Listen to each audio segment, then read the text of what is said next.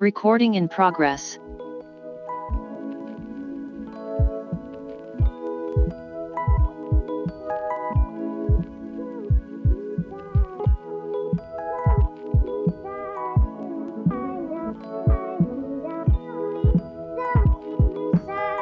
Hello everyone, I'm Ellie, the Free Electrons mascot. I would like to welcome you all to this very special day of the 2021 Grand Finale, the Open Day. This is the moment you, innovators, energy specialists, VCs, and the whole energy innovation ecosystem get to interact with Free Electrons. The day is packed with keynote speakers, panels, fireside chats. This is innovation in the making by both the leading energy utilities and top startups in the world. Check the agenda and make sure you don't miss a moment of it. Now, let's head to the Futureland studios with our hosts, Manuel Tanger and Dragon Salvis, and a special opening message from Jerry O'Sullivan, Deputy CEO at ESB.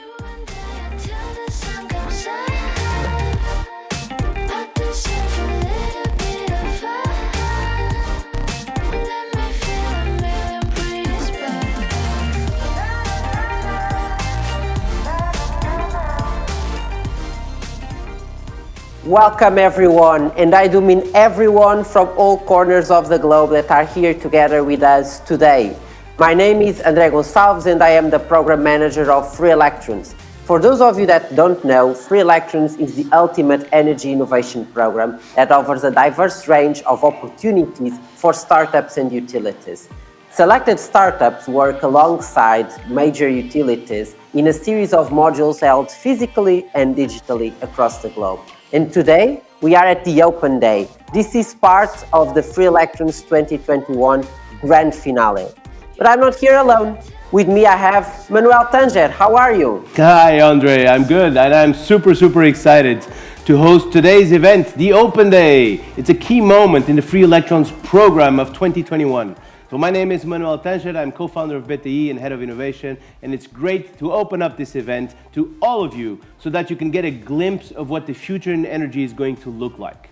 We're really proud of what our startups and utilities have achieved over this year, and we can't wait to share it with all of you.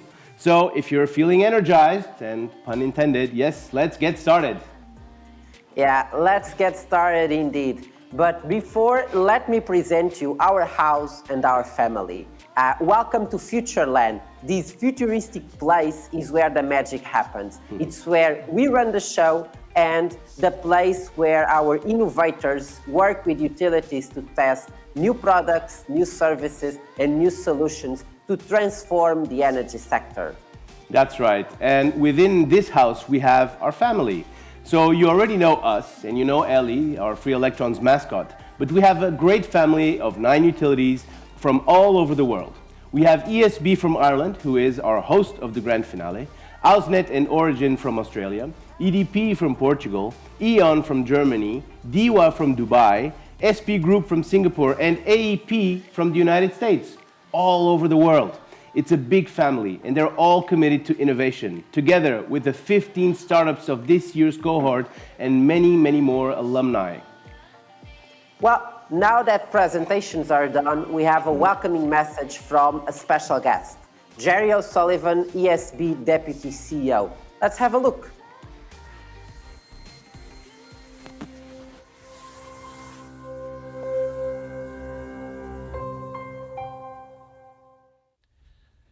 Good morning, and on behalf of ESB, I would like to warmly welcome you to the Free Electrons Open Innovation Day here in Dublin, for what promises to be a really interesting day of discussions about innovation in the energy sector. It is such an important topic, not just for the energy sector, but for all of humanity. And as COP26 draws to a close later this week, we know what needs to be done, but we don't yet know how to get there. The whole world is depending on innovation in this sector to help enable the future goal of net zero. Today is a wonderful opportunity for collaboration and networking between all the players in the energy sector, utilities, startups, ecosystem partners and investors. So I sincerely hope that it's the catalyst for new relationships and breakthrough ideas. ESB is Ireland's state-owned electricity company, and we are a vertically integrated utility operating across the full value chain from generation through to transmission, distribution and retail. We also have an international business which has operated in more than 123 countries across the world. ESB was established nearly 100 years ago, and since then we've continually adapted to innovating to meet the challenges facing society. Originally, ESB was set up to manage the Shannon hydroelectric scheme at Ardnacrusha, the largest hydro scheme in the world, until the Hoover Dam was built almost a decade later. Throughout its history, ESB has never shied away from taking on the big, audacious goals that have the potential to transform society. Innovation has been a constant theme, from the rural electrification programme, which brought electricity to every corner of Ireland from the 1940s to the 70s, through to being the first country in the world to roll out a full national EV charging infrastructure. We've always been motivated by our purpose to create a brighter future for the customers and communities we serve. This is the same spirit behind our ambition today, to tackle climate change head-on and working with communities and partners deliver a net zero energy future. So we know we can't do this alone. We know that innovation comes from collaboration, from customer insights, from people with ideas sparking off of one another. We know that we are part of a much wider ecosystem and that the challenges we face here in Ireland are replicated all over the world. Free Electrons is a great example of what happens when people looking for solutions to shared problems come together, network and find a good idea. We in ESB, along with colleagues from 8 other utility partners from around the world, American Electric Power, AusNet Services, China Light and Power, DEWA, EDP, E.ON, Origin Energy and Singapore Power Group, we saw that the opportunity to pool resources to discover and work with the best energy startups in the world. As you know, it's one thing to come up with a good idea, but it's another matter to make it a reality in the business world.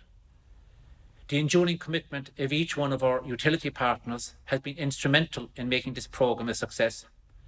And we as utilities recognise that we needed to change, be more agile, deliver at a faster pace, and learn from startups, trialling lots of new ideas. Likewise, the extent to which startups and entrepreneurs have engaged with the programme has been critical. The ideas they bring to the table, their willingness to listen to feedback, and their flexibility in adapting to the needs of the industry are what sustains the programme. So far, 3,100 startups from almost 100 countries have applied to be part of the programme, and 160 of them have made it to the boot camps and accelerator programme. Sincere congratulations to the 15 startups who were selected to participate in this year's programme. Remember that you were selected out of 780 startups who applied this year, all working at the cutting edge of energy innovation. That's no mean feat, and we hope that regardless of whether you walk away with the top prize or not tomorrow, that you're able to build on the experience, the relationships and the insights from this programme to drive your company forward and achieve your own purpose. I'm very much looking forward to hearing from the lineup of speakers and panellists at today's Open Innovation Day. The keynote this morning is from Leo Clancy, who's Chief Executive of Enterprise Ireland, a government agency responsible for the development and growth of Irish enterprises in world markets.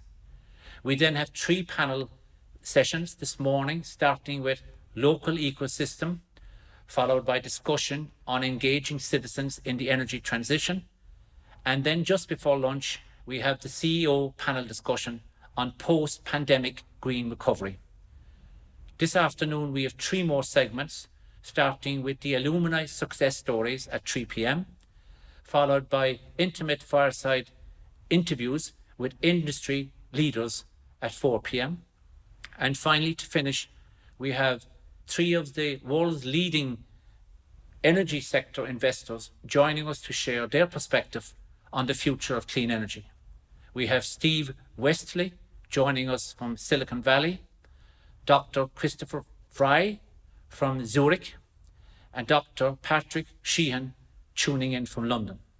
And tomorrow, on the final day of the programme, we will shine a light on the successful pilot projects and collaborative efforts of this year's top 15 startups before we announce the winning startup who will walk away with $200,000 cash prize.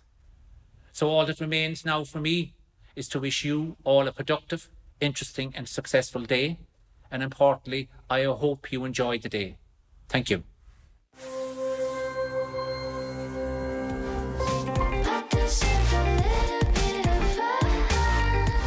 Thank you, Jerry, for your kind words. And we do have an amazing agenda today. We'll have a chance to talk with you in some of the sessions today later. And by now you might be wondering what the impact of free electrons has been on the community. Well, for that, let me show you our journey so far and how it has been a special year. So just let's take a look.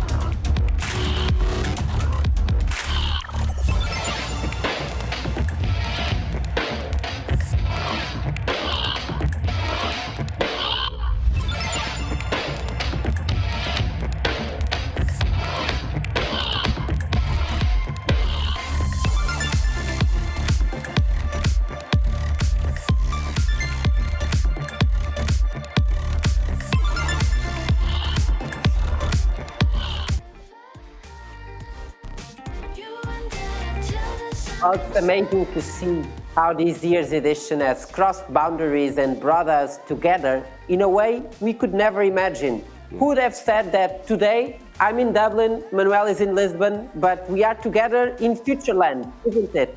Indeed, indeed. And actually, many people didn't believe that we were actually separated by a sea and different countries. But hey, take a look at this. I'm in the studio here, and no Andre, because he's in Dublin, and I'm in Lisbon. Isn't it wonderful to be in Futureland together? Yeah, there's no stopping us. So over 5 years, we can say the program is recognized in all corners of the world and with a global reach. Indeed, indeed. And well, I would say let's move forward into matters that we want to focus on today. And let's introduce our first guest. And what a great way to start. We're going to hear from our keynote speaker, Leo Clancy, who is the CEO of Enterprise Ireland, with his talk on where enterprise and energy collide.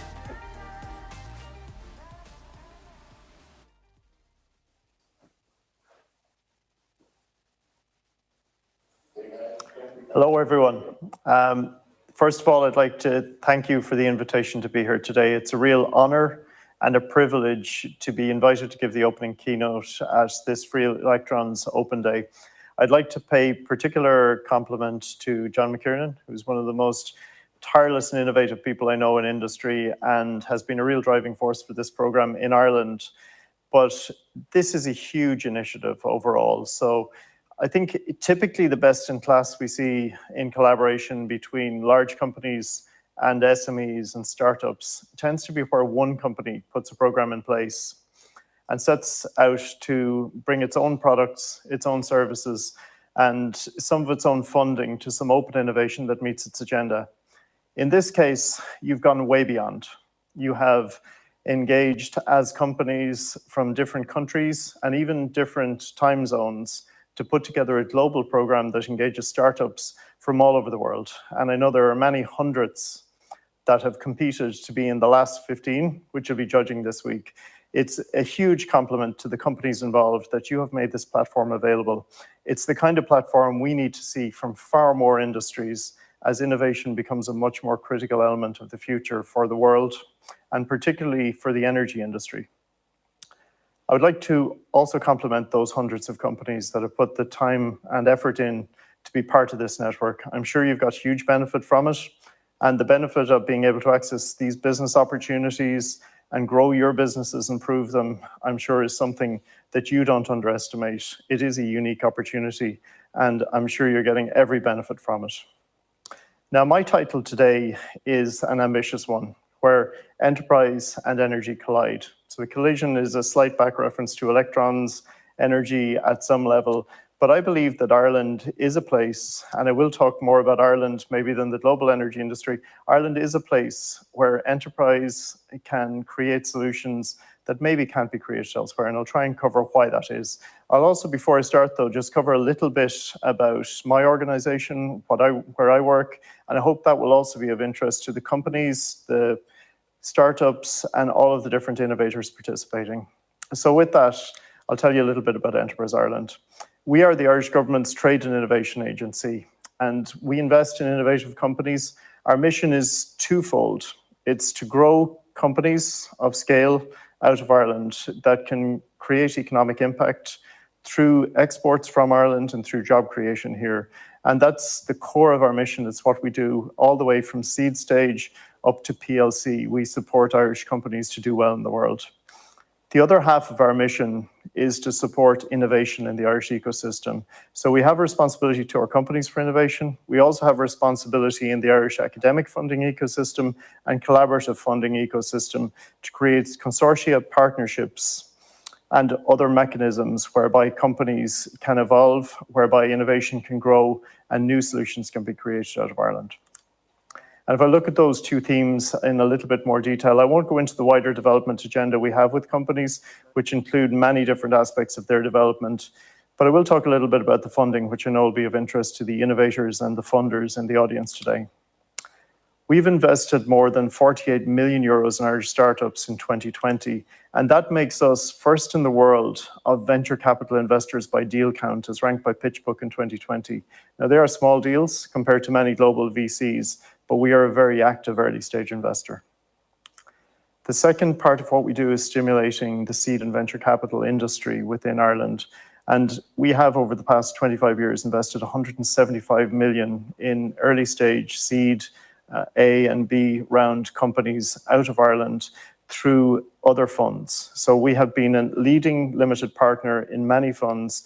We've been at the forefront of creating a much more vibrant venture capital ecosystem than we had those 25 years ago. And last but by no means least, we provide direct funding for in-company innovation for companies doing R&D for their own products. And that's a huge part of our mission. Now, in addition to that, we have that wider innovation mandate that I mentioned. And if you look at the ecosystem in Ireland, we have an R&D-led, industry-focused ecosystem. So in Ireland, if you're collaborating with an academic institution, you'll typically be asked what the impact is and what the impact is in economic and industry terms. And I think that's a really good place to start from.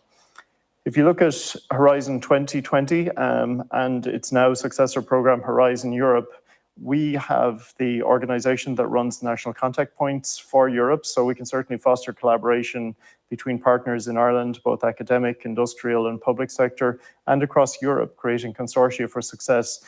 And in Horizon 2020, over the 7-year period from 2014 to 2020, we drew down over 1 billion euros from the program, an increase of over 50% on the prior program. We also administer a 500 million euro fund for disruptive technologies that the Irish state launched in 2019 with a 10-year window to create industrial solutions that could have impact within 3 to 5 years to be game-changing within their industries. And I should note that we have just this week launched the 4th call under that program, and we'd be delighted to hear from people participating today how you could be involved in the next round of that. The ambition is certainly large. And last, again, we have invested directly in creating technology centers in academia that lead on industry themes. So we've currently got 8 large technology centers and many technology gateways in local universities and colleges around Ireland. Those are focused on industry-relevant themes to create research and development that can make change within those industries.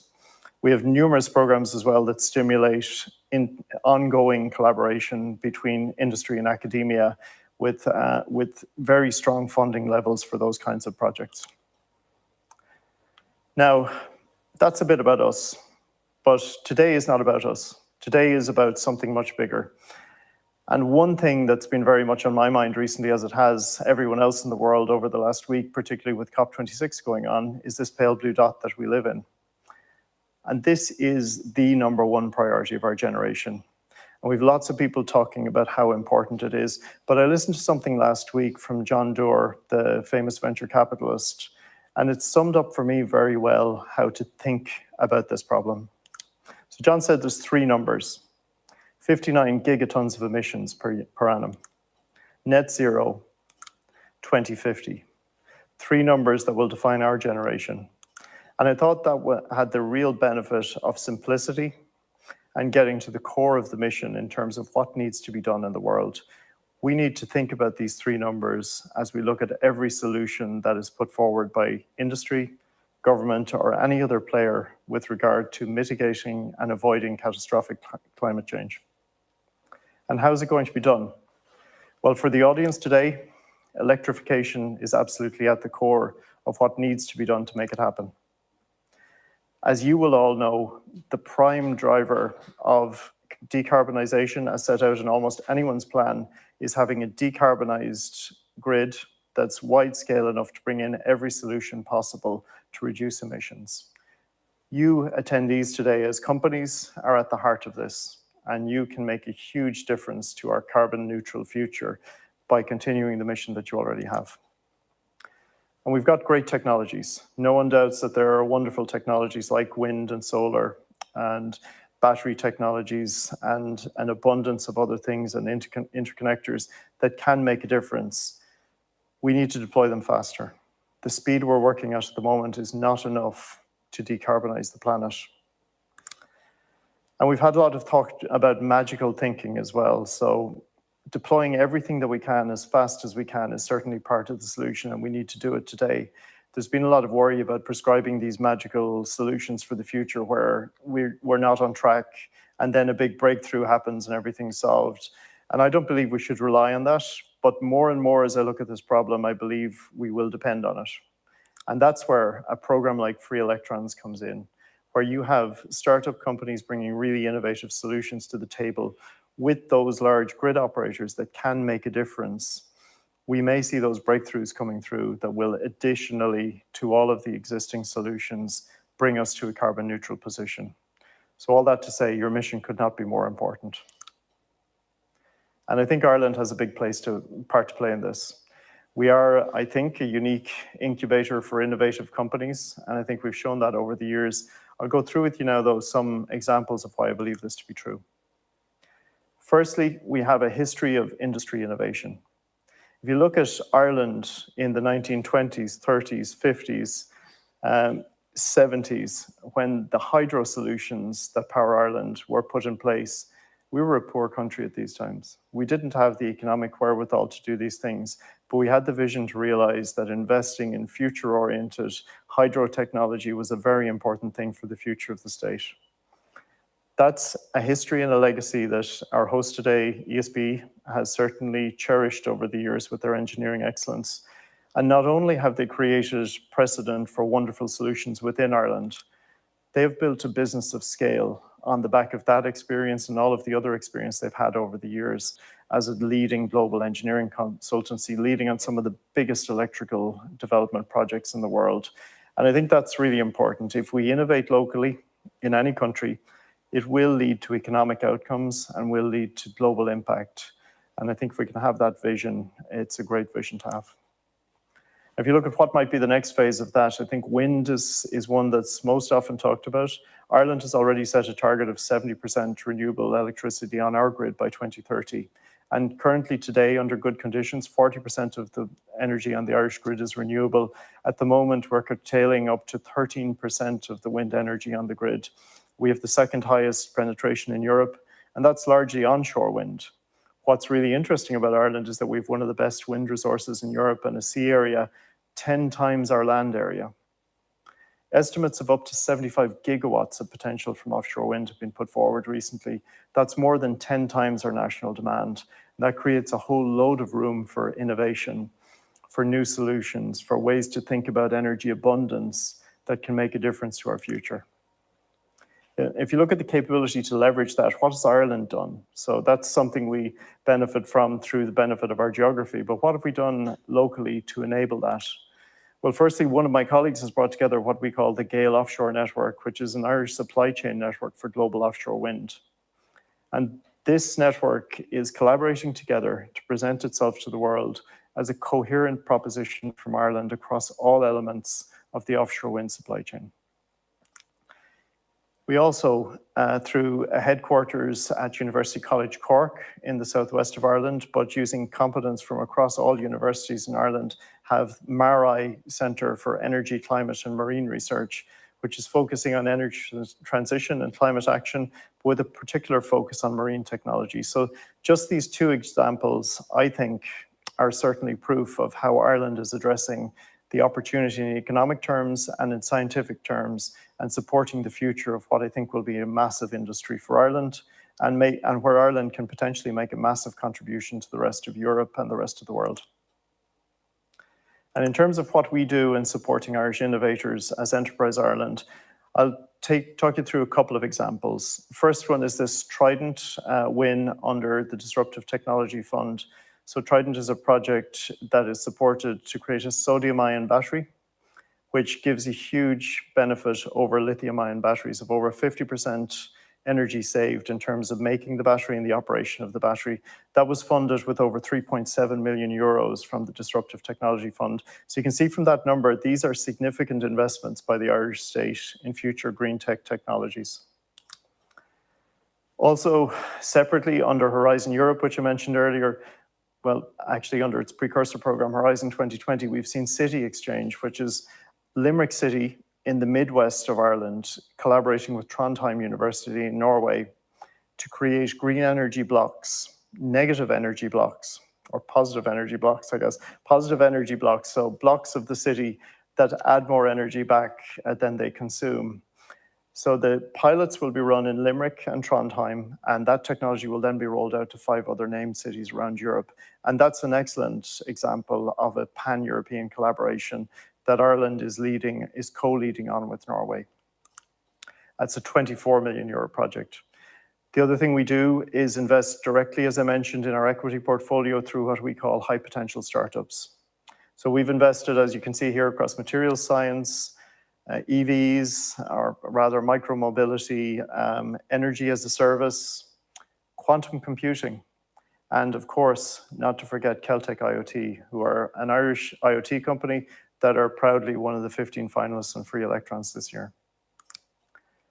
And then lastly, we're also out there promoting Irish businesses of all scale. So if you look at this eye strain of a final entry on this slide, you can see that we have, as Enterprise Ireland, created a smart energy cluster. And then, as we did with the wind energy cluster that I mentioned earlier, we are showing the coherence of the Irish ecosystem to address smart home energy and smart building energy in terms of Ireland's proposition overseas, so that when we go to someone and we say, look, hey, you should look at Ireland as an innovation location, we have a coherent proposition that hits many of the different aspects that those buyers might need.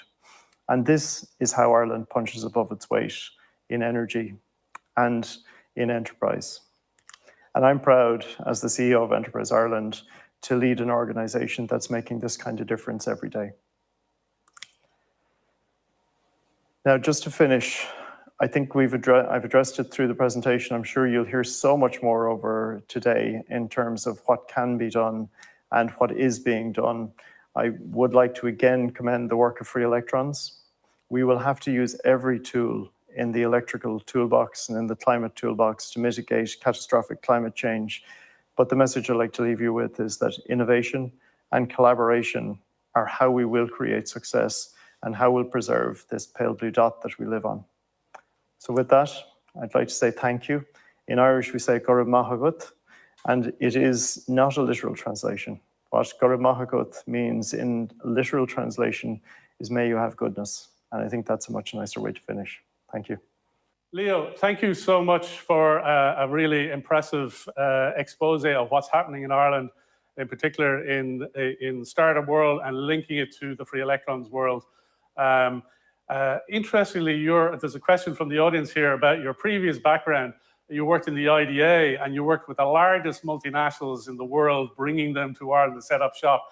Now you're wearing a completely different hat. You're head of Enterprise Ireland, and your job is to foster entrepreneurs and startups, and hopefully, you know, if they become unicorns, they could become those multinationals. And we just, you know, I think embedded in the question is, there's a little bit of similarity to the energy sector in the past and what happens to Free Electrons. In the past, energy was only for very large companies and there was no place to play for startups. But in a world of uncertainty, new tech is required across the board. So, you know, now that's also changing. So now, are you moving with this trend where actually the future of saving the planet is in the hands of the startups, Leo? Yeah, I think it's in all our hands. As I've said, it's a big blue dot to hold, John. So it definitely is in all our hands.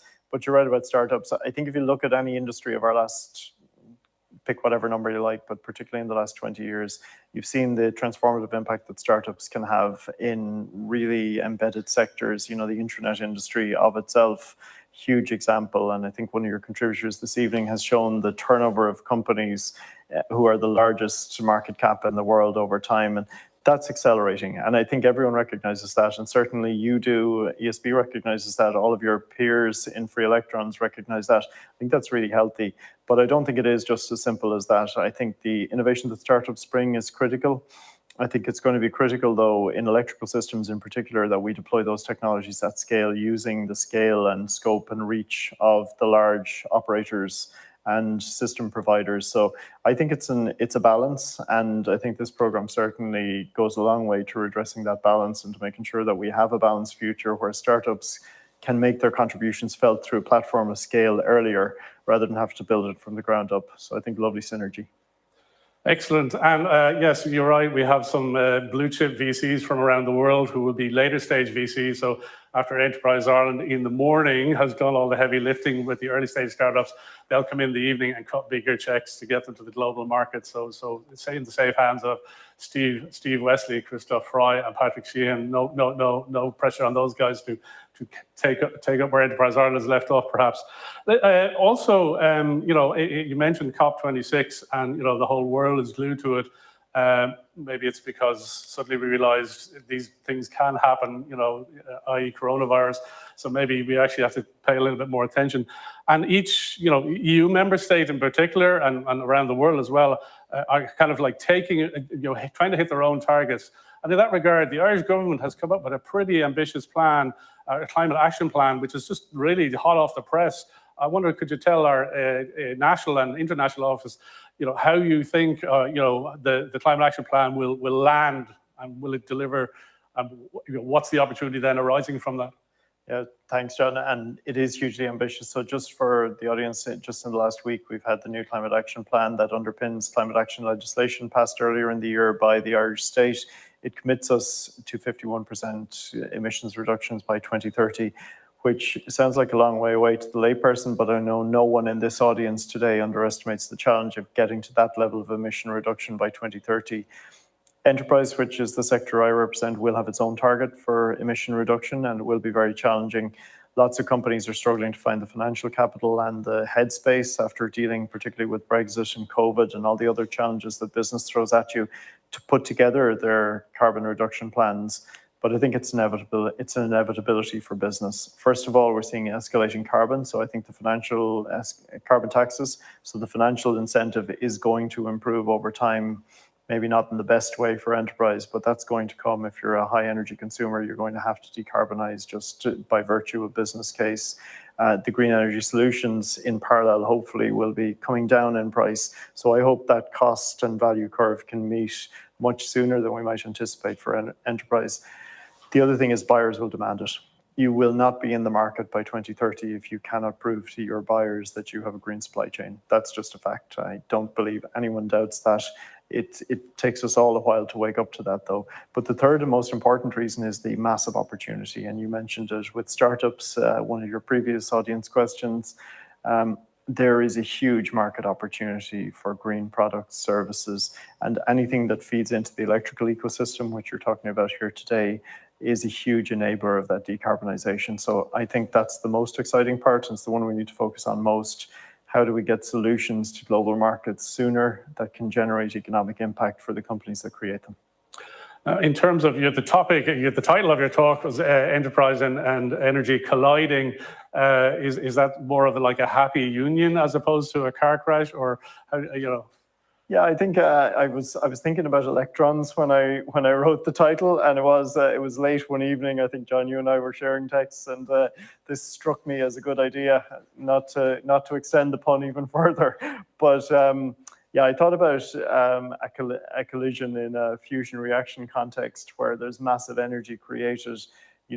Enterprise and energy, I think, are areas that have to intersect more and more over time. For too long, I think the energy system was the prevail of government, and governments did a brilliant job, as we did in Ireland, of building wonderful utilities.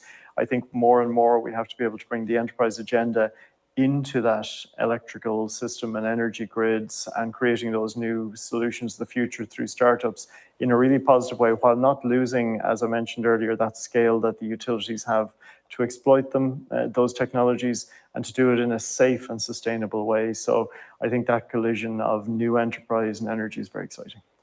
Excellent. There's an interesting question here because apparently it's not just the Europeans know about Brexit. I think it's from Austin and CLP, Twilight Bar in Hong Kong. He's asking, okay, so what about Brexit? Ireland decided, we're the other side of the UK, we're cut off a little bit from Europe, but yet we've decided we're not leaving the collaborative club. We're staying to solve this problem collaboratively with our European Union brethren. And in that regard, is there a specific role? You mentioned Horizon 2020, I think. Does Enterprise Ireland have an EU-linked role in some respects to drive this forward? We do. We are the national agency for collaborations under Horizon Europe. So we're responsible for creating those networks, for promulgating the Horizon Europe network within Ireland, and to academics, to public bodies, and especially to companies, to try and get more and more industry participating in Horizon Europe. So it's a huge part of the mission.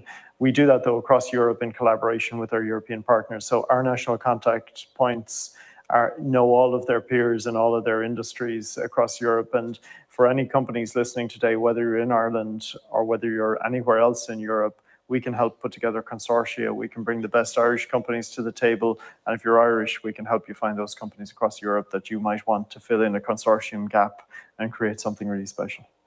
Final question. I think it's from EDP in Portugal, one of the startups from their club, I think, who's still kind of struggling to get out of the Web Summit. I didn't realize it's over now. But basically, they're asking. So there's two types of startups. There's kind of good Irish people, and then there's sort of other people who are not, lucky enough to be born in Ireland. So you obviously. Could you distinguish, is there opportunities only for Irish startups with Enterprise Ireland, or is there another category where Enterprise Ireland play a role? We fund Irish-owned companies principally, but I think that Horizon Europe is a really good opportunity for companies that are not Irish to get involved. We can certainly look at that, but we'll talk to anyone that has an idea about creating innovation links. We are Ireland-centric necessarily, but if companies have good ideas and they think that Ireland might be able to help, we'll talk to anyone. It's about innovation, and innovation doesn't know any boundaries, John, as you know best. Well, look, thank you very much. And look, in the spirit of free electrons, you know, we do agree with you. It's a global problem, and we're trying to solve it with global collaboration. And, you know, it won't happen unless the startups get the early stage funding. So on behalf of the startup community of Ireland, at least, and actually the people they're working with and Horizon, the European collaboration and beyond those borders as well, we'd like to say a big thank you to you for coming today and sharing your insights on how startups in a typical European Union can grow and reach out to the global market. So, Leo, thank you so much indeed. Thank you very much. Thanks, John.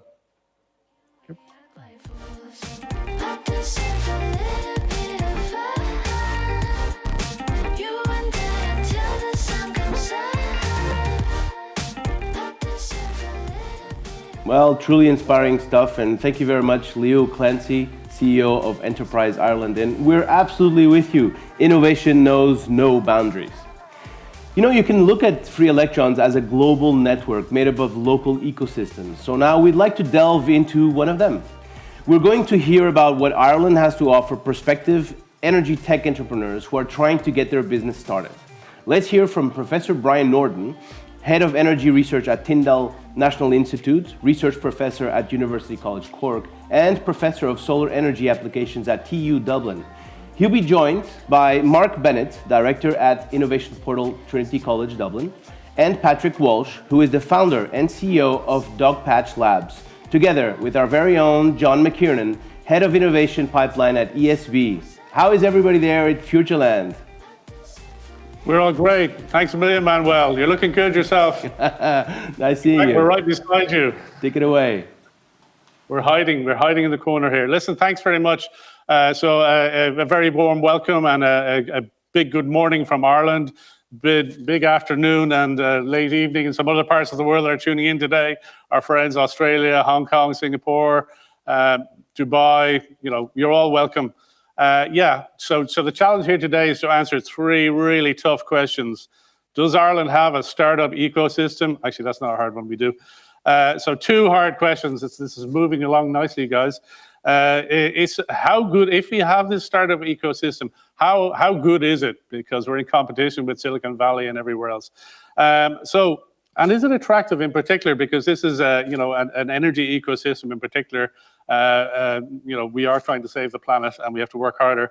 And is it really good enough? Are we attracting tech entrepreneurs into the energy transition space? And just to tee it up a little bit, after extensive research not too long ago, Forbes are telling us that Silicon Valley no longer has a monopoly on high growth startups. They're still a big daddy, but they don't have a monopoly. And successful startup ecosystems are popping up all across the world. And we're going to see, where does Ireland rank in that? Also, that what is an ecosystem? There's all sorts of ecosystems. What is it? Okay, so the definition is a group of people, startups, and related organizations that work as a system, a network to create and scale new startups. So everybody rally around the startups. So hello, startups.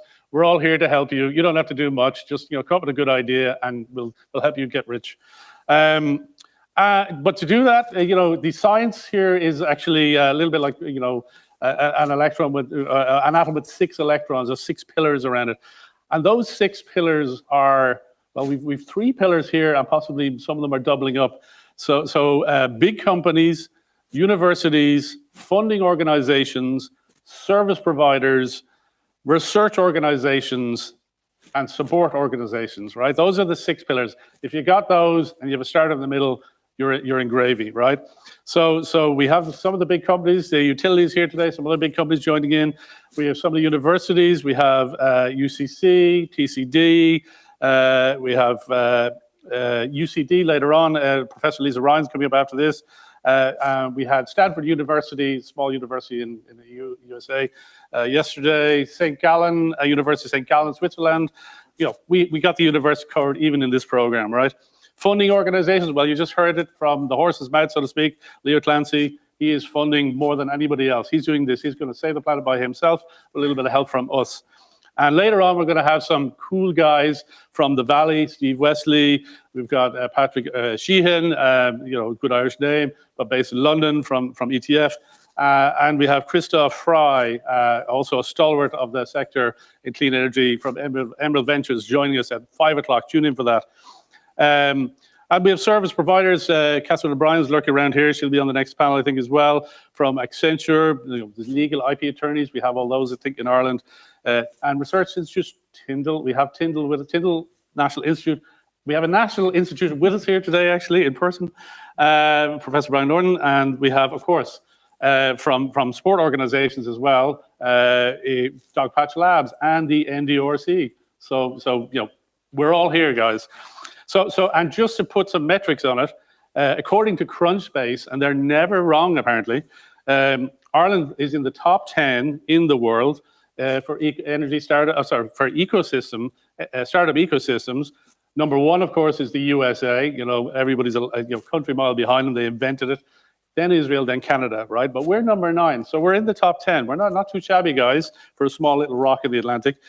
And in terms of cities, and this is a little bit parochial now, but Dublin is squeezing in at number 9 in the EU rankings. And that's based on quality, quantity, and the business environment. Business environment being key to make the other two happen, I guess.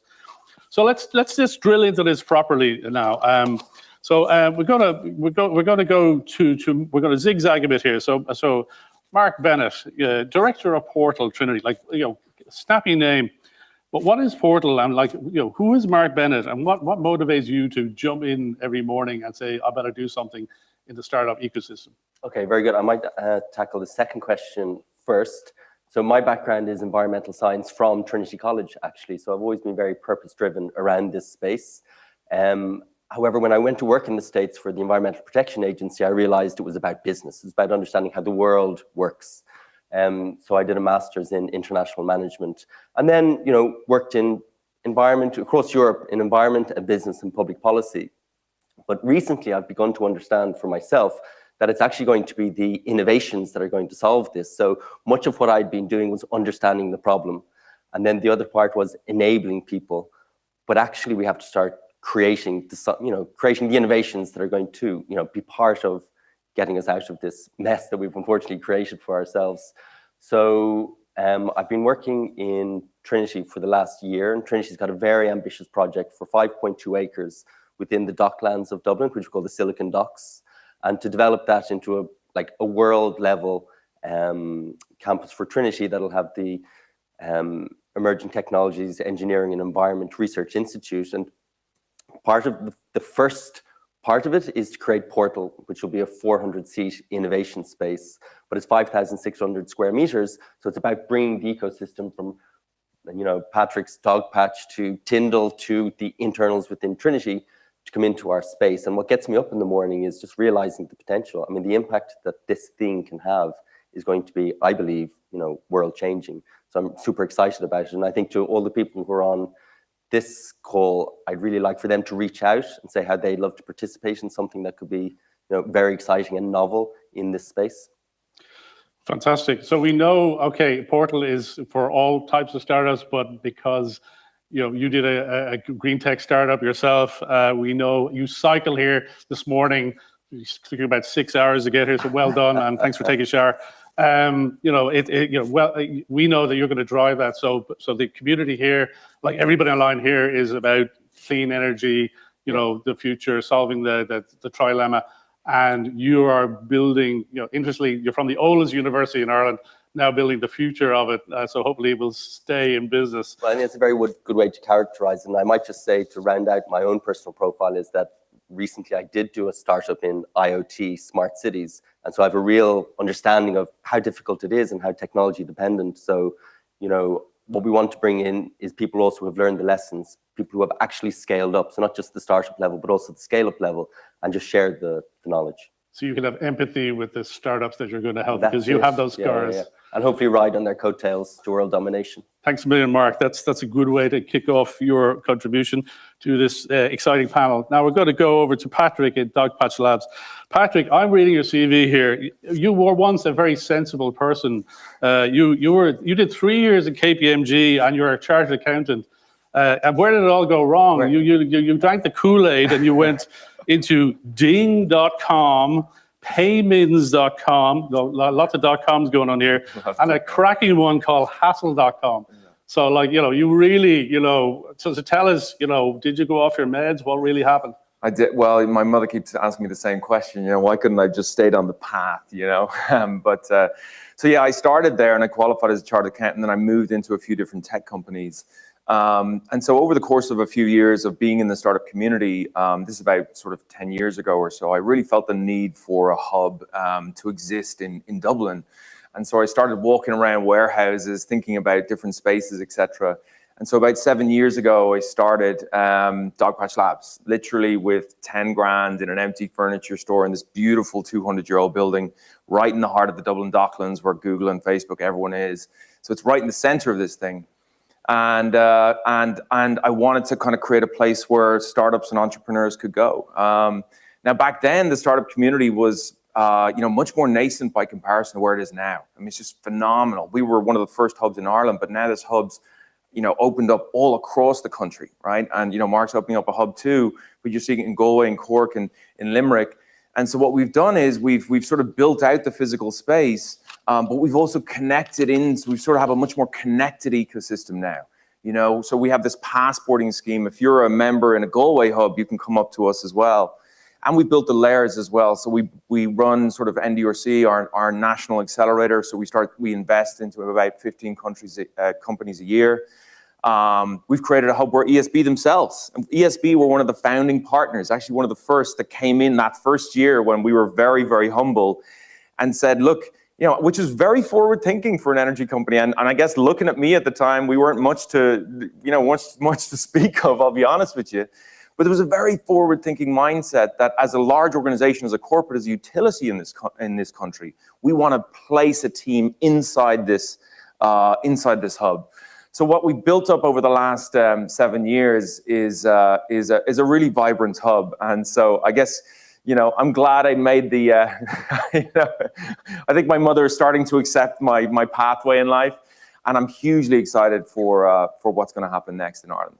And is it true, you didn't drink Kool-Aid, but you did drink another fizzy drink? Is there something you want to tell us about? Well, the guy I pitched, so the guy, I walked through this building and I kind of slowed down and I was walking around warehouses, this beautiful building called the CHQ. I had no idea who owned this building, but I just had this kind of moment, which is, this is the place. So I ran home and I Googled who owns this building. 2 months beforehand, a man called Neville Isdale, an Irishman who was from Northern Ireland, emigrated and became the global CEO of Coca-Cola. Friends with Warren Buffett, who of course is one of the largest shareholders. So I sort of saw this picture of him leaning across the table in Davos. That's his Wikipedia page. And I said, oh God, this is the guy I need to pitch. I didn't know him. And I found a way of getting in front of him. I found myself pitching him in the Marker Hotel at 7 o'clock in the morning. This idea of, look, Ireland has this great future and this great entrepreneurial community ahead of it. And I really think you should take some of your building and allow me to put a startup hub in it. So he kind of looked at me, he's a kind of an experienced man. I can't imagine the kind of people who have pitched him. And he said, have you ever done this before?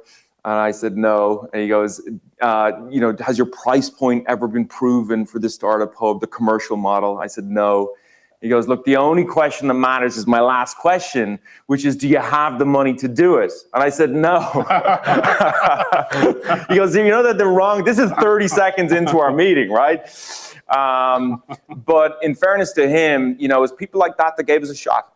And that was 7 years ago. And so the energy that's come around us since then is really reflective of the broader energy and potential that I really believe is in Ireland's startup ecosystem. So you are a startup ecosystem for startups. And I think the key lesson of that is, have a spine, have a backbone, give it a shot. Yeah. So well done you. And thank you both, Mark and Patrick, for warming up to our super guest. who has more qualifications than everybody in this room put together, and he's just got another honor this morning. So I can't write his CV as quick as he's adding on to it. So we're going to have a special sidebar just on the CV of Professor Brian Norton. But he is an institution, and in his spare time he built a university. So that's what you do. So a former president of the Dublin Institute of Technology. It was kind of like the Humpty Dumpty. You got all the pieces, put them together, and created Dublin's largest, newest university, TU Dublin, Technology University Dublin, on a 29 hectares in the middle of a capital city in Europe. Go figure, who else would get that? So I don't know what your pitch was, but I think it wasn't far off, Patrick. So Professor Brian Norton, maybe you could just tell us a little bit about the heavy lifting and how you went about building such a university and what you really wanted for that university to deliver in terms of the ecosystem. Yeah, I mean, I think the key thing about the ecosystem was that there was a continuity between education, new business creation. So one feature of the campus, for example, is that the new business incubation is in the heart of the campus. And normally as campuses develop, it tends to be at the edge and at the periphery, and it's also at the periphery of people's thinking. So immediately entrepreneurship was front and center. Now, it's not just physical, you have to have the links into the university in a very organic way that new business development and career as an entrepreneur, set up your own business, is seen as part of one's future by graduates. I think there's a lot of work of that as well. But in terms of campus development, I think the one lesson, which I think is an important lesson for all kinds of entrepreneurs, is to have very consistent goals. Now, you might have several plans to reach those goals, but stick with the goals. But test those goals, refine those goals, but stick with the goals. And people said, the very distinguished colleagues I worked with on campus development, Nola Conner and Pahor, often said that we didn't have a plan B. In fact, we didn't have a goal B. But we had many plans A to Z as to how to reach those goals. And I think that's the key thing with an entrepreneur. Going on to the question you asked other colleagues here, one of the things that gets me up in the morning now is that I work with very talented people in discovering new technologies that are reducing operational embodied energy, are reducing greenhouse gas emissions, and improving quality of life. And I think that is part of the ecosystem, that there are new ideas coming through, because one can have all the venture capital and the support systems, but if there isn't that huge number of new ideas being developed and being nurtured and creating the talent pool from which they develop, the rest won't happen. And I'm very much at that end of things and very, very pleased to be in that position. Okay, so you're looking too comfortable. So I'm going to embarrass you a little bit more. So you have won the Napier Shaw Medal, the Energy Institute Roscoe Award, the American Association of Publishers Prose Award for a book, very topical for this forum, Comprehensive Renewable Energy. Go and buy it now. You can sign a few of them. And the Solaris Conference Series Lifetime Achievement Award, and also the Solar Energy Journal Best Paper Award in Photovoltaics, which I think is leading into a little bit of one of your specialities that we might be, well, maybe just drill into that. Photovoltaics, does that, the sun rising in the morning, the sun energy, is this what inspires you? It is. I mean, I was in the solar energy field before it was mainstream. And I've worked in the field from the point of view of the problem to be solved rather than perhaps a disciplinary perspective. So some people might look at the chemistry of the thing or the physics of the thing.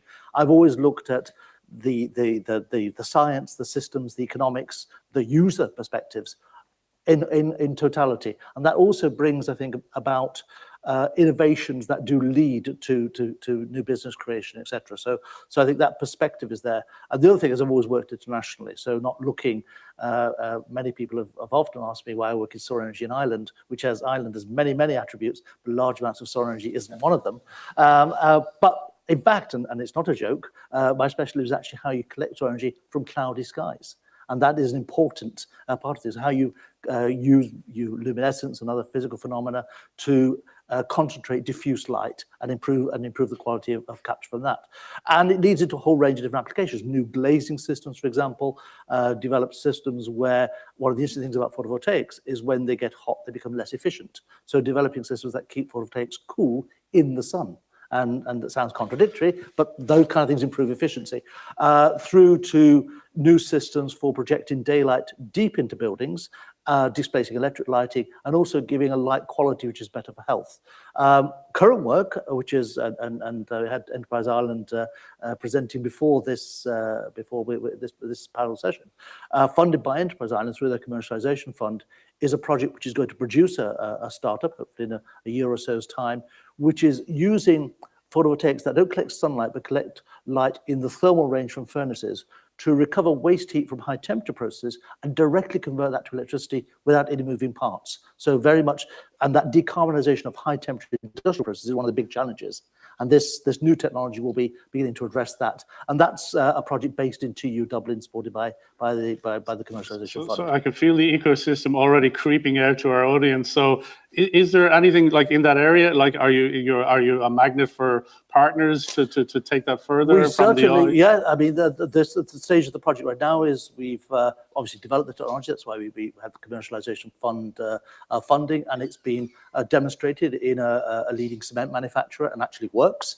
And we will be shortly moving to the stage of looking for investors in the spin-out company, which will be founded in a year's time or so, depending on the timeline. So we're actively looking for people who are interested in technologies for the decarbonization of high temperature processes, production of electricity. Cement sector is a key one, but metallurgy and other similar sectors.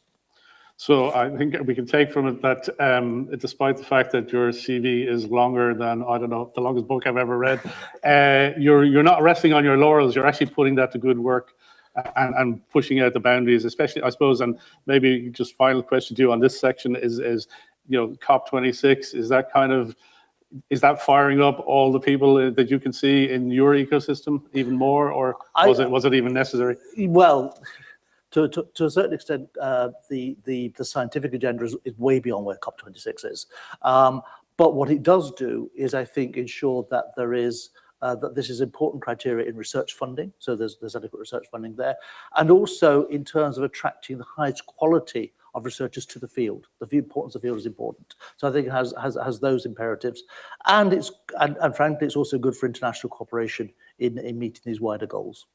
Fantastic. Thank you so much. We were actually the facilitators of that we use for the Free Electrons program were key to building the startup ecosystem in Portugal, actually, BDI. So I was chatting to Manuel Tanger, who was on earlier on. I said, well, the key things you need to know are, what are the tech areas, where do you get the people and the talent, and where's the moolah? Show me the money, right? So those three things, and we might just do a little round robin on those. But Patrick, you're I was going to say a generalist, but you're a master of many trades. Energy is one of them. Obviously, ESB is partnered with you as well.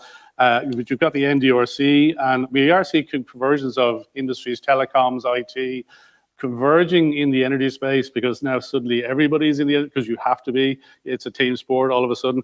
So in terms of what you're seeing, are you seeing what areas, what tech sectors are you seeing maybe that are nudging ahead in Dogpatch and through your relationship hubs around the country and the NDRC that may be complementary as well to topic today, the energy sector and clean tech? Yeah, sure. I mean, one of the areas that we've been playing in is ag tech, which is obviously solely agriculture is such a big part of Ireland's economy, and a huge explosive area. It's one of the least digitized sectors in the world, right? And so there's, and that's because it's one of the hardest things to do, right? In terms of kind of hardware and software out there.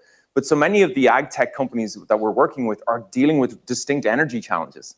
So we often ask ourselves, is this an ag tech company or is this really an energy company, And so I think there's huge opportunities there as we think about sustainability and all that kind of stuff as well.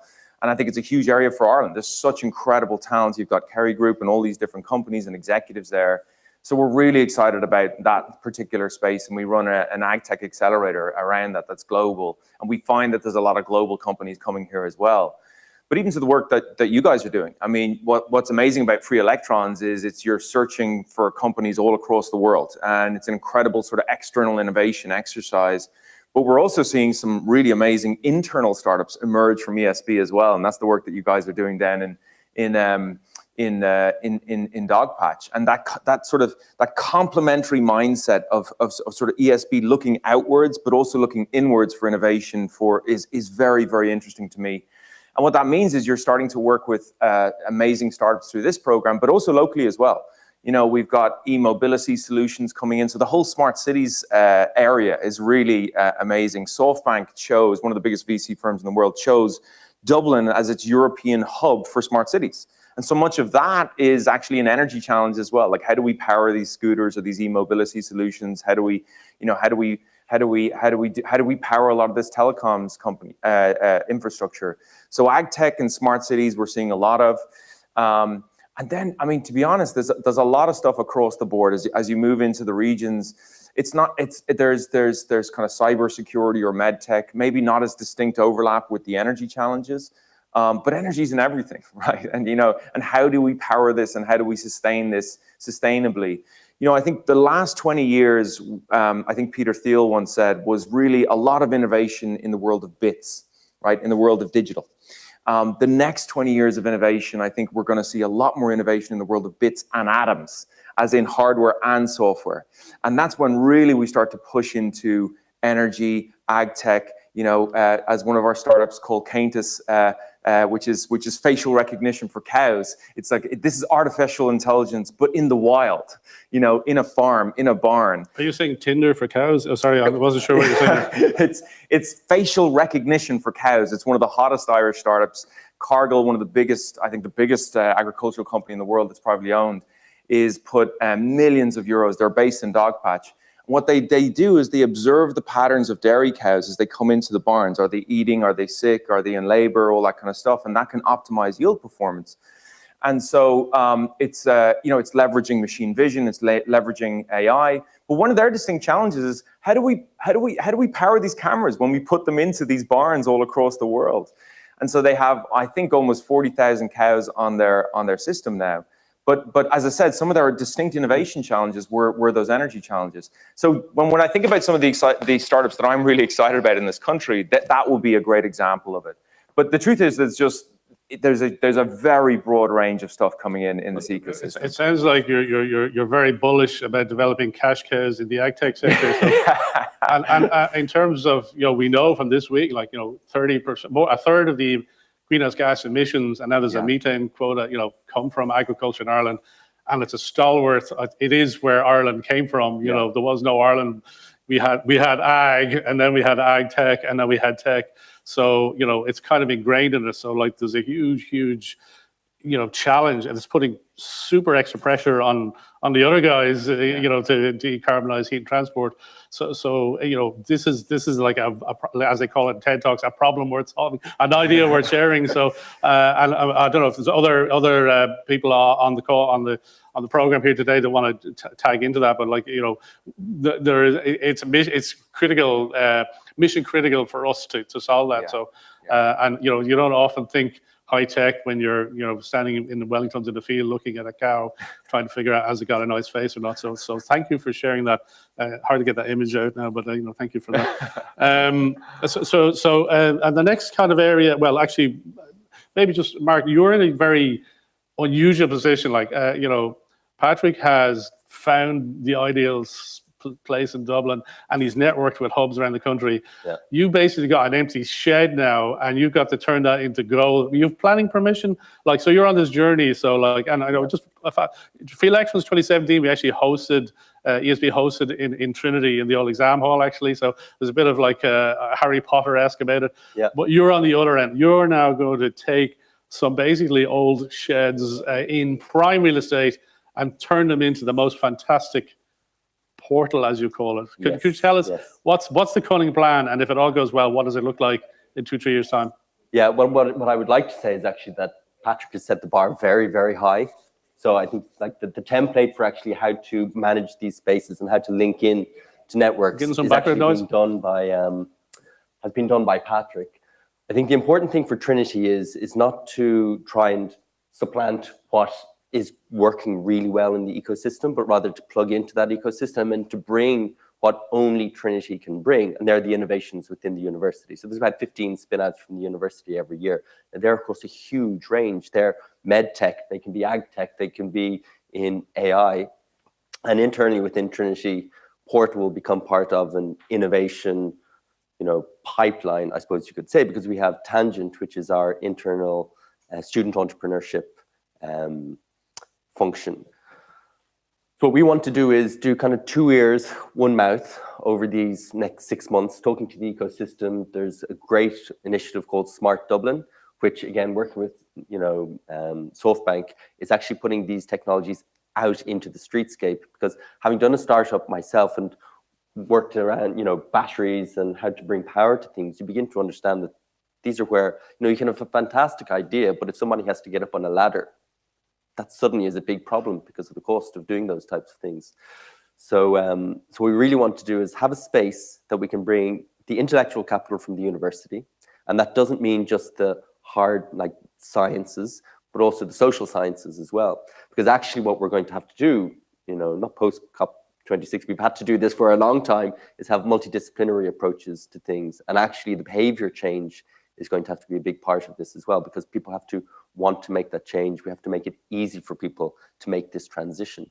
So it's really about drawing on the skills and the ecosystem, connections that Patrick has, working with Tyndall, working internally within the university, and just getting this high participation and making it pay.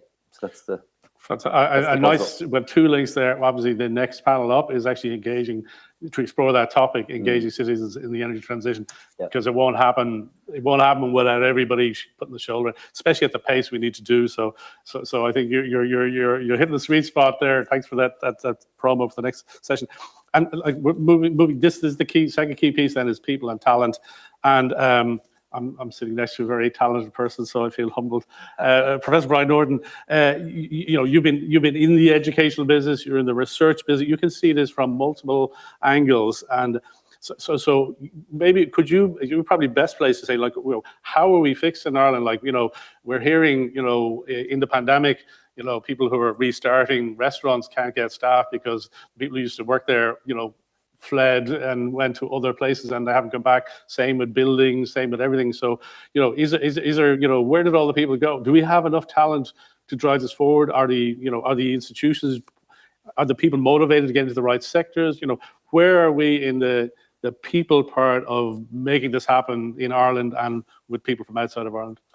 I would actually be very encouraged. I have the honor to be associated with recruiting research staff in the energy area in 2 institutions, and we have very high quality applicants, large number of applicants internationally. We're attracting the best in the world to Ireland, from the US, from the Far East, etc. So I'd be very positive around that. I think the key to that is we talk about ecosystem, but it is a genuine ecosystem, from the Disruptive and Technology Innovation Fund, which Leo Clancy mentioned, which is funding work with my colleagues in Tyndall and University of Limerick on innovative systems, a very large project on innovative systems for electrical energy storage, through to innovations around the prosumer space, as you have net zero energy buildings. You are no longer seeing consumers of energy, also producers of energy. But if you're a domestic person, how do you do that? Well, the systems, the digital systems that facilitate that, they're also coming through as new technologies, as new software, as new apps, and that kind of work is happening. You've also got in for example, Technology University Dublin and in the other technology universities, the New Frontiers program, which is supporting individual initiating entrepreneurs with just a spark of an idea. So you've got a range of different things that people latch onto. I think that's the key thing, because there is no startup, no innovation is the same as any other. So they've got to find their niche and their supports, and the system is so diverse that it has the opportunity to support everything. So we've got both the manpower coming through, the people power coming through, which I think is extremely talented, and very competitive, which is good. And certainly it is a group of young people now who work in the field, who are working at a globally significant level in Ireland. And I think that's an important consideration when people are thinking about investing in Ireland. And I think it's moving a little bit more than just write a bit of code and you're .com, you're done. So, you actually do some stuff. And do you feel we have let's call it the pipeline of the people with that kind of, are they coming from the indigenous sector that the Clancy was talking about earlier on, plus the educational sector? Is it the multinationals have a pretty decent internal training programs? Are we pulling enough of those through to convert them into entrepreneurs rather than having 9 to 5s? One could always do more. I mean, that's the first thing. But what I see is actually those things coming together. You see people who've worked for the multinationals, who want to set up on their own, who associate with people who've done their own startups, who are then recruiting people out of universities to form. So it's literally, and synergy is a much used word in this field, but it's the synergy between those different aspects. So you've got people who are indigenous and rooted in the national research capability, but also people who are acutely aware of global markets and global funding opportunities coming together. So yes, there could always be more. But I do think that the best of the entrepreneurs in Ireland in this space are as good as anywhere. Excellent, thank you. Okay, so we've looked at the tech, explored a little bit of the tech areas. Cows worked their way in there. I don't know how, but they did. We've looked at the talent, the people that will drive this, entrepreneurs, and the people who will understand their skills and help them. And which links nicely because, from my brief stint in VC, where location is what you say in property. If you're investing, and they'll be on later on to tell us more about it, it's people, or management. You're backing a team. They've got a good idea, but they're going to hit walls, and you're backing that team to get over those walls, pivot, make the magic happen. So it's the quality and caliber with the right skill sets. So, you're saying that the raw material is there, the educational institutes are working, and they're finding their way into Dogpatch through Trinity. So our ecosystem, maybe we're going to be, number 8 next year if we keep this up, if we do really well on our scorecard. You think it's kind of working? Is there anything we should aspire to, maybe, if you're looking forward now to the future? I think one is that I think to have consistent policies over many years, and I think that is evident in the policies of national agencies, etc. Because one thing that new entrepreneurs, new startups want is some degree of certainty in terms of the funding environment, etc. And the pipeline. So I think those things are there. I think there are also global uncertainties to do with Brexit, to do with the post-pandemic economic factors that are there as well. But I would think it's a robust system, and one has to remember startups don't always succeed. So there's always going to be a certain amount of attrition in this process, but wouldn't see that as failure. I would see that as an indicator of the health of the system, that it's producing entrepreneurs. Some of them succeed, some of them move on, but everyone gets experience out of this. Excellent. Sounds you're eternal optimist, but obviously you seem to you get optimistic and you score. I just tend to be optimistic and occasionally maybe get there. So I'm going to read your book, Patrick. Crystal ball now. Okay, so you had the vision to set up Dogpatch Labs.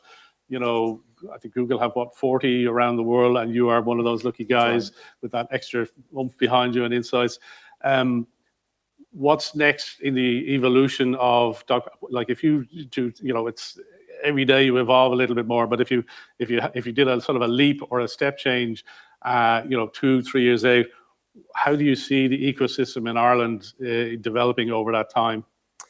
Yeah, well, actually just hit on it. Was one of the things that's very top of mind for me is how do we take all the talent that we have in the FDI sector and make it superpower the startup sector? Google came here 15 years ago, and what you're starting to see now is people emerge from that after a decade and join startups. Actually, the person that I got to run the accelerator is a guy called Philip. He went to Workday 10 years ago. He was a VP of engineering. And he's an angel investor, and he's used by VCs around 10. Because imagine putting an engineer who has scaled and hired 1,000 engineers in this country and knows that network in your software accelerator. So I'm very focused, and we've got a few more initiatives coming out next year to really connect, because I think we've got this untapped superpower where the Googles and the Facebooks and whatever else can really feed in to building a stronger startup community. That's something that we have that not a lot of countries around the world have, and we need to lean into that. So we're going to see a new initiative in Q1 of next year that takes that to the next level. Not just one person, I'm talking a lot of people. So I'm really excited about that. We have access to 600 people in Google, by the way, as mentors. We get to select that. Imagine if I could do that for the top 20 FDI companies and make them available to the startup community. So that's one thing. right? We've got to play to our strengths. And then in a similar vein, we've got to pick the areas that we think we can do really well in globally, whether that's ag tech or energy, and bring the best thinkers in the world in. I'm excited by the work that's happening here and what Trinity's going to do. We also have Other Lab, which is the largest recipient of DARPA E funding, right? Set up their second hub, right? The first one's in San Francisco, in Dublin. So they're in Dogpatch at the moment. I'm so excited because the innovations that they've done around energy is so exciting. And they want to be in the EU. They want to be, they want to tap into that funding source, and they want to be in this ecosystem. I'm really excited about what's going to happen in medtech down in Galway with our partners down in Portishead there. There's so much talent coming out there. So I think what we've got to do is we've got to identify, we can't win in every field. We're not going to be globally great in every category in technology. What we can do is think about what are we kind of historically and naturally, what are our strengths? And then really focus in on them and really try and win in those categories. And finally, remember that, I was in Web Summit last week, this is Ireland, but we're very much part of a European ecosystem that's exploding. So there is this sense it's not Ireland versus Europe, it's Europe, right? Together, we can really elevate each other. And I really got a sense from that around the table. I was in a number of round tables with the French, with the Portuguese, etc. And Europe is on fire at the moment. What you're starting to see is Sequoia Capital, all these top VC firms setting up operations in Europe now. Actually visiting Dogpatch, visiting these hubs, because they want to understand these US VC firms. You talked about Silicon Valley sort of be decentralized around the world. They're starting to go with that as well. So I'm hugely excited about building better bridges as well into the European ecosystem and to those top US VC firms so we can get more capital into some of these ideas. I am genuinely hugely excited, especially after last week and meeting so many people across Europe about what's going to happen in the next 5 years in Europe, but also in Ireland as well. And I think that really is our opportunity in this country. Of course, Web Summit, another Irish startup. We've got about 30 seconds left. Mark, soundbite, encouraging soundbite to our audience, national, international. Yeah, what I'd say is it's to echo what Patrick was saying, which is we're here representing individual units, but the superpower of Ireland is that we're incredibly networked together. And so if we have resources to share, we will share them. As Patrick said, Dublin, to speak just about Dublin, we've talked about Galway, Dublin has got all this, what we're calling the Grand Canal Innovation District, and it's got the FDI present there. If we can bring all of that together in initiatives around energy, around the future, I think we've got something that'll really elevate up into the international, in fact, global arena. Awesome. Professor, nail it.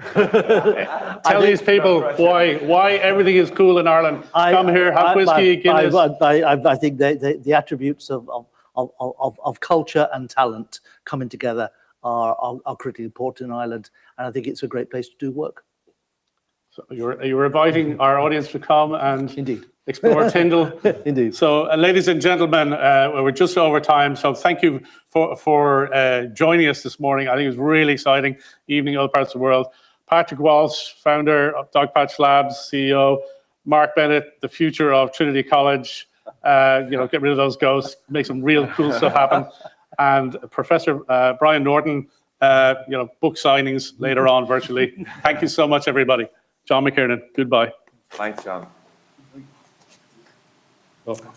Well, that was very insightful and really good to see how much dynamism we are having in Ireland and how welcoming it seems to be for startups, for entrepreneurs, for bigger companies, and apparently for cows as well. Because their faces are being scanned through AI, which is, I think, a really cool innovation. Well, we're on a journey here at Free Electrons, and I think you've already realized we cannot be stopped. No boundaries, no time zones, innovation has no barriers. But to make real, lasting change, we need to take everyone with us. That's why I think our next panel actually, is so important. It's all about how we can engage citizens in the energy transition. We'll hear from Peter O'Shea, the head of Corporate and Regulatory Affairs, ESB, with Margaret Sawyers, the Executive Director, Customer Solutions at ESB, Emma Pinchbeck, CEO of Energy UK, Catherine O'Brien, Energy Transition Lead at Accenture Ireland, and Professor Lisa Ryan from UCD School of Economics and Energy Institute. So Peter, over to you. Take it.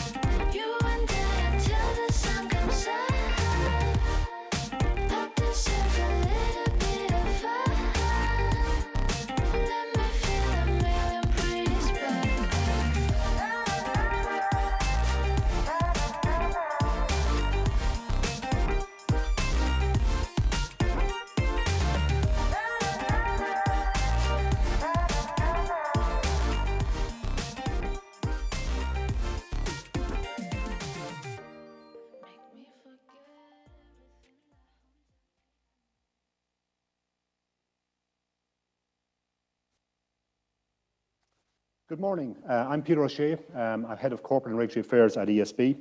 I'd like to welcome the Free Electrons community to our panel discussion this morning.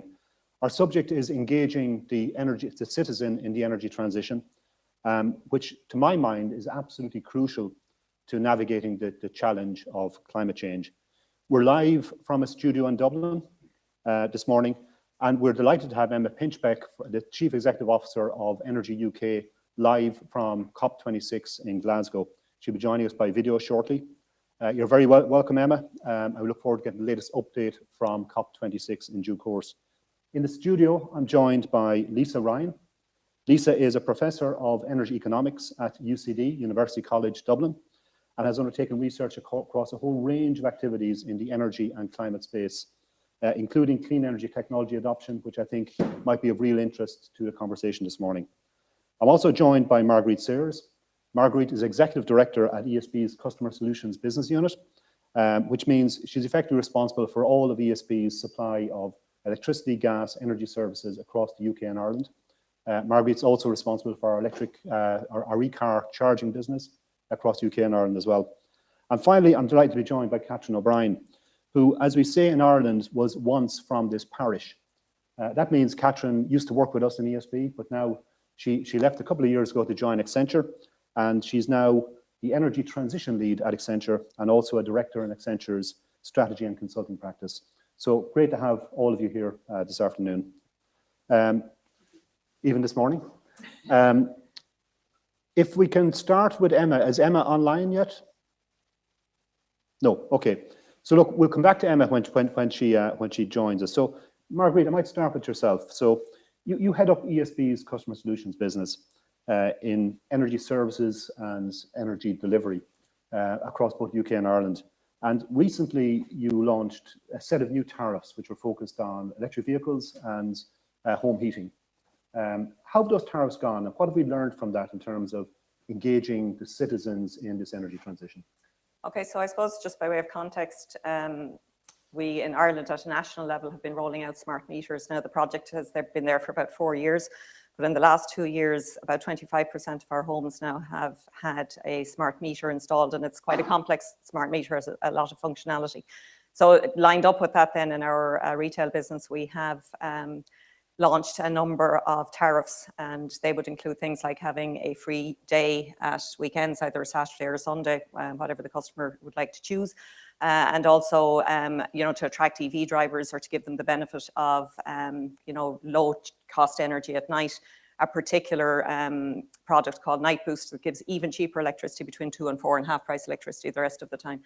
And they're just a sample of the tariffs that we have. And we also give customers a lot of information if they opt into our smart tariffs.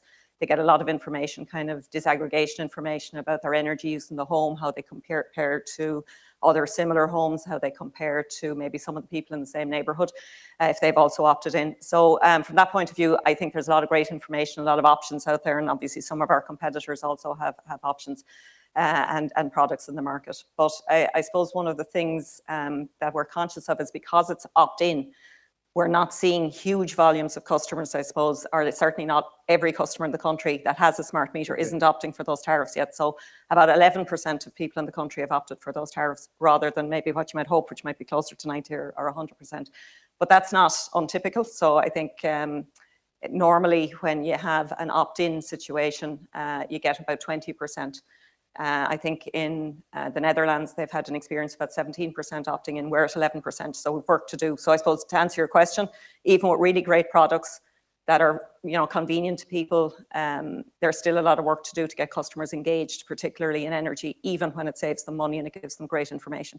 So we're delighted that I suppose in Electric Ireland, we've about 70% of those smart tariffs are Electric Ireland customers of the people who've opted in. But at the same time, we know we've work to do to get people more engaged. That said, last week we had 1,000 customers join up on a basis of 24,000. So it is accelerating. And I think as people become aware that the tariffs are there, as they hear their neighbours talking about them and having ambassadors out there talking about tariffs, that makes a big difference to engagement and to people opting in. So we're hoping to see more and more people sign up for those tariffs now over the next number of weeks and months. Very good. And tell me, when were the tariffs actually launched? So they were launched earlier this year in March. So it's back a length of time, a number of months now. Okay. But there's, I suppose, new additions all of the time, new marketing campaigns all of the time. But it is something we're going to have to continue to work on, because you do have to show the benefits to people. So engagement is tough, I suppose, you know, particularly the energy. But any of our customers who have opted in are very, very happy with the information that they're getting. And I think we're seeing increased engagement. So your bills have had to change to reflect the new data that you have? They did. So it's just now, particularly, you know, if you've signed up, as most of our smart customers would have, to get information via email, you get really rich information now, insights with your bill, saying, look, you know, this is, you know, if you look at your profile of appliances, based on the information we have from smart metering, this is where your energy use is greatest. This is where you might be able to make some savings. This is a tariff we'd recommend for you. So there's a lot of information in there, and you know, over time, I think people will hear more about it and we'll get more engagement. But it does take work, and it's continuous work. That sounds really positive. And Margaret, can I go back to your previous role when you were managing director of ESB Networks and you commissioned the Dingle project? Dingle, for those watching, is a small peninsula down in County Kerry with a very specific geographic and electrical characteristics. We're talking about the Dingle project for a second, and in particular, it was about working out how the network responded to new technologies. But in particular, can you talk to us about maybe how customers responded to the network responding to new technologies? Okay, so we chose the location, I suppose, for a number of reasons. As Peter said, it's quite remote. It's in the southwest of Ireland. If you're to take out a map, it's kind of next parish, New York, so it's about as far west as you can get.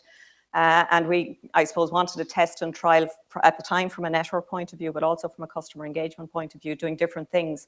And if we felt if it, you know, if it works in Dingle, it's a fairly typical Irish rural location, and if we can get it to work there, then it's great insights as to what would work in other places.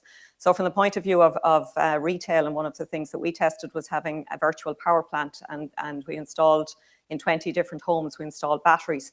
And in 5 of those, we had solar as well. And you know, people who had no history of having access to that kind of technology, or solar or microgeneration, and they've really embraced it. And I think one of the things that has been obvious is the amount of other customers locally that have now installed solar in their homes, because they saw their neighbours, ordinary people, if you like, people that they knew that were accessible to them, that had a really great experience. So we learned a number of things from it. First of all, you know, if you have those ambassadors out there and people are, you know, accessible to their neighbours, and they talk positively about technology, and they can touch it and feel it and see it, they're more inclined to adopt it. And that is one of the things that we have seen. And the second one is just around that whole virtual power plant. You know, people were very happy to share their data. They're happy enough to give somebody else control of the battery. And we found by having that virtual power plant, it does work to be able to engage in system services. So that whole kind of aggregator model, I think we proved that as well. One of our partners, Solo Energy, did an awful lot of trialing and testing with that. So really interesting from an engagement point of view, really got traction within the community, and they're doing an awful lot more in that area as well now, because I suppose they got some exposure to it, and they're building on that learning all of the time. So it's been really, really positive, and we're looking, I suppose, at what we can do next, maybe in a different community, but how we can build on what we learned there, and make sure that you know, more and more people get engaged in the way those customers did in the energy transition. Excellent. I will say everything I've heard about Dingle, it's really worked in terms of getting the local community involved in the energy transition. They don't call it such, but they can see the electric vehicles on the road, they see the solar panels on the roof, and they understand people have different heating systems. So I think it's an excellent project.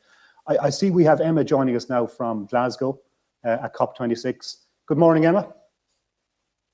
Good morning. I'm so sorry I was late. I'm in an Airbnb in Glasgow, but I actually haven't been in the flat very much at all, because we've been down at the conference, and as a consequence, it turned out I couldn't get the Wi-Fi to work. So I'm really sorry. Very good.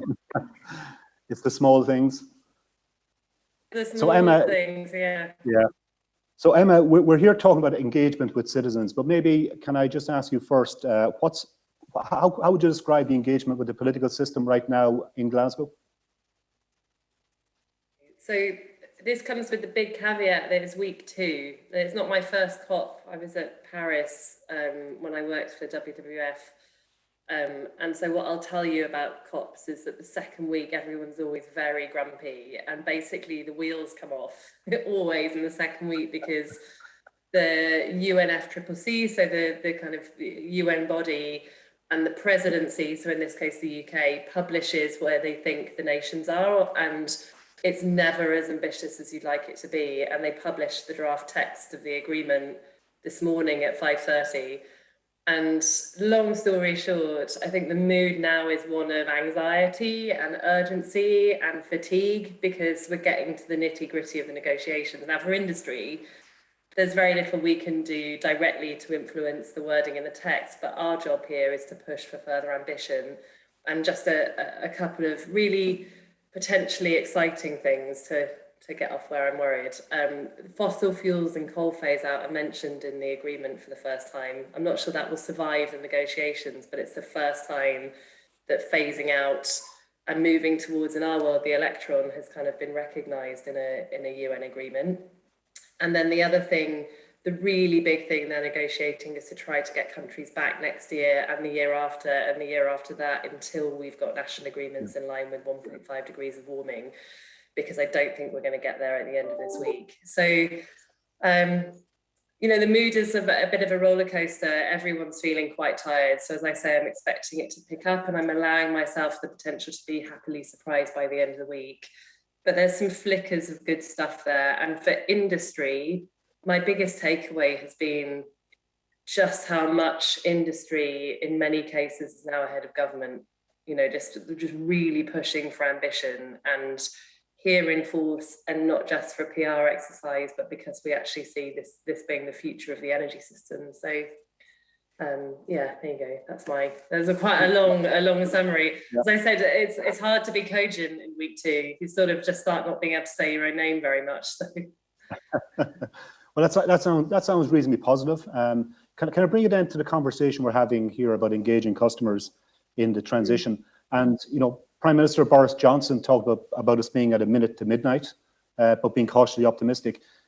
Being a week and a half into COP now, has innovation and customer engagement featured much in the discussions, or is it really still a discussion about big industry?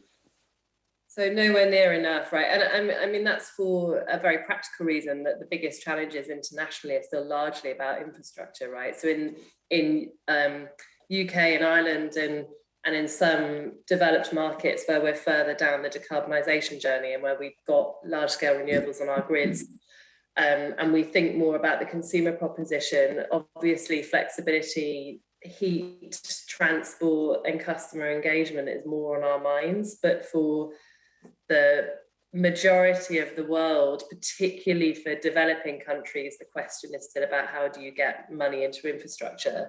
So engagement at COP and kind of citizen engagement in particular is twofold. One, for wealthier countries, it's trying to link individuals to that system change. So how can we get people invested in, excited about the energy transition? How can we empower them as an industry to feel part of this big transition?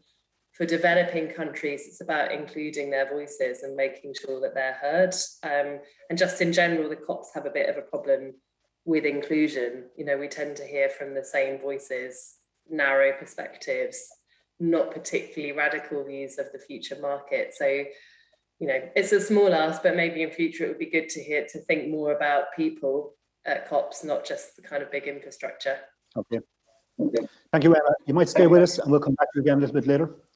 Can I turn now to Lisa Ryan? So Lisa, you're a professor of energy economics at University College Dublin. How do you bring your field into the debate? Like, I know energy economics is absolutely crucial to the wholesale part of the debate, but at the retail level, where we're trying to encourage customers and groups of customers to make changes, how can we use economics to help drive on that change? I'm thinking behavioral economics more than macroeconomics. Thanks, Peter, for the great question. I think, well, I would say this, I suppose. I do think economics provides a very, very useful framework in which we can think about, you know, the whole of the energy transition. I mean, economics, I think, sometimes gets a bad rep for people think it's about profit making. It's not. Economics, by definition, is really about the efficient allocation of resources. And by efficient, we mean in a societally efficient way. In other words, that, you know, everybody gets the fair share of resources. So if we come back to turn this around in terms of the energy transition, and we look at the customer and the consumer, households, businesses, we need everybody to play a role in the energy transition. And you mentioned there that, the wholesale, we often look at wholesale. Energy economics, I think, takes a very broad, it covers a huge amount of space. We have to start at the wholesale part, because I think what's interesting about the wholesale space is that where before it was very much a supply discussion, whereas now, if we talk even from an economics equilibrium point of view, the price is set by matching the supply with the demand. And there straight away you see that demand is being determined by customers, whether they're individual households or individual or businesses and SMEs. So at the wholesale already, customers are playing a role. And this trickles then, of course, through into how can we engage customers? How can we engage people in the energy transition? How can we, make sure that our energy system works in both from a security point of view, but also in a sustainable point of view, that we manage to combine both perspectives. I think that behavioral science is a growing field. It is that sort of meeting of, my perspective, psychologists with economists and looking at how can we help support people, I suppose, engage people. It's not just about trying to convince people to do the right thing, but also try to see how can they be engaged, how can they figure out what works best for them. Energy is an issue that doesn't necessarily, not everybody is interested in it, let's just say. It's something that should work, that you have your lights, it provides services. So I think the real challenge is trying to encourage people to have those services, but to be using them in a more sustainable way. So if I come back to that demand question, it just becomes more and more important as we have high shares of renewables in the system. We know that we have, at certain times of day, we have a huge peak in terms of our demand. And we need to now make sure that as we electrify a wider range of services in the system, particularly transport and heat, for example, that all of that new demand doesn't go straight into the peak that we already have. And this is where I think Marguerite has already mentioned the different kinds of work they've been doing with Dingle, and showing households how they can use their energy at night time if the incentives are there. And it's again about providing economic incentives. And so the new tariffs that Marguerite was also talking about will provide a signal to people that, okay, if I charge my electric vehicle overnight, this is something that is going to be, beneficial to me, but also beneficial to the whole infrastructure. So I think these economic signals are very important. However, behavioral scientists do tell us that it's not just about, providing price signals. People don't always react to price signals. They may not be aware of those price signals. And so you do need to have other policy tools at your disposal. And we might come back to that later. But providing the right information to people, seeing what their social network is doing, what other people are doing in terms of the types of technologies they've adopted. There are a wide range of different levers, I suppose, that will drive people's preferences and choices. And these are things that we have to become aware of, I think, and to engage people in this transition so that it's a feeling of we are all moving in a transition rather than a top-down, this is what we have to do to get to 2030 targets. It's quite a different story, I think, that we need to engage people with. Do you think we have the balance right now between the top-down piece and trying to nudge people along? I don't think so. Well, I mean, it depends what country you're talking about. I mean, obviously, the Irish perspective is one that I know best. I think we have made great progress in the top-down perspective in that policymakers are increasingly aware of what needs to be done and also seeing the opportunities for business and society in those. But there is quite a top-down focus. There has been a lot of discussion even in the last 10 days since the COP started in the media. Ireland has a new climate action plan where we need to get to. And I think there has been more effort, I think, in the media in terms of turning this into a discussion rather than a fear-mongering situation. But I think a lot of people are still a bit unsure of how they can play a role and is this going to cost them an awful lot? What's going to happen for their children? Is climate change really happening? So I think there's actually a lot of grassroots work that needs to happen still. So that provides opportunities as well as, I suppose, responsibilities. Absolutely. And like economics, the fuel base for that is data and analysis. Yes. So I'm going to turn to Katrin now because Accenture, data analysis, that's what you're about as a company. What is your data analysis telling us about the needs and the wants and the intents of the citizens of the globe, in effect, to really engage in the energy transition? Absolutely, Peter, and absolutely delighted as well to be back here at Free Electrons. And really interesting, Lisa, that you've made the point around behavioural science and behavioural economics, because this is absolutely at the heart of what we need to think about as we look at how we engage customers in the energy transition.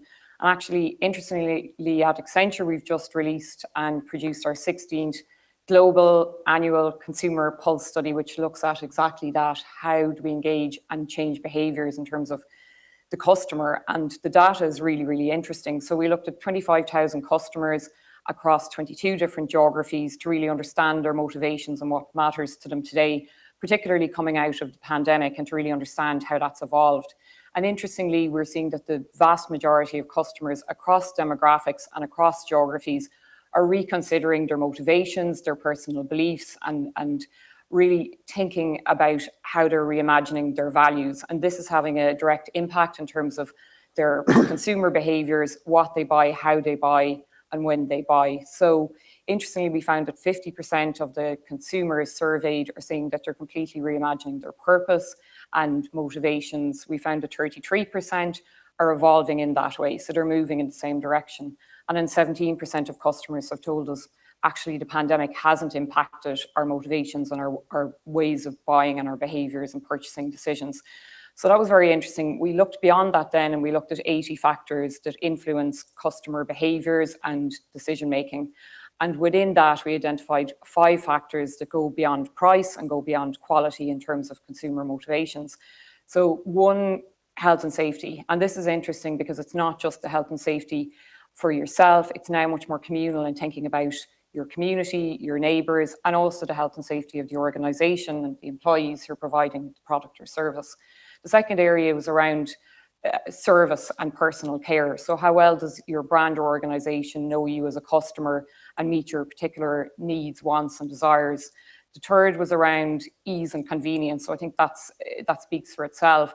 Interestingly, the fourth area was around sustainability, product origin, and wider corporate responsibility activity. And the last one then, and critically, was around trust and responsibility. And we're seeing that of growing importance to consumers. And overall, what was interesting was that the study, the outcomes reflected motivations across demographics and generations. So typically some of those behaviours have been historically more linked to millennials or Generation Z.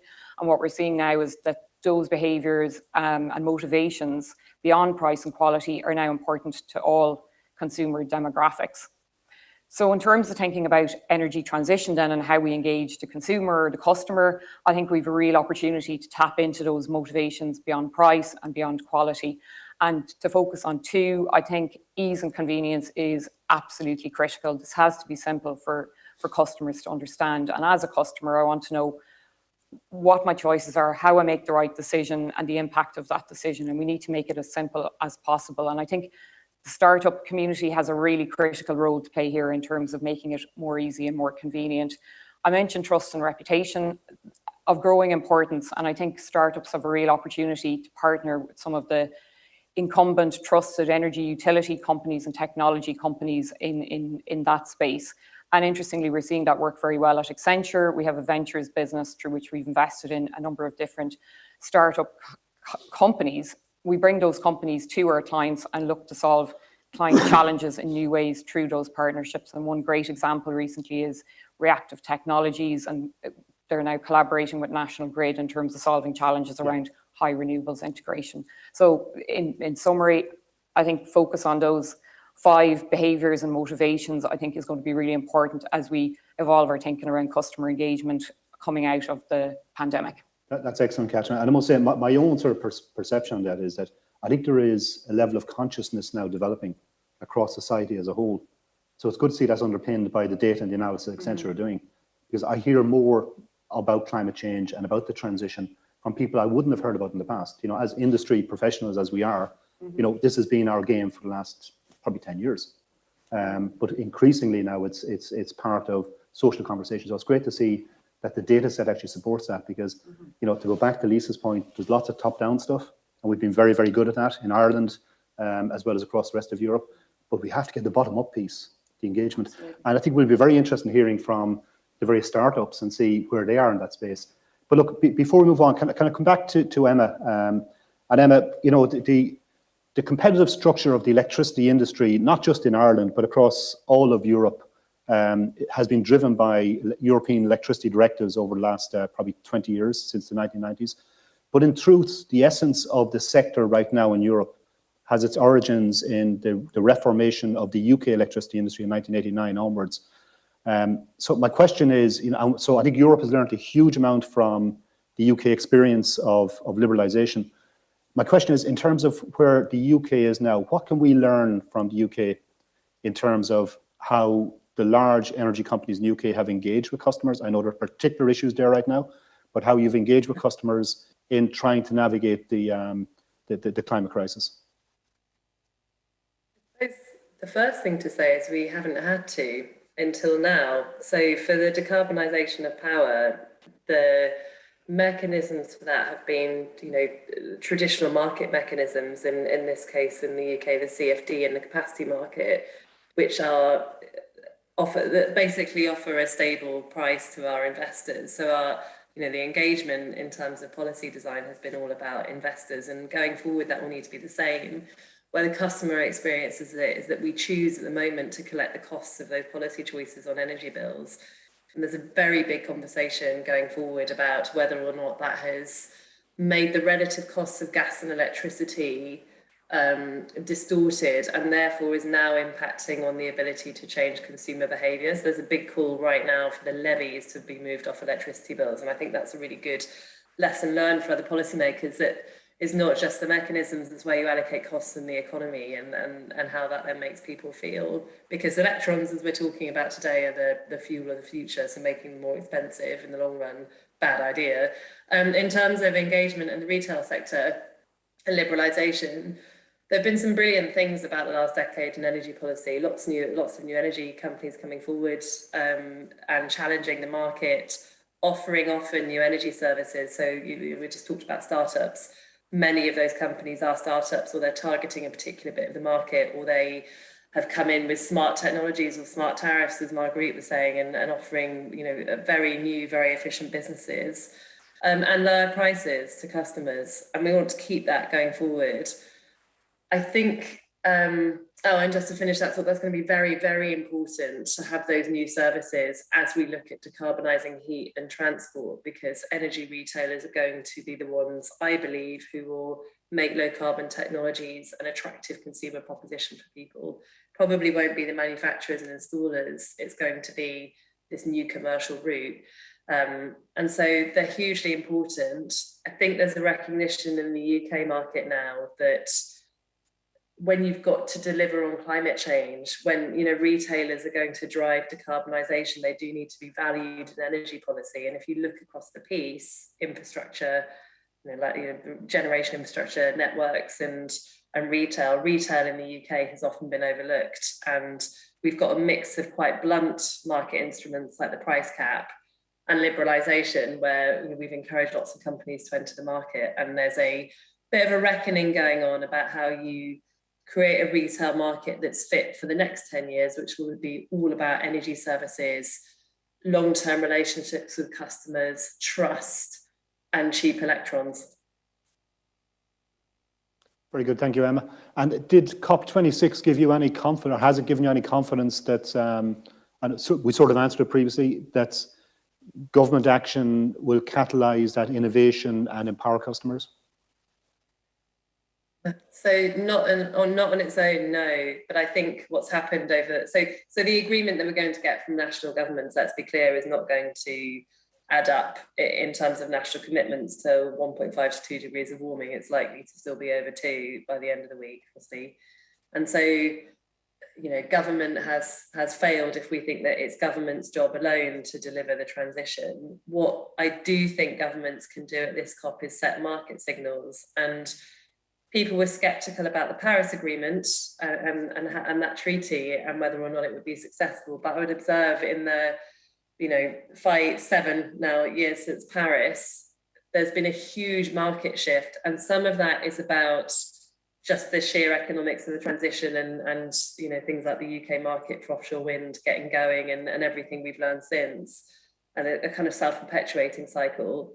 Some of it is that our investors look at the Paris Agreement, look at what government is saying overall, and think it is enough to risk their capital, in addition to the kind of technology change we've had. So I'm hoping that out of this week, we get enough ambition that it still feels like the momentum is in the direction of change, because that will help our investors put their money into the future. I think any skepticism about whether or not governments are serious can undermine that investment case. And as I said, the most exciting thing about Glasgow for me is that business is here, the CEOs are here, that's how you know it's serious. And it feels like industry is pushing government for more, not less ambition. I mean, I'm coming at it from a very narrow view of business. I'm coming at it from the businesses who are very much invested in the energy transition. But nevertheless, you know, the energy sector at an international climate change agreement asking for more, not less ambition, more, not less policy is a remarkable thing. So will it be enough on paper? No. In practice, might be a big enough market signal to kind of get the change away that we need. Okay, thank you, Emma. I'm now going to move on to some general questions to the panel, and maybe you might pick them up individually and see what you make of them. I suppose my first question really is, and I'm conscious of the fact that our audience here this morning is the startup community through Free Electrons. And so I suppose, what guidance would any of you offer to the startup community? Our industry is a big, complex industry with lots of parts to the value chain. What guidance would you offer the startup community in terms of which part of the value chain might give a bigger bang for the buck in terms of their limited bandwidth that they can deploy in researching and developing an idea that might help us to change the world in some respect of the transition? Who might pick up that? I'll do it to start with. Thank you, Margaret. So look, I suppose maybe this is because I've got biases because of my own background, but Catherine already alluded to convenience. And some of the big infrastructural stuff is done by the industry, but I think the engagement and the excitement and, you know, the making it real, the access, the data, all of that can be facilitated and generally is facilitated by new innovations and creativity that's brought by startups. So I think that access, first of all, for customers to their data and how you present that, which is taking maybe some complex industry signals and presenting them in a way that's accessible to customers. That whole data area from the point of view of customer engagement is one. And the other one, which is maybe facilitating that to happen, is more and more, and I know there are examples out there of sensors and systems on, for example, the networks, but more and more of that is going to be required both to help the DSOs and the TSOs, but also to help them in turn help customers with engagement, because I think, as Emma said, like, governments having policies is great. It underpins everything, it's necessary, but unless we get people engaged, and I think that's where startups can really help to provide in a simple and accessible way to provide data to people to let them engage with their own energy use, and as well as that to help the TSOs and the DSOs to provide services with the best value that they can, and how they in turn then provide information to customers, and it becomes a closed loop. So it's that data analysis, something as well within the home and use of energy, but really about data analytics and making it accessible and exciting. Very good. Anyone else want to pick that up? Oh, I was just going to, well, I suppose the most, maybe, sorry, Emma, the most obvious one I think as well is the technologies themselves. You know, we know that we're trying to electrify heat in particular, and I think there's a lot of confusion out there. It's going back to Catherine's point on making it easy for people. So I think a lot of, you know, just the construction sector and the construction, being an intermediary, maybe going out and making sure that installers, making sure, or maybe training people to put in these new technologies, selling the technology. So we're talking about heat pumps primarily here.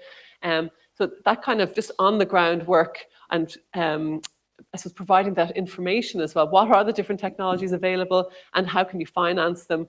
That sort of ESCO type work, but maybe more specific to particularly heating, I think, for consumers. I think that would help engage people a lot more. Similarly with solar PV, I think microgeneration serves a purpose. It's very visible. And once you have somebody in a neighborhood, if you can try and get a few people going on solar PV, it engages customers in a way that maybe just insulating your windows does, because, you know, they feel like they're generating electricity, they're putting something back into the community. And that kind of work, promoting those technologies and selling them, I think will do a lot. Excellent.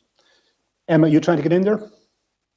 Yeah, I was gonna say, I mean, none of us, maybe exception Margaret, I don't run a startup, so my job is not to tell you where the best commercial proposition is, but I will tell you where there are market failures that we need some help with in the sector. And I think what's been said already is absolutely right. One is on behavior change, so getting people in their own homes to change how they use energy or change their lifestyles in line with what we want them to do on the grid. So I think, getting customers basically load shifting is a fascinating challenge. We know that we need, in the UK market, there's £80 billion worth of savings from having a more flexible system, and that's got to be from how we join the electrons up at generation right through to the plug. So there's a huge amount we could do there, from knowing what's going on distribution networks to knowing what's going on behind the meter, and then moving people.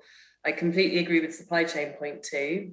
Heat, it's a real issue that there's not information out there in the existing industries, and that goes for not just heat technologies but also low carbon transport. So working with installers and engineers in that sector, and indeed for energy efficiency too. And lastly, networks. A lot of this is going to require greater coordination, and greater coordination end to end in the system.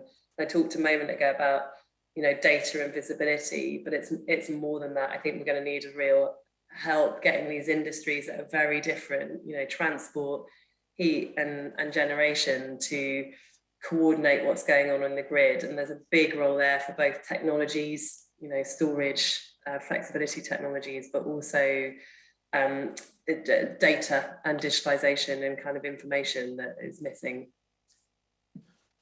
Peter, just to build on Emma's point very quickly around mentioning supply chain, I think supply chain is one of the biggest risks to our entire target around energy transition as a whole. If we look at what needs to happen, even in terms of scaling up renewables, we've heard the IEA talk about orders of magnitude of 3 to 4 plus. And I think if we think about even the build out required to deliver on green hydrogen alongside the renewables we need in terms of electrification to begin with, I think the risk around the supply chains to deliver on our targets, if we look out just over 8 years, is phenomenal. And I think there's real innovation needed around that. And actually, we've just released our 14th annual United Nations Global Compact Accenture CEO study, and we've surveyed over 1,000 global CEOs who've told us that supply chain risk is one of the biggest risks they're thinking about. But despite that, only 7% of those CEOs have said that they're prepared around that, have early warning systems, etc. in place. So I think there's real innovation needed around that challenge to make sure that we can deliver on the ambitions we've set. I think there's some great advice there for the startups listening in. Catherine, I've got a question in from the audience, and maybe briefly, and we might probably in the last couple of questions. Ease and convenience, as you have mentioned, are key for transformation. How do we communicate that to the end customer? Yeah, I think there's a lot more community action needed. I think Marguerite mentioned it, and I think there's some fabulous examples in terms of the Dingle project and that peer-to-peer piece, and in terms of customers ultimately communicating, showing, telling and educating within communities. And I think we need many more Dingle projects, and we need to tap into lots of the other local networks that we have in the country. And I think, in Ireland, we've seen through the pandemic how well we've been able to tap into that local spirit of community. And I think that's something we can really leverage in terms of educating our customer base as a whole here, and making it easy and simple in that way. I think there's also a piece around the startup community, and I think they're really well placed to think about design in new ways and to simplify design. But I think related to that, we have to think about how design is inclusive in terms of the designers themselves, right? So that we design for a more inclusive society and not just one demographic in terms of thinking about energy transition. Very good. Let me pivot a little bit, right? So we have an all-women panel here this morning. And I suppose that sort of struck me, it triggered me to ask Ratna, who's our Free Electrons lead, to just give me some data back on gender balance in the startup community. And I was surprised and disappointed to hear that only 30% of those who are actually involved in Free Electrons are female. And an even smaller percentage are actually chief executives of the actual startups. It's sort of reflecting on that. We still have a fair distance to go. Can I maybe talk to me about that and maybe give your own reflections? Well, that's one I'd love to come in on, Peter, very quickly. I did engineering originally. There was 20% females in the class. it's many years later, and I don't think the dial has moved very much in terms of diversity within STEM. And I think it's twofold. It's one, how do we increase female participation in the pipeline as a whole? And that goes back to schools and early stage engagement. And then two, it's around the workforce and the workplace and equality in the workplace. And I think we have to focus on both areas.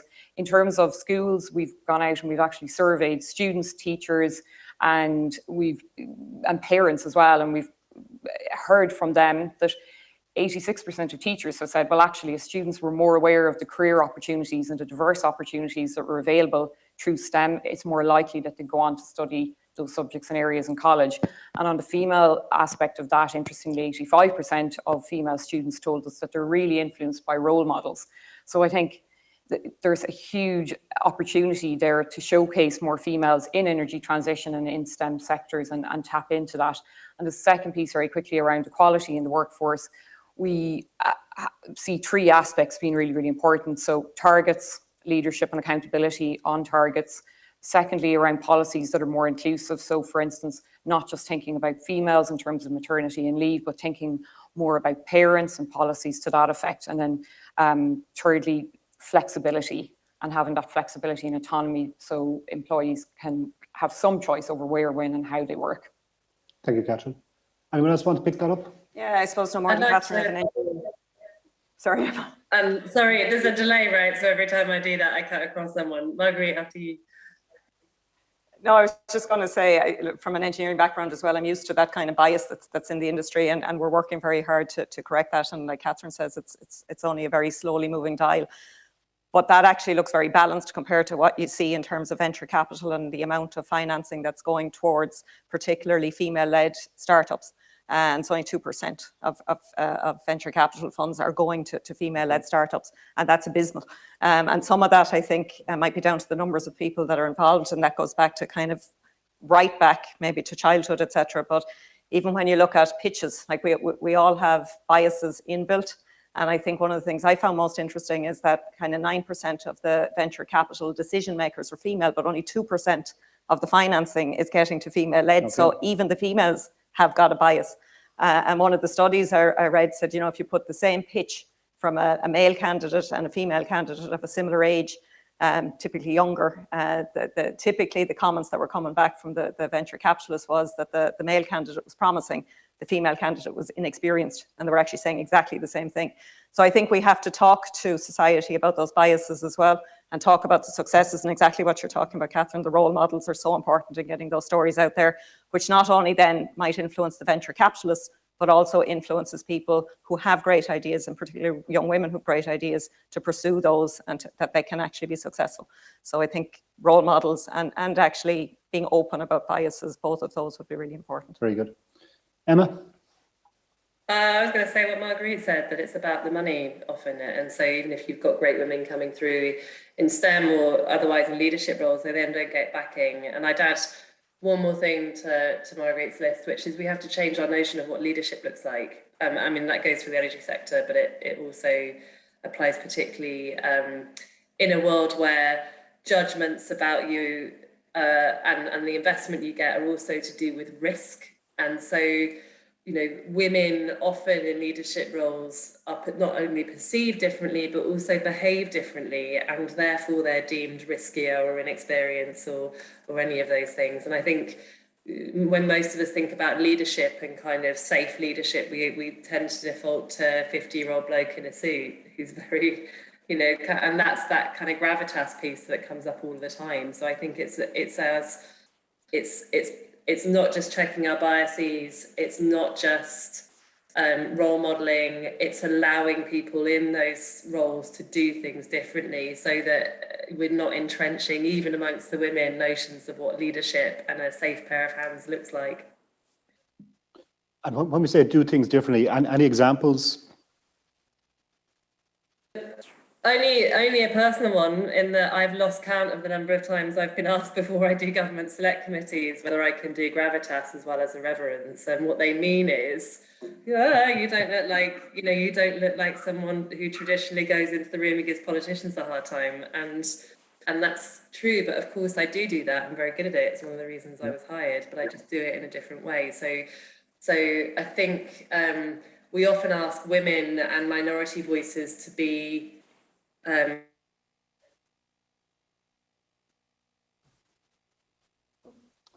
again, that's frozen. Lisa, we're right up against it, but final please, comment that the final word. The final comment, I suppose, is that we're talking about citizen engagement here, and if we're talking about diversity in the energy industry, of course it makes sense. Emma referred to new ideas coming in. If we don't have a diverse, we don't have more female and other types of group representation in the energy industry, we need those insights.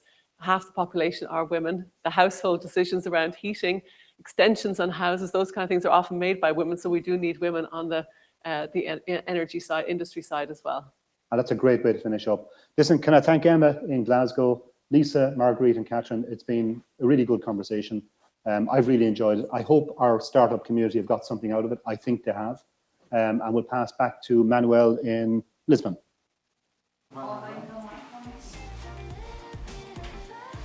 All right, well, thank you very much for that. I mean, we had so many topics that are so relevant to what we're talking about: client engagement, citizen engagement, industry engagement.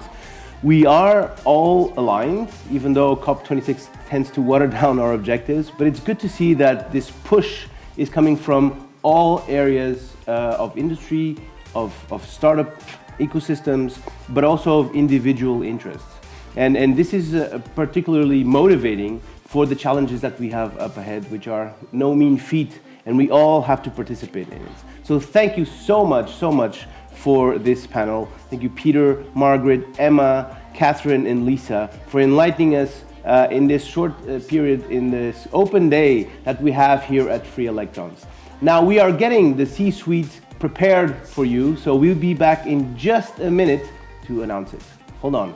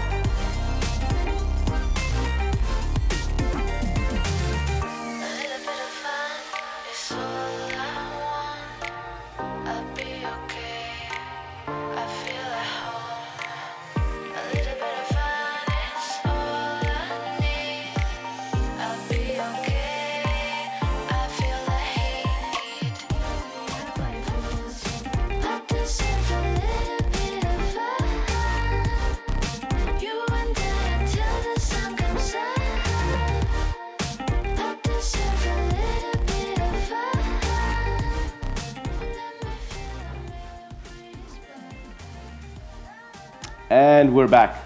Now to finish off this morning with a flourish, Sarah Claxton is going to reveal what Patty Hayes, Dr. Leonard Birnbaum, and Anna Paula Marx all have in common. She'll be asking the CEOs and executive directors of large European utilities how they plan to reboot their business in a post-pandemic, green, and smart recovery environment. Welcome all to Futureland, and over to you, Sarah. Thank you so much, and I'm delighted to be in the studio here with Paddy Hayes from ESB, our CEO, and we have just seen for the first time the lovely background behind us, so apart from it feeling a bit strange. And we're joined online by Anna Paula and Leo, so hopefully we'll be able to see them too. Hi guys, lovely to meet you. Good afternoon. Okay. Good morning, very nice to meet you. Good morning. Yes, Anna Paula, I gather that you are very, very far away and it's probably the middle of the night where you are. So thank you so much for participating with us today. Thank you. Okay, well, let's get started. Let's get stuck in because we've got some really great questions to ask these three leaders. And as we had just heard in the introduction there about the theme being around the pandemic green recovery. So let's talk about that. The world is, emerging from a global pandemic. So economies are picking themselves up worldwide. So maybe I'll start with yourself, Leo, if that's okay. In terms of E.ON's positioning, what you're doing at the moment and positioning yourselves in that green recovery, where are you focused? What has changed from since before pandemic, maybe, or what has accelerated? Yeah, I just wanted to say, I don't believe that something has in that sense changed because we started to reposition E.ON in 2015 when we spun off all our generation activities. We settled the nuclear activities. We focused completely on networks and customer solutions, providing the backbone of the energy transition, but also providing the products and services for the decarbonization journeys of our customers. And that we did before the pandemic and we're doing now. I think what has changed is the perception that the green recovery is maybe something that we should accelerate as societies to recover from the effect of the pandemic, but the direction for E.ON is the same, just at higher speed and with more political support. How much more political support we can discuss when we come to Glasgow. But in that sense, we feel actually confirmed with our strategic journey and our positioning. I think sustainability, that's the path forward for all utilities in the end, at least in Europe for sure, but I think actually also globally. Thank you for that, Leo. And I'm just going to jump to Anna Paula there. Based on what Leo was just saying there, and I know that your background is quite different. So you have quite a lot of marketing and telco and that in your background. But in terms of that communications need, as Leo was just saying, a lot of utilities were already lined up in facing into that climate change agenda. And now it's really the hearts and minds maybe have changed. People's perspectives have changed. What does that mean for how utilities communicate? With their customers, with their people? Yeah, I think that good morning. Very nice to be here with you today and with my colleagues within the panel. In the case of EDP Group, just going a bit back, our business strategy is really centered on the energy transition and leading the energy transition and really to have sustainability at the core of our strategy. So the pandemic has not really changed the core of our business strategy. It has not changed the fundamentals of the energy transition challenge. However, it has brought some new challenges within the system. The first thing is that as a whole in utilities and in other sectors, digitalization has really accelerated. And so there is a tremendous challenge, of course, on talent now that people can work more remote from every place within the world. So when we see what is called the Great Resignation that is being observed after this period of time, of course, this war for talent is one of the challenges we have. And at the same time, of course, there is another challenge that was faced during the pandemic that was really this global shortage in terms of the supply chain that really affected, of course, some of the activities. So I would say that in the core of our strategy in terms of leading the energy transition, nothing has dramatically changed. But the world has really accelerated a lot during this period. And so in terms of digitalization, and that implies, of course, the way we relate with customers, the way that we are managing our networks, it has really accelerated a lot, and it's becoming more and more demanding towards organizations. Thank you for that, Anna Paula. And Paddy, to jump to you around that same topic, how do you think, has pandemic impacted? Has it redirected? What has been the impact? Yeah, Sarah, I think similar to Leo, I think the trajectory of ESB is very much the same. We still see clean electricity being the primary driver of a transition to a low carbon future through by driving carbon out of heat and transport through electrification. But one of the things that we notice is different is the way in which people are moving, people are working from home, and that the importance then of us being able to support communities and people working outside sometimes of the cities and outside of the main urban centres, and making sure that the people who want to work remotely are well supported with good quality and reliable electricity. I think that's going to be really important as we look forward. That's a really good point, actually, because the nature of how we live has changed. So how we then serve customers has to change with that. Sure. Yeah, that's a good point. Okay, we're here in the middle of this fantastic startup program and with Free Electrons. So have to ask the question to all of you around what role do you think that energy startups, digital startups, the kind of organizations that you guys are meeting here at this event, what role are they playing in your business, or do you see them playing in your business going forward? And maybe to start that, I'll jump to you, Anna Paula. I think that today it's really important the type of partnerships that we have with startups, because today the energy transition is really the defining challenge of our generation, and the task at hand is not just decisive for the future of our planet and for all our lives, but it's also a task of such a dimension that is really challenging all the past technological revolutions that we have. Let me just share with you some data. When we look at the estimated volume of investment that will be necessary to decarbonize the world economy, it's really considered to be like $3.5 trillion US dollars per year. And when we think about energy, it really represents around 30% of the green gas emissions worldwide. And that's the type of scale of what this industry must do. And so we know that there's no sector, no organization that is really self-sufficient in terms of our capacity to innovate and to really scale up fast the innovations we have. All of us have excellent ideas within our organizations, but to bring in external creativity to really work as an ecosystem is essential, and cooperation will be much needed. Conjoint developments are critical.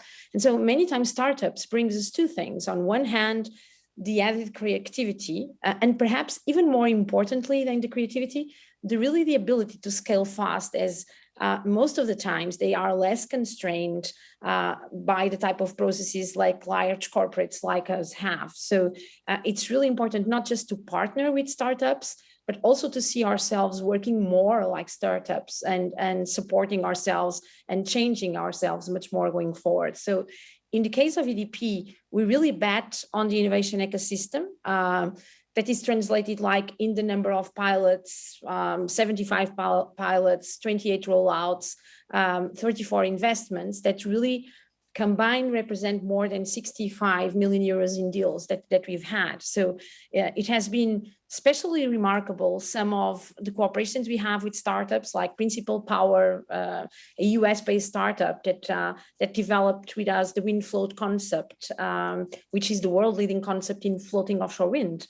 And together with that startup, we've really developed the #1 technology in a vital growth avenue for the renewable powers. And so it is important to say that also as a company, we are really redesigning our innovation processes. In our case, we are very much focusing on that to really make sure that we become closer to a startup approach in regards to our internally led innovation projects. And so it is really important not only to partner with the ecosystem of startups, to work together, but also at the same time to transform our organizations to have an environment much more like the startups that really foster innovation within our organizations.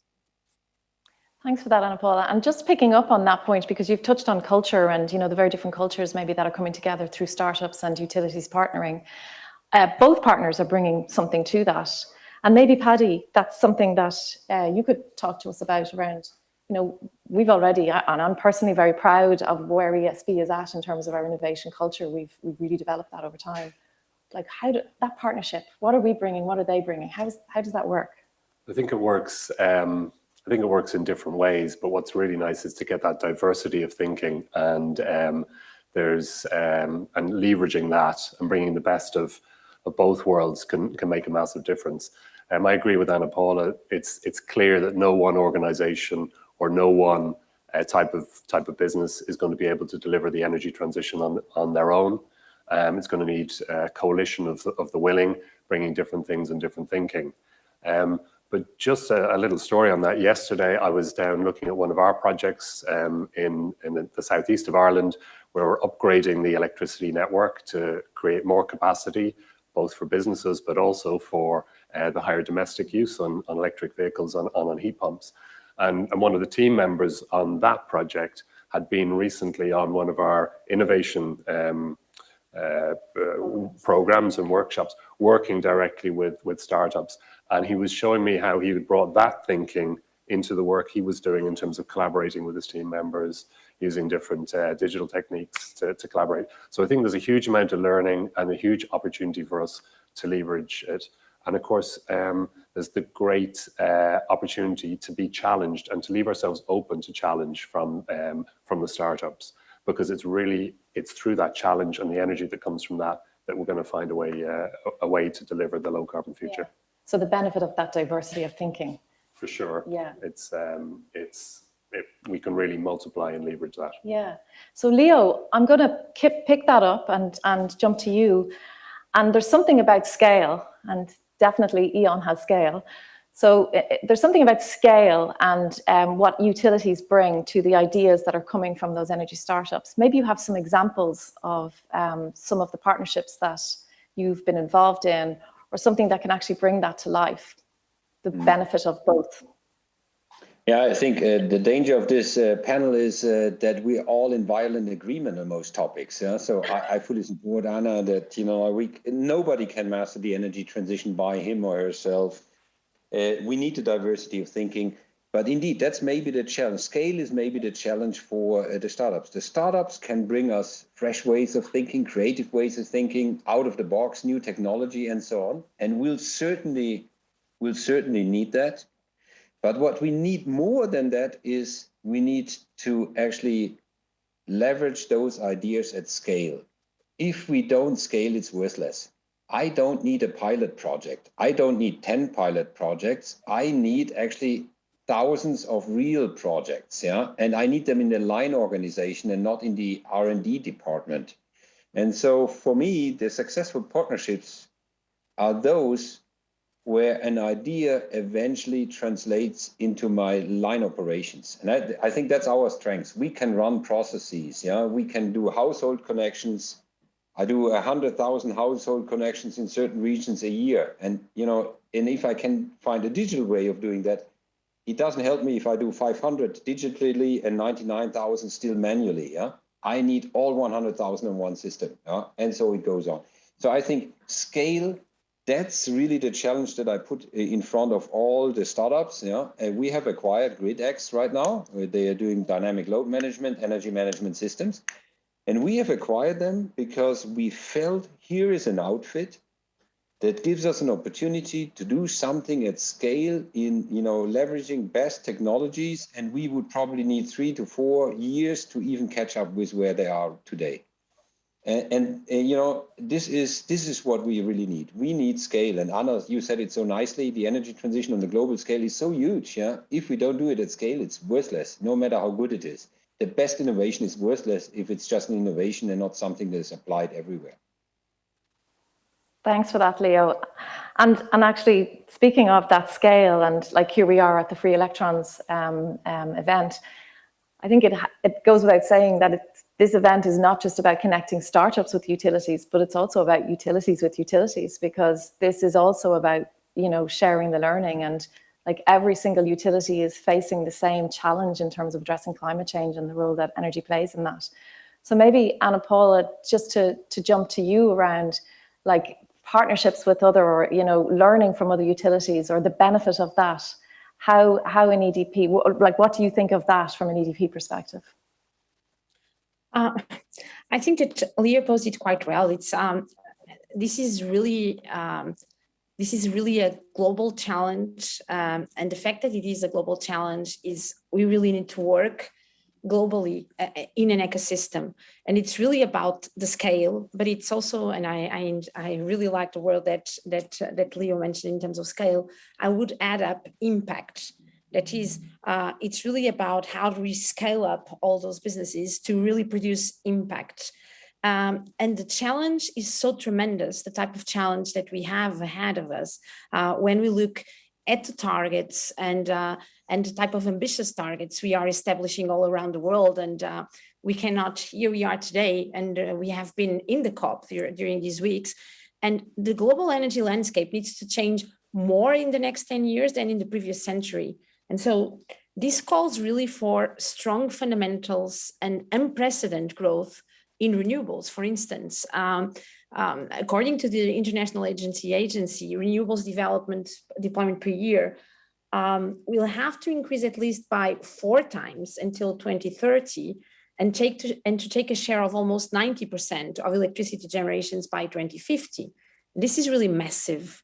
And so we really need to partner between companies and really to understand what we can do together to really achieve those targets. Otherwise, it will be impossible. It will be about working together between the different nations, between the different companies, either if they are private companies, large organizations, or startups, public organizations, and citizens, to really make sure that we are up to the challenge that we have ahead of us, that is really tremendous. And if we are not really able to cooperate and to work together, we will not be up to that challenge. Thank you for that, Anna Paula. And Paddy, just jumping on from that, because Anna Paula mentioned COP26 there. So that's like happening, like we're almost in this perfect time at the moment where, you know, pandemic has happened. It has changed the way people think. COP26 then has followed up in the last, it's still going on. People are asking me, how long does that go on for? But anyway, COP26 is still in the background there. So it's like there's this perfect backdrop to all of the things that utilities are trying to do in terms of climate change. But what is definitely coming out of COP26 is massive statements and big targets from every government across the planet. And utilities are really in that space now. We're on the delivery side of that. So how do we accelerate? Well, I think, Sarah, first of all, I think the big targets, it's really important. So it's really important in business, but it's important with this global challenge to have targets and to get people signing up to targets, because as that happens, it's possible then to mobilize all of our resources around meeting that target. So in Ireland, in I think 2008, we set a target for which might seem modest now, but for 40% of electricity from renewables by 2020. It seemed like an enormous target back in 2008. We had no idea how we were going to achieve that, but we achieved 43% electricity from renewables in 2020. So sometimes, and I think this is the important aspect of having a coalition and bringing that diversity of thinking. Sometimes we don't know exactly how we're going to achieve something, but we know that it's got to be achieved. I think Leo put it very well at the start. This isn't about changing direction. This is about going further and going faster, but in the same direction. And we're going to need everybody to come to the table to make that happen. I think there are many parts of this transition I think that we don't exactly know how it's going to work out. I expect that we'll be using technologies in 2030 that are either pilot projects today or maybe haven't even been thought about today, but they'll have been proved and imagined and then scaled up by 2030. But that's the challenge that we have. But I think those targets, both at national level, global level, and then at business level, are a really important part of driving that. Yeah, really true. And like thinking about, you said something there, Paddy, you said together, okay? So it's not just about the utilities, it's not just about the startups, it's also about the energy citizens. Exactly. Yeah. Customers are going to be absolutely key in this, and how customers behave and how they interact with our electricity system is going to be really, really important. We've got a really nice innovation project going on at the moment in the southwest of Ireland in Dingle, where we're working with a number of key customers, ambassadors we call them, who are interacting with all the available electricity technology at the moment, whether it's electric vehicles, heat pumps, vehicle to grid charging, solar panels and so on. And we're seeing not just the impact of not just how the technology works, but how the individuals and their household interact with that technology and use that to try and reduce their own carbon footprint. And I think it's really important to make sure that the customers and the users of electricity are part of this debate. Yeah, and right now, you know, everybody the world over is listening to COP26. I think everybody is learning and everybody's thinking is evolving. And certainly, as Paddy has explained, you know, we start to see how people's behaviours change when they start to understand the challenge more and the role that they play in it. And both Leo and Anna Paula, opening this up to you both, like there's been some really interesting partnerships that have come through Free Electrons in that space, helping to shape consumer or citizen behaviour. So I know you mentioned GridX, but also EV energy. I think Anna Paula, you guys have partnered in some way with EV energy and possibly E.ON as well. Leo, yeah, Anna, do you want to jump in there? First? In EV energy is a minority participation of ours as well, but Anna, please. Okay. Go ahead. I think that, as I was mentioning, the challenge that we have ahead is really tremendous. In EDP, we've just presented this February our new strategic plan, and with a very clear target to be all green by 2030. And today we already have 75% of our total energy produced that is already coming from renewable sources. And when we look at the type of ambition we are going to invest 24 billion until 2025. This will rely a lot on investment in innovation. We are investing like 1 billion in innovation and 1 billion in digitization up to 2025. And hopefully there will be a lot of business to be made with the free electron startups and partners, because that's the only way. Paddy mentioned, and Leo also, that in this period of time, this will only be achieved if new technologies come along, because the targets are really quite demanding. And in our case, in EDP, we have established a set of domains where we are really looking into innovation spaces like customer decarbonization, mobility, distributed energy resources, smart grid storage, flexibility, and of course, H2. We even announced now during the COP that we really plan to invest in projects that are going to guarantee us like 1.5 gigawatts of renewable hydrogen green hydrogen by 2030. And so there is really a lot to be done with the free electron startups and partners. And we have had great examples so far of what we can do, and that we expect to do much more with the companies that we will be working with. Thank you so much. Can I just make one comment? And I support everything that has been said, but I just wonder on COP26, and let me provoke a little bit the audience. Actually, COP26 might be important for the world. It's completely irrelevant for us as utilities. Because let's assume it's a complete failure. They can't agree on anything. Let's just play that thought for a second. Would I change my strategy? Would EDP stop building renewables? Would I stop building energy infrastructure for, the connection of customers and so on? No, I would just go on, maybe, 5% slower or whatever. But nothing would change if COP26 is a failure, because the innovation is there. So I think we shouldn't look at COP26 and say, hopefully this works out the right way so that we can move on. I mean, Ian, we will just move on no matter what they do in Glasgow. Yeah, basically, it's not that I don't care, but I says it doesn't really matter. Yeah, we are on a journey, and this journey is gonna continue no matter what they do in Glasgow. I don't care. I agree with you, Leo, but regarding this, I think that I'm thinking about Star Wars, and like you never walk alone. And what I think is like, this is not really about what you say, it's really about what we do. And I totally agree that we need more action and less saying.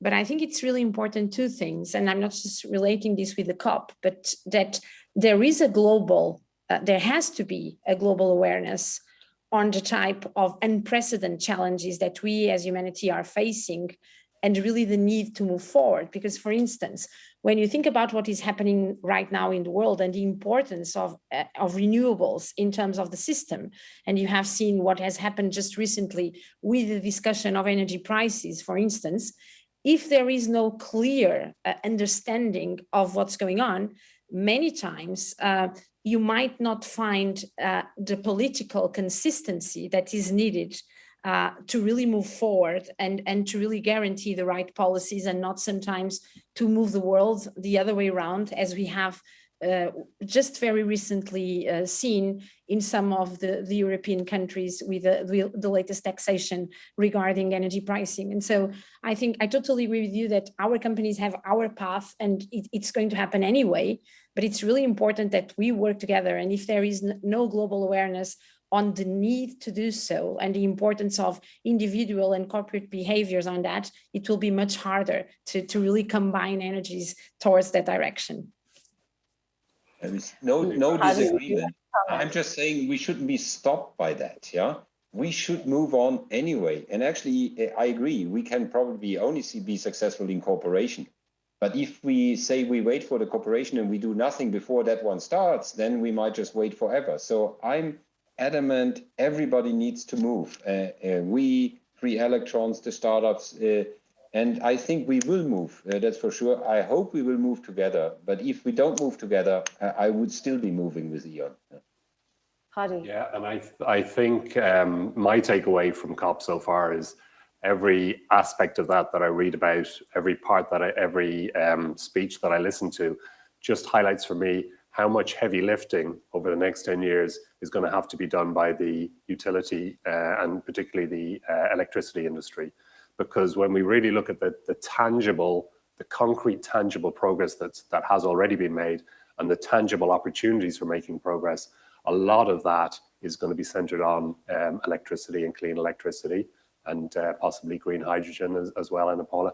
And it really is setting out a massive responsibility for us in the electricity industry. And we need to make this coalition now and bring in all our partners in innovation spaces, and with other business models as well to make that happen, because everything that I'm taking from Glasgow at the moment is the responsibility and the onus on the electricity industry and the utilities to take a leading part of this is really, really high.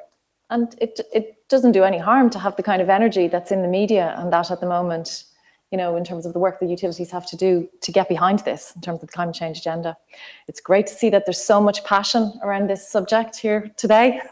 Great listening to you. And I don't want to kill the passion, but there are some, we're transitioning at the moment, so, and we know that we always knew the transition was always going to be lumpy, it was always going to be a bit messy, right? And Anna Paula alluded to, gas prices or, in Europe, as we find ourselves in this challenging period, and I know in Ireland, issues with matching demand to generation and that at the moment as well. So I'm going to start with Paddy. So how can we deal with this without losing sight? So we're dealing with these interim, short-term issues without losing sight of our longer-term plans to decarbonise. Look, I think it's really important if we're going to have a future in which communities and customers are relying on electricity, not just for their lights and for their machines, but also for their transport and for their heat. And it's almost every facet of life now, as we know that's going to be potentially distributed, not just in cities now, but also distributed as people work remotely, it's really important that that electricity is reliable. So we have to have and maintain that focus on maintaining the reliability of the electricity system, and in fact even enhance that if we expect customers and communities to trust us with their heat and transport as well as their light. So I think that's a given. Managing that transition through the sort of market arrangements that are in place that have been incentivizing renewables, but equally making sure that we have the incentivization and the continued focus on that importance of reliability is really a difficult thing. And then ultimately in the long term, I think one of the biggest challenges that we see is dispatchable renewables. So we have, and by dispatchable I mean renewables that we can decide when we're actually going to use them to generate. So in Ireland we have a lot of wind, we're building up some solar, we're obviously going to invest in offshore wind, but all of those are intermittent renewables. So our big challenge for the long term, and we can increase those and we'll reduce the carbon intensity of our electricity system very, very strongly. But ultimately, we're going to have to find some either dispatchable renewables or some way of converting our renewable energy today into electricity that we can use tomorrow when the wind isn't blowing. And maybe that goes back to Anna Paula's point about green hydrogen. Yes. But maybe it's about some sort of consumer behaviors as people are backing off on the peak. Maybe it's about batteries dealing with peak demand and so on. But ultimately, we're going to have to bring all of those things together so that they maintain a reliable and low carbon electricity system. And not only that at a time when electricity demand is really going to be accelerating up because we're going to be putting that clean electricity to use in uses that it hasn't typically been used for. So that's the challenge. Good, and we'll come back to the role that startups may play in that. But just to jump to both Anna Paula and Leo, maybe start with you, Leo, this time. From your perspective in E.ON, you know, what the lumpiness of transition like? What are the big challenges for you at the moment? Is it price? Is it generation? Yeah, I think obviously we have short-term issues which we now need to sort out with the markets, and we need to avoid short-term issues now interfering with long-term decisions that we have to make, especially now in market design, etc. I would, but let's be just optimistic around that. I think the EU has actually made good progress in that direction, and at least they haven't made wrong decisions so far. Yeah. Some member states have actually done more problematic things than the EU. So you have to give credit to the EUCOM in this case, and let's hope that they can find now a decent way going forward. I would actually like to maybe raise one challenge, which is also interesting for many startups, and which no utility can do by themselves. To master the energy transition, we need to digitize all our systems. We can't do this in an analog way. And this means we need to become much more resilient. Paddy, I agree with everything you said. I would just emphasize the cyber element issue. We have to make our systems resilient against cyber attacks. We cannot not afford to put more and more into the electricity infrastructure and not to have that one really, really, really, proof against attacks, or at least, easy, not easily attackable. So I think that is an area where we absolutely need to work together, where we need to learn from each other, where we need to exchange with each other, where we need to help each other, where we will need lots of new capabilities, where we need innovation like hell. So if you have one topic that keeps me awake at night, we need to keep the system running and to manage the energy transition. That's both true. But in any case, cybersecurity will be one of the key challenges, and that's the one that I'm most worried about. And that's a really great segue, Leo, into this whole digital transformation space. So like the past almost 2 years have seen organizations worldwide be completely rocketed into the fourth industrial revolution. So we're all now living digital transformation. So like you talked there about cyber, it's huge, it's becoming a bigger issue. But what else? What is the impact for innovation in organizations as we're facing into the transition and what we have to do from an energy perspective? And maybe direct that to Anna Paula. Well, I'll come back to the 2 points that both Leo and Patty referred. One thing in the demand side, as you've mentioned, the type of generation profile that we need to have is really going more green and more decentralized. And so predictability will reduce, and the match between really the supply and the demand is becoming more and more challenged. And this will really require the adoption of new technologies. And it's really a mix, a combination, because you need to have like more storage, more flexibility services to really ensure the stability of the power system. And that will be critical. And digital, I'm not saying will play, because he's already playing a key role on this part. And it's really important for us to really develop, implement the solutions that allows us to have the predictability that the system needs to really keep delivering power on a reliable and on a safe manner. And sorting out this issue is really a very important enabler of the energy transition. And this requires a lot of innovation solutions in many different fields, like flexibility, aggregation, distributed energy resources, predictive maintenance that was also mentioned, and many more. And the challenge of innovation covering this wide range of disciplines, it's tremendous. And our role as power companies, as utilities, will really be to maintain the characteristics we need to have, like as a system integrated, but at the same time to really combine the key technological capabilities, the know-how we have to really make the bridge between people, regulators, stakeholders, and companies to really develop the type of solutions that we need. And the startups, the type of entrepreneurs that we see here at Free Electrons, it's really very interesting because they are really committed to make a difference in the power sector. And this is really fundamental, because we will need all the creativity, all the motivation, but at the same time, the speed and agility to really, as Leo mentioned, to really scale it up. And the way that we are looking into these partnerships is really important to combine the startup attitude with the scale up capability and with the assets that we already have on the ground to really make, I would say, a very successful recipe that, as so many times we have seen here in Free Electrons. And of course, as this mix of new technologies comes along, I totally agree with what Leo mentioned regarding cyber, because I would say that regarding cyber, there are only two certainties that we can have, is that the number of attacks will increase, the attempts will increase. And of course, sectors that are key infrastructures are easy. It's like they are things that have such a public impact that many times they are the target. So no one is anytime totally fully protected, but it's something that as technology mixes will evolve, it's more and more important, and we need to be prepared and to continue to invest significantly in that area. Yeah, absolutely.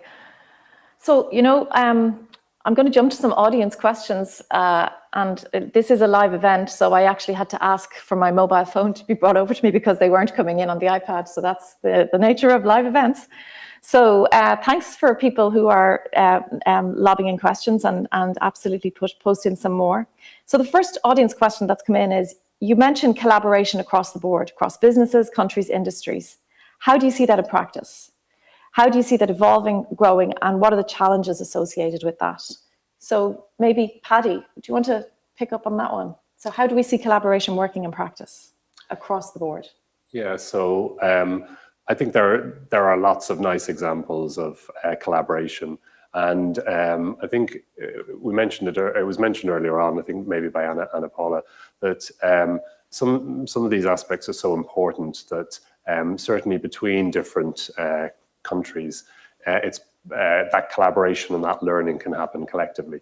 So we have seen lots of projects, whether those are sponsored through things like Free Electrons, where utilities and startups get together, or whether they're sponsored by larger groups, whether it's the likes of Eurelectric, who will bring companies together, or the EDSO, who will bring European distribution system companies together with transmission system companies, and set up fairly large-scale projects now looking at how we can change the boundaries and bring things together. So I think there is quite an ecosystem, both at a local level and a community level, right the way through to sort of pan-national and European level around cooperation. We're involved in a number of cooperative initiatives now with a number of university and research facilities, whether it's through EPRI on the one hand, or through some of our own universities like UCD and our Mare Institute in Cork. So there is a huge ecosystem of collaborative capability there. Now, the challenge with all of that, I think, and I think Leo called it out earlier on, the challenge is to take that from talking and thinking and working in labs and pilots into large-scale production, and that's really is the challenge. There's plenty of community collaboration going on. Yeah, that's actually really interesting, bringing it back to that. And I'm going to jump to you, Leo, because you had, like, I suppose I've been Googling Eon and what you're involved in at the moment.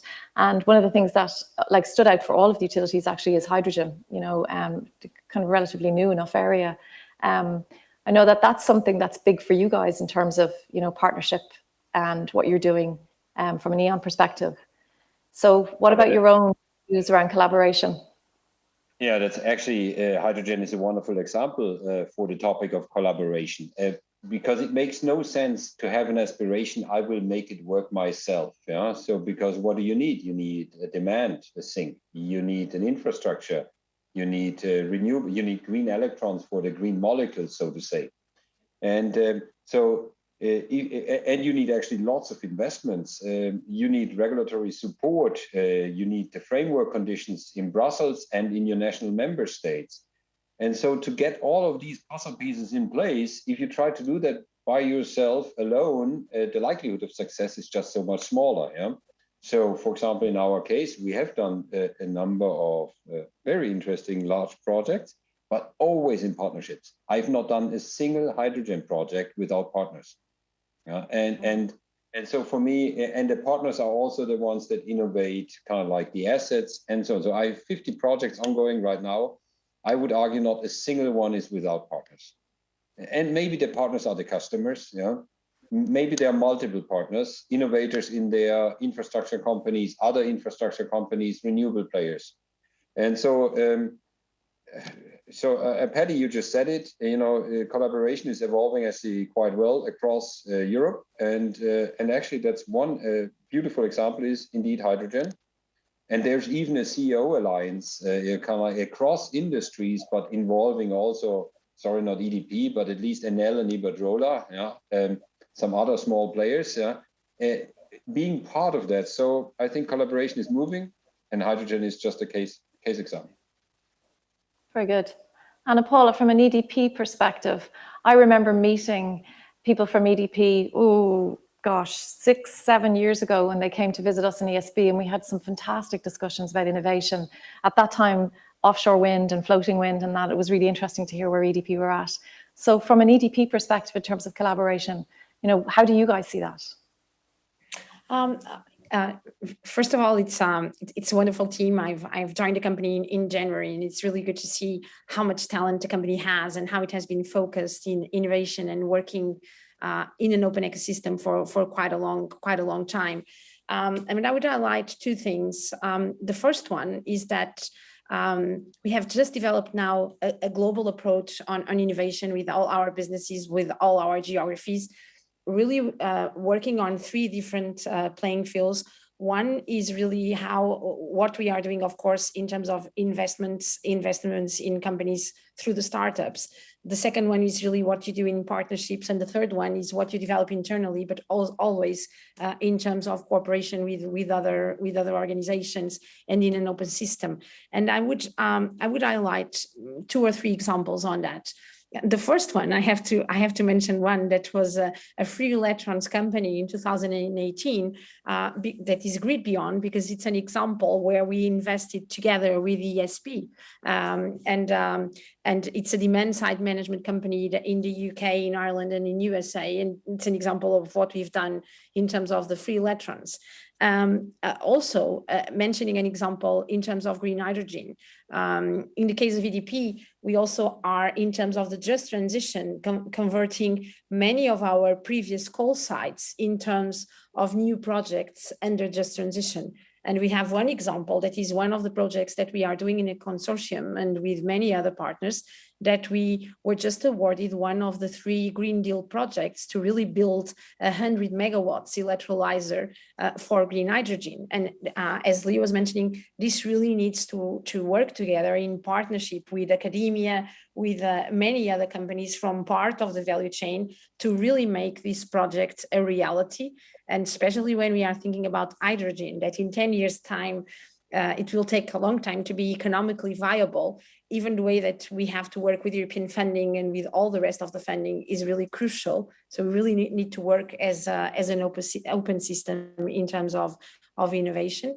And we have a lot of good examples of what we have done. And it's really important, first of all, in terms of the program, to really scale up and to really have impact. And as it was mentioned before, to have less pilots, but to have the ability to produce impact, because the challenges that we are facing right now really requires our ability to scale up and to produce impact. And we really believe that free electrons is a good example of the type of collaboration that we can have, because we have utilities and startups from so many geographies, and we have more than 800 applications for more than 70 countries. And this is a great example of how can we work together to produce more scale and more impact.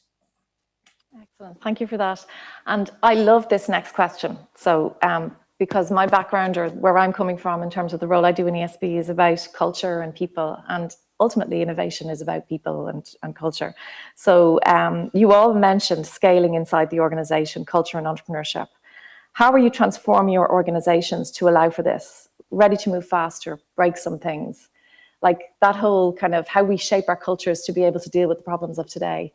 I'm going to start with Leo on that one and ask you, what's happening in E.ON? What's the cultural revolution or evolution that's happening there?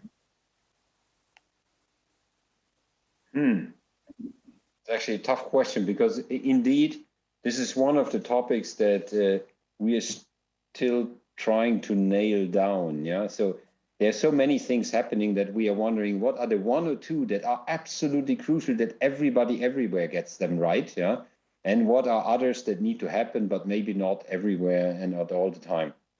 But what I think the real cultural revolution is maybe that we need to actually adapt to completely different time scales. And I'm just going to share a beautiful story. You've clearly seen the catastrophic events which we had in Germany with the flood, which was actually mostly our network area. So most of the grids affected, the areas affected were actually E.ON grids. And we have been overall absolutely marvelous in the speed at which we have been able to recover from that catastrophe. And that was only because we were actually using loads of digital tools which we didn't even have remotely. 5 years ago, this would have been a disaster which would have taken us twice the time, 3 times the time.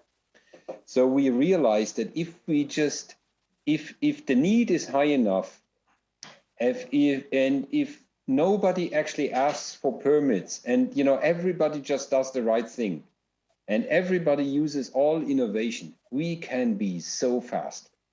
And then we asked ourselves, we were wondering about our speed ourselves, and then we were actually asking ourselves, what if we could do only half of that in our day-to-day business, even without a catastrophe?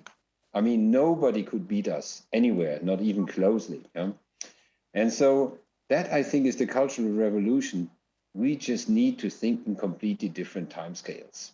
And that also the pandemic, I mean, everybody says it now, it's two years of digitization in 2 months. Yeah. So there are multiple quotes like that.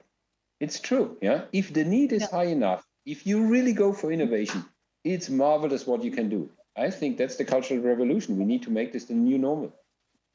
And there's a big red clock ticking in front of me here telling me that I have 45 seconds left. So I think what I was hearing there from you, Leo, was that connected sense of purpose, and all focused on the thing that we have to do.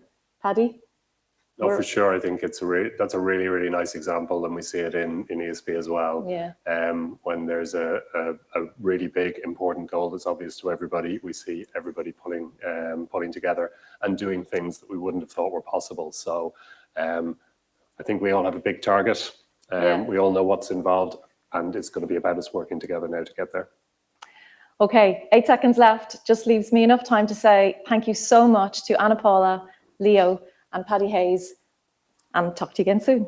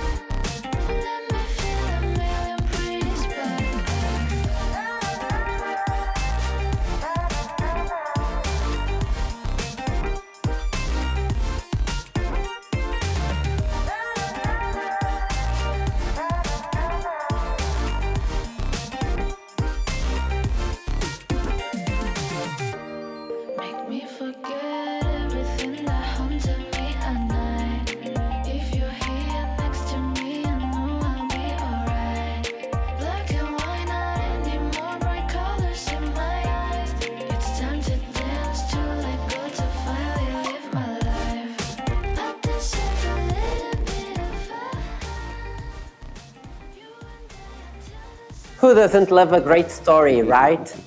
It was amazing to see the sessions that we had this half day of Free Electrons 2021 Open Day. And a special thanks to Paddy Hayes, to Ana Paula Marques and Leonard Binbao for this amazing C-suite panel to really understand how transition is working in the energy sector and what are these utilities doing in this path of sustainability. And with this, I really wanted to thank all the speakers that we had during this first half of this open day that joined us in Futureland one way or the other, physically or virtually. They were all in Futureland. So it has been great to hear about energy transition, green recovery, the role that innovation plays in the sector. And it was interesting to see that if I had to pick the words that were more told by our speakers, probably innovation, collaboration would stand out. So it's really amazing to see how this has been playing a role in the energy sector. And I guess now it's time for a break. Everyone deserves a break, right, Manuel? That's right. Now it is time for a break, and we'll see you in 3 hours for our next session, the Alumni Success Stories, where we will have the opportunity to hear from different utilities and startups about the work they've been doing together in Free Electrons. So take a breather, get up, get some food, and we'll see you back in 3 hours. See you there. See you.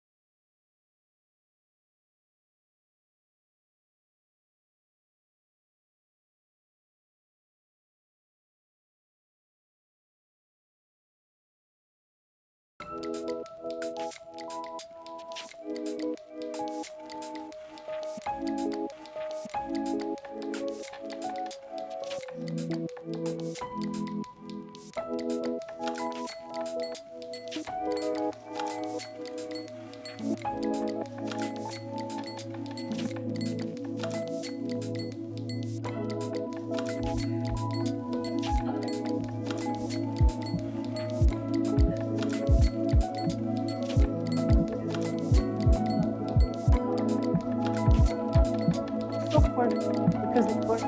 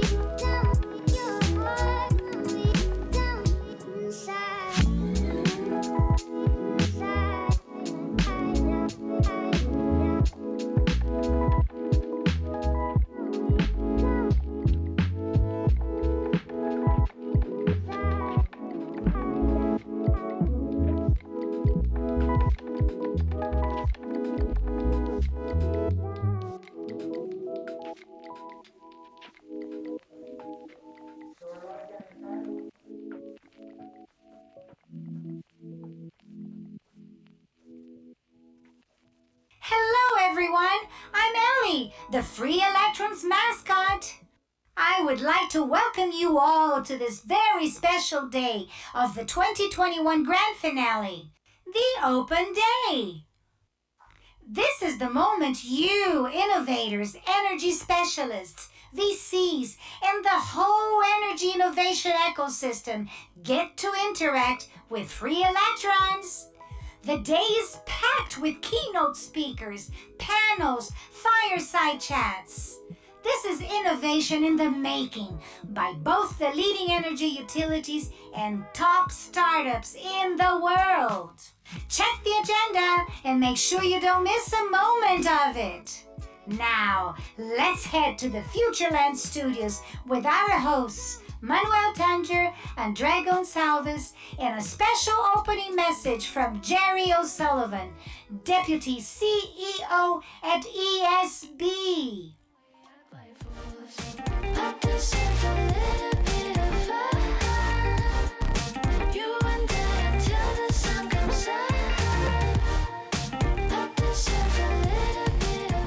Hello everyone. Welcome back to Free Electrons 2021 Open Day. We hope you've enjoyed this break.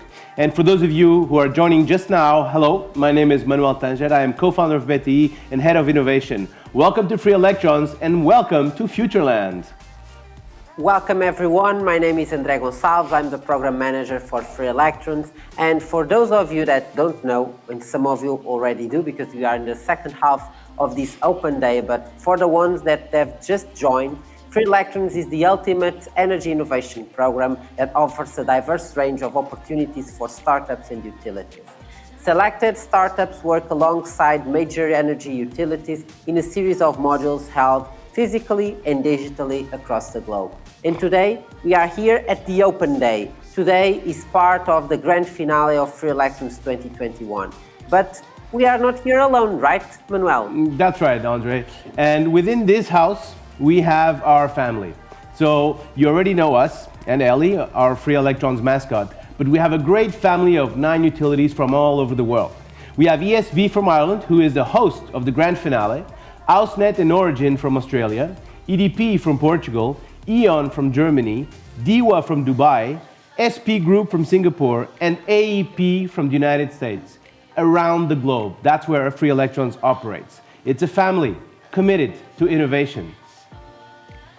Well, now that presentations are done, and also including all the startups that are part of this 2021 cohort, the 15 startups that are doing the magic with the utilities that are part of the program, it's time now for a welcoming message from a special guest, Jerry O'Sullivan, Deputy CEO of ESB. Let's have a look.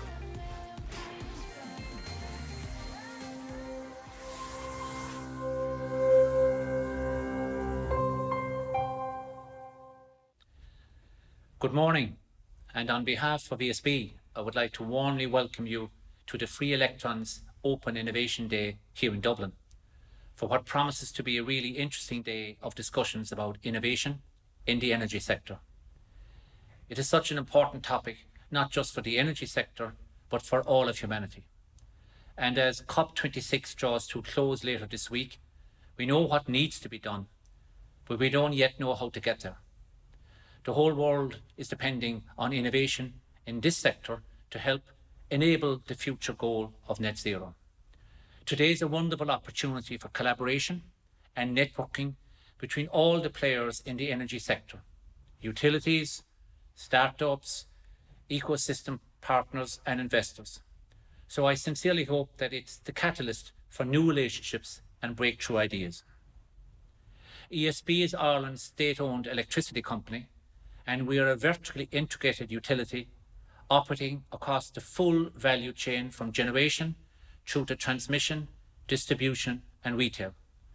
We also have an international business which has operated in more than 120 countries across the world. ESB was established nearly 100 years ago, and since then we've continually adapted to innovating to meet the challenges facing society. Originally, ESB was set up to manage the Shannon hydroelectric scheme at Ardnacrusha, the largest hydro scheme in the world, until the Hoover Dam was built almost a decade later. Throughout its history, ESB has never shied away from taking on the big, audacious goals that have the potential to transform society. Innovation has been a constant theme, from the rural electrification programme, which brought electricity to every corner of Ireland from the 1940s to the 70s, through to being the first country in the world to roll out a full national EV charging infrastructure. We've always been motivated by our purpose to create a brighter future for the customers and communities we serve. This is the same spirit behind our ambition today to tackle climate change head-on and working with communities and partners deliver a net zero energy future. So we know we can't do this alone. We know that innovation comes from collaboration, from customer insights, from people with ideas sparking off of one another. We know that we are part of a much wider ecosystem and that the challenges we face here in Ireland are replicated all over the world. Free Electrons is a great example of what happens when people looking for solutions to shared problems come together, network and find a good idea. We in ESB, along with colleagues from 8 other utility partners from around the world, American Electric Power, AusNet Services, China Light and Power, DEWA, EDP, E.ON, Origin Energy and Singapore Power Group, we saw that the opportunity to pool resources to discover and work with the best energy startups in the world. As you know, it's one thing to come up with a good idea, but it's another matter to make it a reality in the business world. The enduring commitment of each one of our utility partners has been instrumental in making this programme a success. And we as utilities recognise that we needed to change, be more agile, deliver at a faster pace, and learn from startups, trialling lots of new ideas. Likewise, the extent to which startups and entrepreneurs have engaged with the programme has been critical. The ideas they bring to the table, their willingness to listen to feedback, and their flexibility in adapting to the needs of the industry are what sustains the programme. So far, 3,100 startups from almost 100 countries have applied to be part of the programme, and 160 of them have made it to the boot camps and accelerator programme. Sincere congratulations to the 15 startups who were selected to participate in this year's programme. Remember that you were selected out of 780 startups who applied this year, all working at the cutting edge of energy innovation. That's no mean feat, and we hope that regardless of whether you walk away with the top prize or not tomorrow, that you're able to build on the experience, the relationships, and the insights from this programme to drive your company forward and achieve your own purpose. I'm very much looking forward to hearing from the lineup of speakers and panellists at today's Open Innovation Day.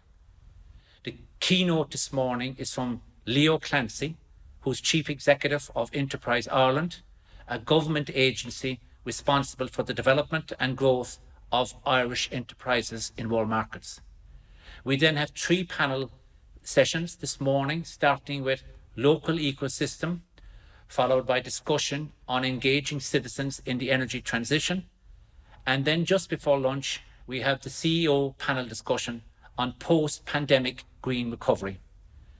This afternoon, we have 3 more segments, starting with the alumni success stories at 3 p.m, followed by intimate fireside interviews with industry leaders at 4 p.m.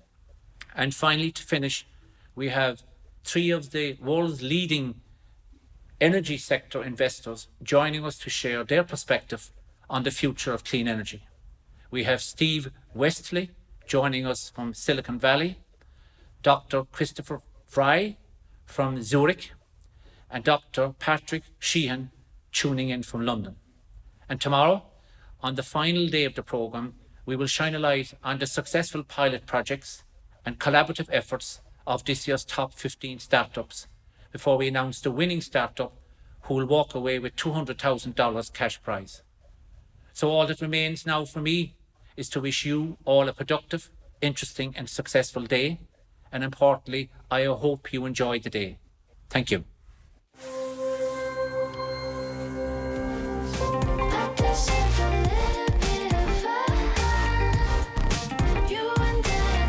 Thank you, Jerry, for those kind words. And yes, our agenda is super exciting. This morning we had an amazing set of panels and insights coming your way, which you will be able to access online very shortly.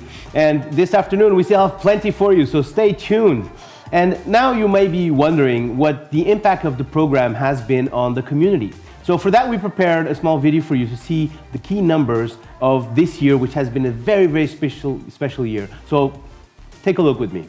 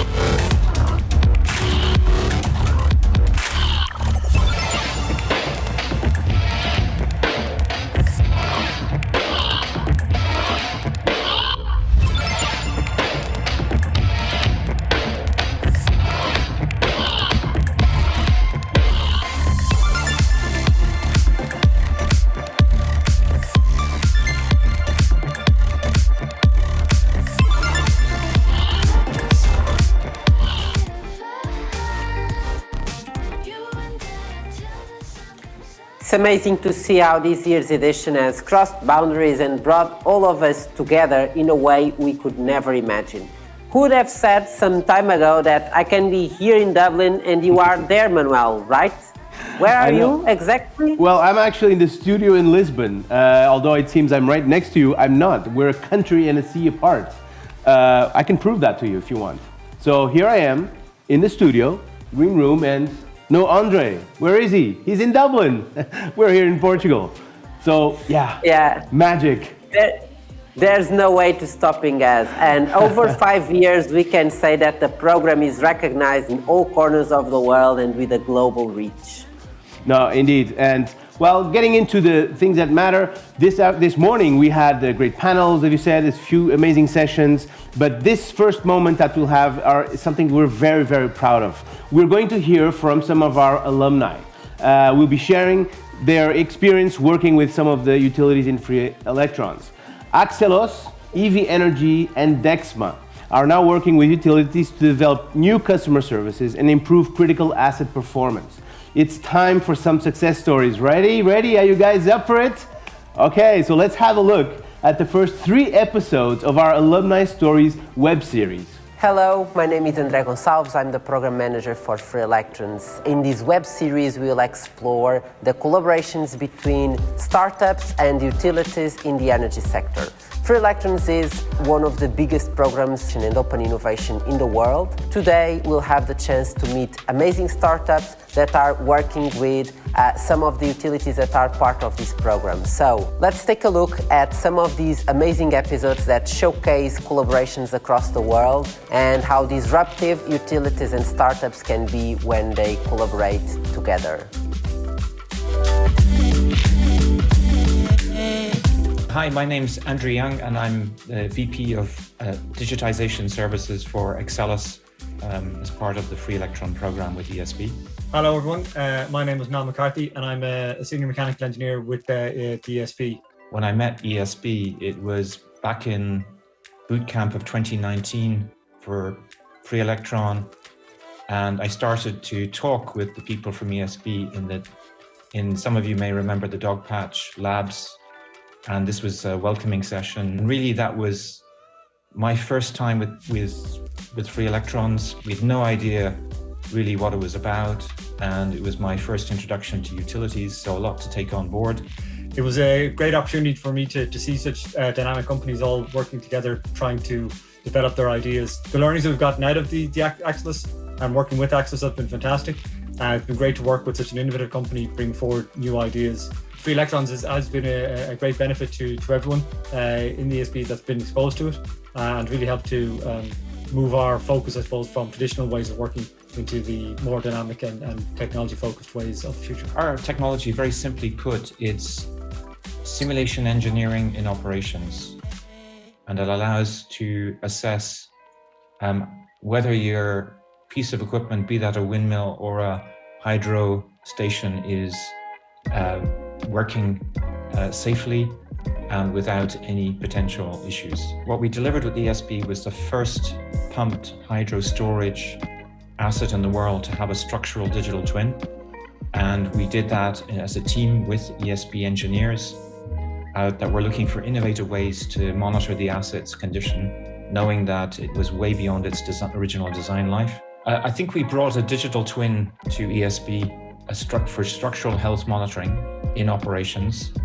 And that's the basis for them to extend the life of the structural life of that particular asset, which was Turlock Hill Pump Storage Station. I think particularly the main concern was safety initially for people and equipment.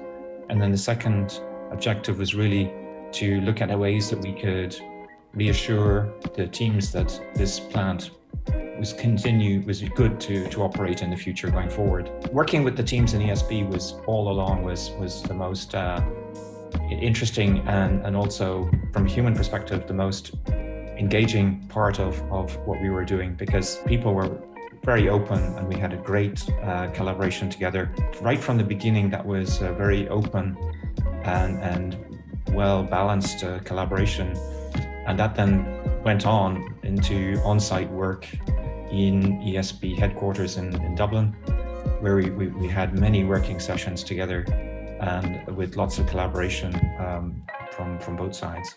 So that was a very, very constructive process. This isolated project shows how the value of the simulation engineering technology for the generation side of the business, and that we think that if you're able to scale that across assets, all your asset in the generation side, you can really make a significant difference to the bottom line. So we're giving much more vision on what's actually needed to be done.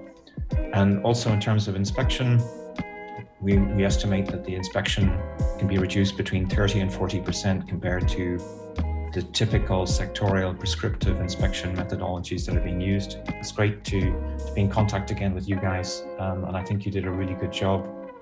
I was really impressed with how you managed it and all the aspects of it.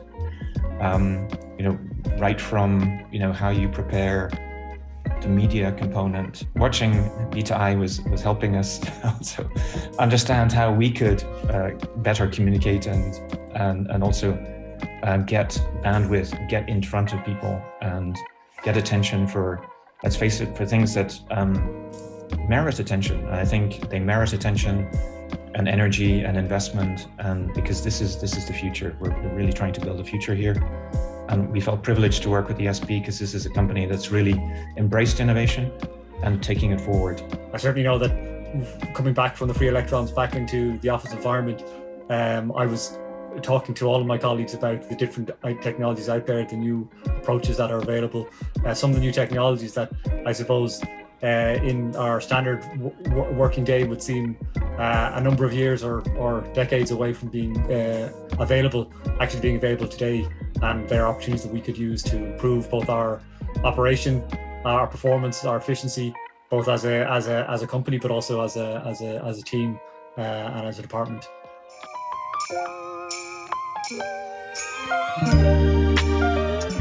Hi, my name is Marcus Longshay. I'm the head of product here at CLP Smart Energy Connect. My name is Miguel, and I've been an innovation manager for Dexma for 5 years. And today I'm here to tell you a little bit more about our collaboration with CLP and the good experience that we've had together.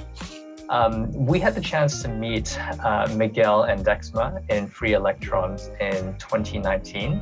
And since then, we've had the chance to work very closely with them on some customer projects. And so even though we met in 2019, it wasn't sort of product love at first sight. But we were able to stay in touch with Miguel, I think roughly having quarterly calls just to check in and see what we were working on, what they were working on. And eventually something did click. Exactly. So it was just almost 2 years after starting our conversations, after Free Electrons 2019, that we got the chance to identify the right fit between one of our products, Dexma Analyze, the monitoring system, and the needs of the Hong Kong market. It was great to have the opportunity to visit Hong Kong back in 2019 because we were able to meet the CLP team in person and as well the ecosystem of the innovation world in Hong Kong. And it was great to have the opportunity to start working on that previous project that we have defined 2 years ago in 2021. So eventually the opportunity came across our desk to work with Dexma, because a customer approached us with a problem that they had. And when we looked at what we currently had in our portfolio of solutions, we didn't have anything to address it. But we did remember that Dexma had something. One of their products did address that, and it was about visualizing energy data and being able to create baselines of energy savings. And so it was great to be able to, know Miguel, know his team, know Dexma, and be able to respond quickly to deliver something to the customer. Well, I think with Free Electrons, one of the best parts is that, that the startup is already semi-screened. And so there are many innovative companies out there. And so I think to get through the Free Electrons process already says a lot, not just about how innovative the startup is, but operationally, organizationally, are they set up to participate in something like this? I think when you're bringing these two sides together, giving them a context to actually get to know each other through Free Electrons, not talking about commercial terms or anything, but being in the same room together to know each other is vastly superior than just having cold calls and taking pitches. Everybody having the same mindset of KPIs to deliver a tangible outcome. It just sets the tone well for this type of interaction. I think that's something that we did really see Dexma be able to do, is to organize quickly, both from like support side. Commercially, I think they understood that we were trying to get the product into market, and they worked with us on that side as well. And in our case, I think one of the main value propositions was the easy to connect data from the end customer through our API and through our hardware neutral approach. As well, the fact to be cloud-based in order to ensure a seamless access to our platform, very secure, very scalable, and as well the possibility of using AI-based technology for forecasting, for automatic identification of anomalies, and then making the end customer saving time in energy reporting, visualization, and analysis to identify potential energy savings and to do the measurement and validation of the energy efficiency retrofits implemented by the CLP team. Yeah, so well, Free Electrons gave us the opportunity to be in touch with 10 out of the largest and most importantly, most innovative utilities across the world. One of the key benefits of collaborating with CLP is that we don't feel as another technological provider of big company. We feel treated like special provider. They understand that we are a startup, so they make things very easy for us in terms of decision process, in terms of flexibility during the conversation. And I think I have the feeling that they do that because the innovation team is kind of a startup within the CLP team somehow, right? So they understand very well our situation, and that's why the conversation is so easy, so agile, and so flexible. And this is great when start collaborating between a startup and a large corporation as CLP. Hi, my name is Ratnanella Patti, and I'm the Innovation Pipeline Manager at ESB. So without further ado, let me introduce you to Chris Mooney, Manager, New Business and Markets, who has been instrumental in getting this initiative signed in ESB, and Nick Woolley, of course, CEO, EV Energy. Welcome, guys. Welcome you both. Great to be here. Thanks, Ratna. Great to be here. We put the customer at the heart of everything that we do. So I think we have a similar kind of an ethos to EV.Energy. So at the moment, like I said, we're installing hardware for customers and we're selling tariffs. I think this is kind of a logical next step to be able to offer a service like this to customers. So it provides customers with the opportunity to have visibility of their charging and control over it, which is very important to us as well. So customers are able to optimize for the cheapest possible electricity and also for the greenest electricity as well. Again, which are two very important things to ESB as a business.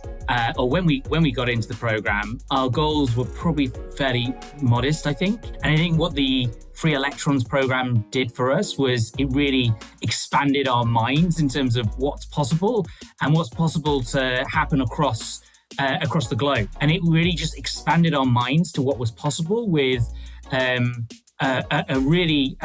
software platform, but then also the privileged market that we're working in, which is the electric vehicle space, that's growing rapidly all around us. And so I think the biggest thing that we really changed was our outlook and our desire and willingness to want to do business in multiple places in the world. So we did a technical pilot with the guys back starting in 2019. So that was a small cohort of customers, basically just looking at the technology. So that went really well. We did speak to those customers, asked for their feedback on the product, which kind of was the main reason why we decided we would now proceed with a commercial trial.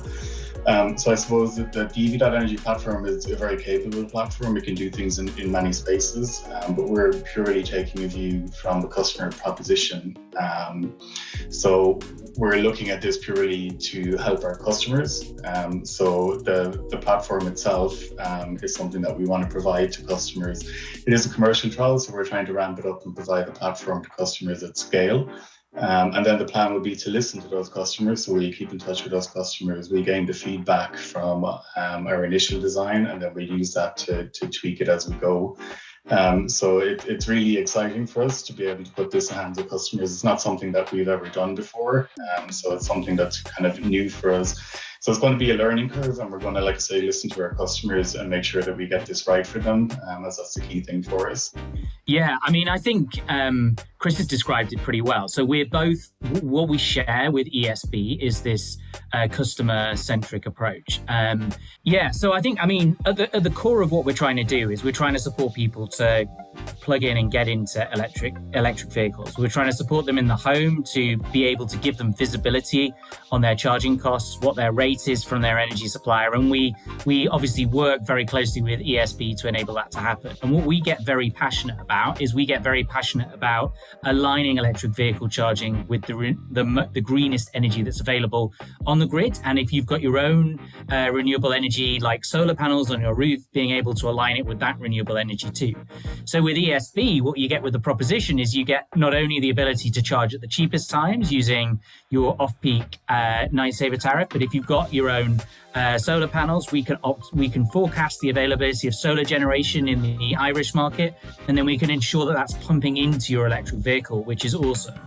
And so I think, what's great about this partnership is we're just so aligned on what we're trying to achieve. We're trying to get more electrified transport. We're trying to decarbonize the energy system, and we're trying to do the right thing for drivers, because if we do the right thing for drivers, then this proposition will just scale across both the Irish and the United Kingdom markets.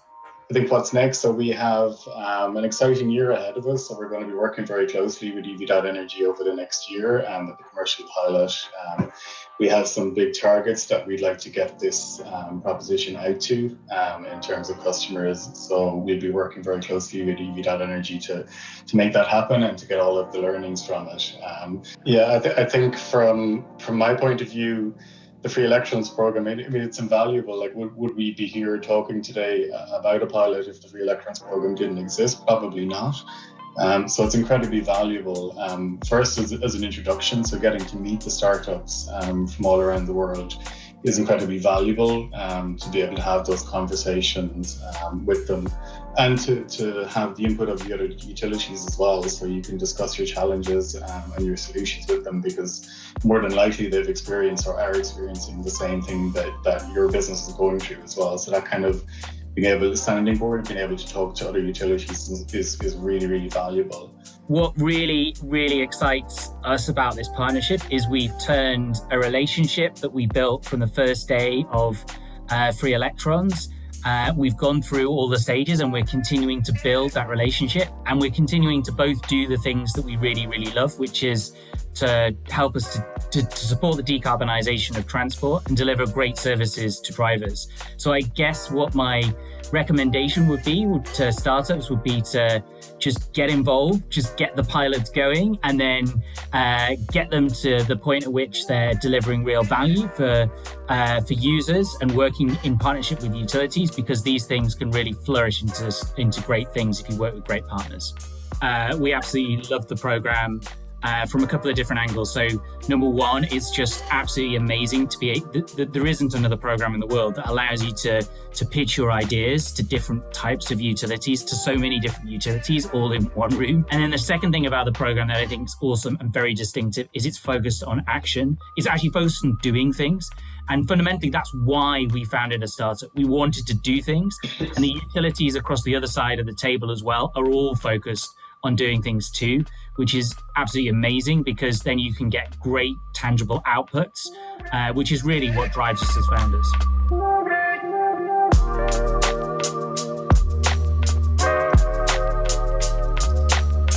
This was another story of Free Electrons, and as you have seen in this episode, there is only one purpose here: to create, design and transform the future together. So see you in the next episode.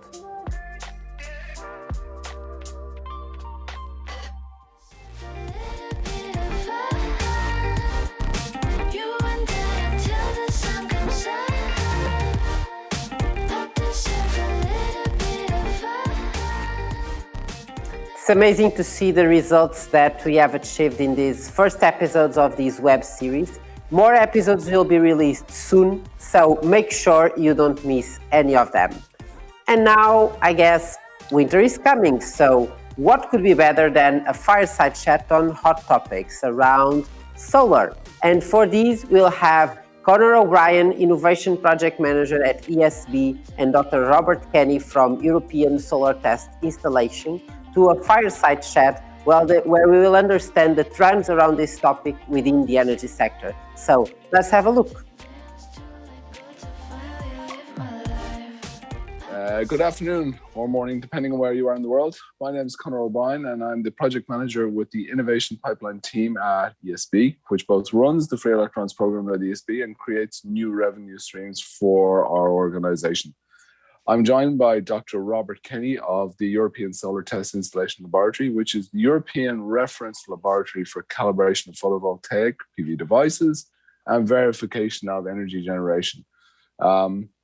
Robert holds a bachelor's degree in electronic engineering and his PhD for research in the field of fiber optics. In addition, Robert is the EU PV Solar Energy Conference's technical program chair and one of the key organizers of this annual event, which is the largest solar PV conference in Europe. Welcome, Robert. Hi, thanks a lot, Conor, and welcome to everybody else that's listening and watching.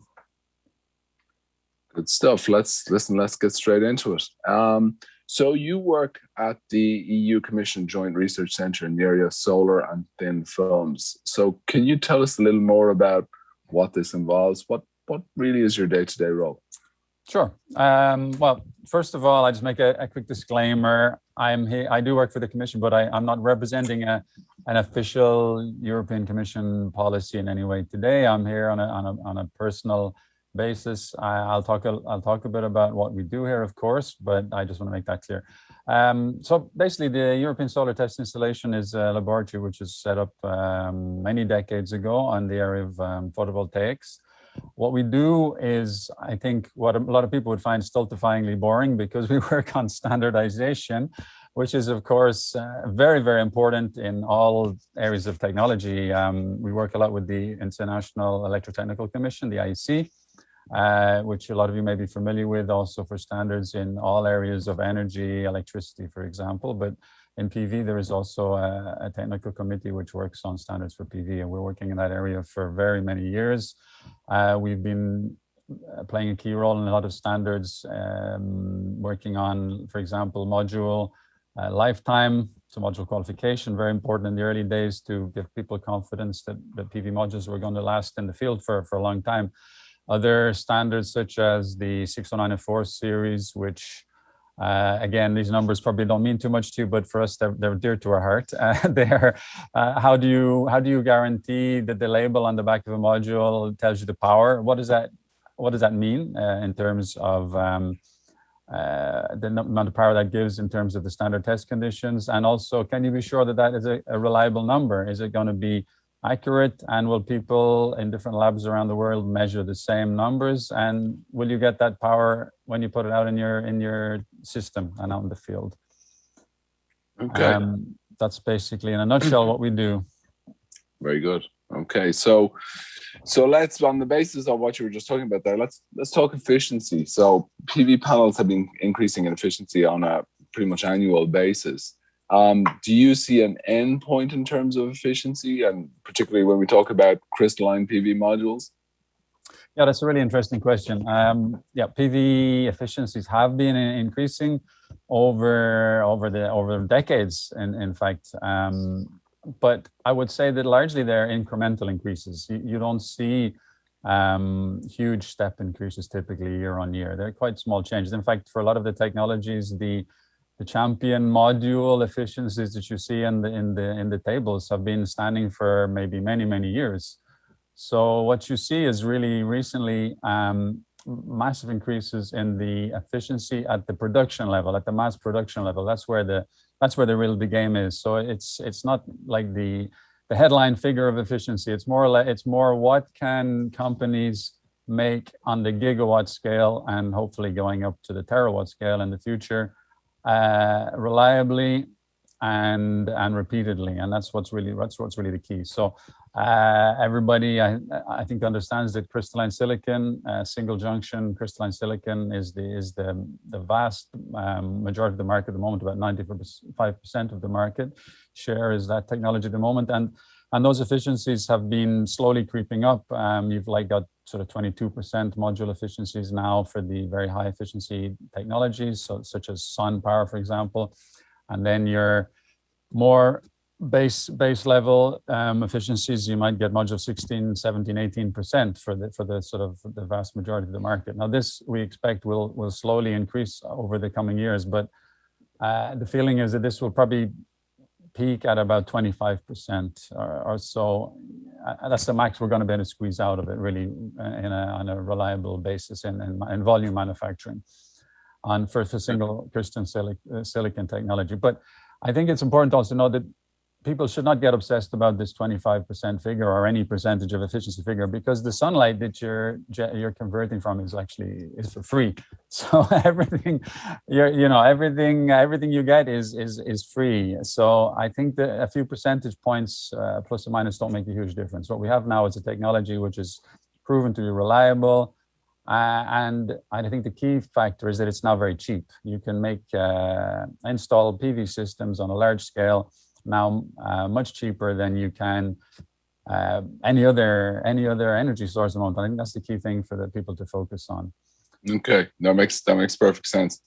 So on that basis, so having talked about crystalline silicon PV, is there anything sort of new tech that you have seen both through, the UPVSec conference or through the commission that is coming down the line that will help improve either the efficiency or there's something kind of brand new out of left field?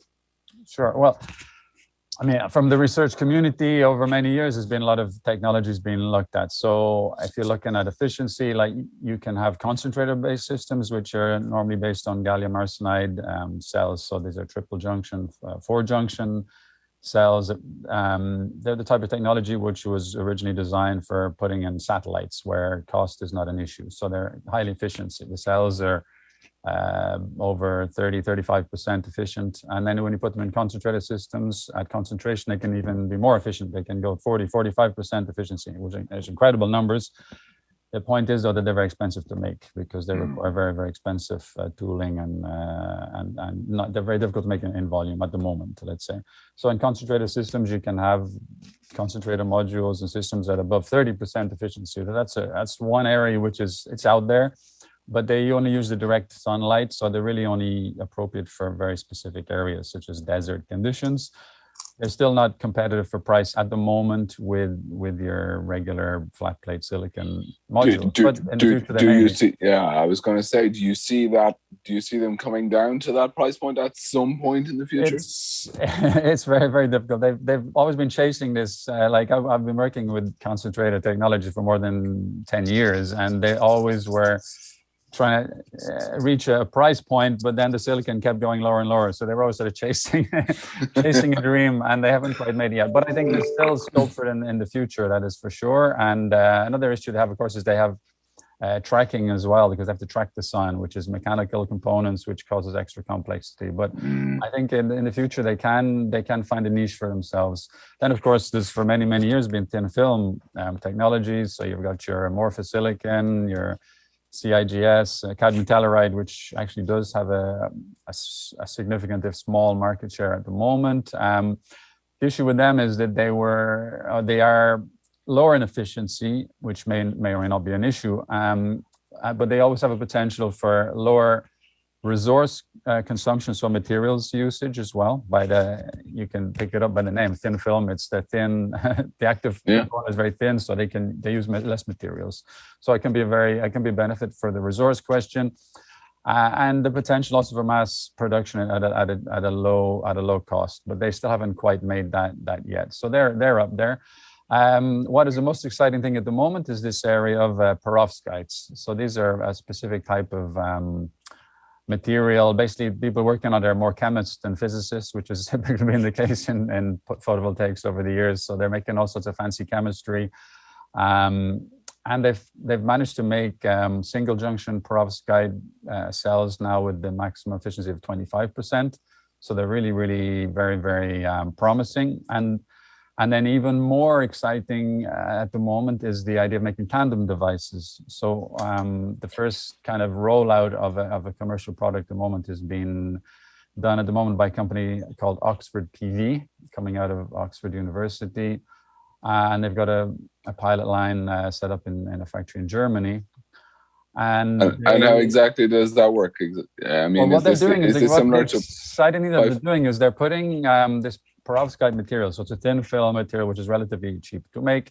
There are issues about it regarding the stability, for example, to still to be dealt with, but they're relatively cheap to make. And what they're doing is they're piggybacking on existing single junction crystalline silicon technology. So you coat the surface of a sort of almost regular silicon cell with this fancy material. You make a tandem device, which is basically a 2-junction device, which can use more of the solar spectrum and give you higher efficiencies.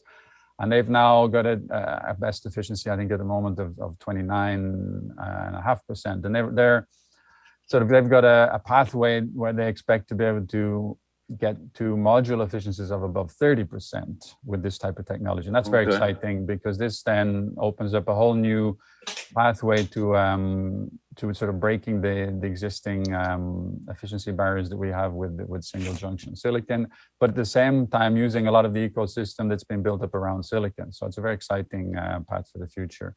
But we're probably talking about the next 5 or 10 years before this really becomes becomes a big thing. It's still early days. That's been really good. Okay, so listen, we'll move on to a slightly different area. I noticed that back in July, the European Commission basically adopted a set of proposals to make EU's climate, energy and transport taxation policies fit for reducing net greenhouse gas emissions by at least 55% by 2030. So that's compared to the 1990 levels, and the aim for net zero by 2050. So can you give us a very brief outline of that's what's colloquially known as the Green Deal? Can you tell us about the Green Deal in brief terms, and then basically how PV fits into that equation? Sure. Well, I'll just go back a little bit in time. I think it's important to note that Europe has been a leader in climate issues and also renewable energy issues going back for many decades. So it was a driver in the research for solar and also wind. Wind power is also a very important part of this future climate neutrality. And I think a shout has to go out to Germany for their massive support to the PV industry with their rooftop schemes going back to the early days, and they've really been a big driver in getting the whole PV kicked off. As we say, the Germans bought the expensive solar, so the rest of the world could have the cheap stuff.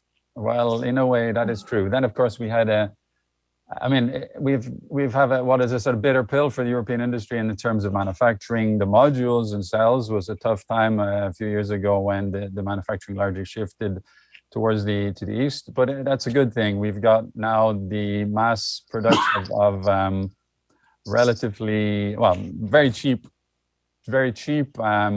solar panels, which can be used all over the world.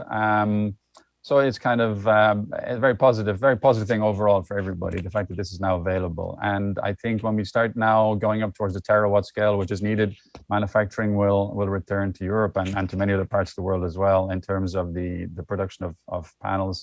It's still very important in the European side for the tooling. So a lot of the equipment that's used to manufacture modules and cells is coming out of Europe as well. It's important to note.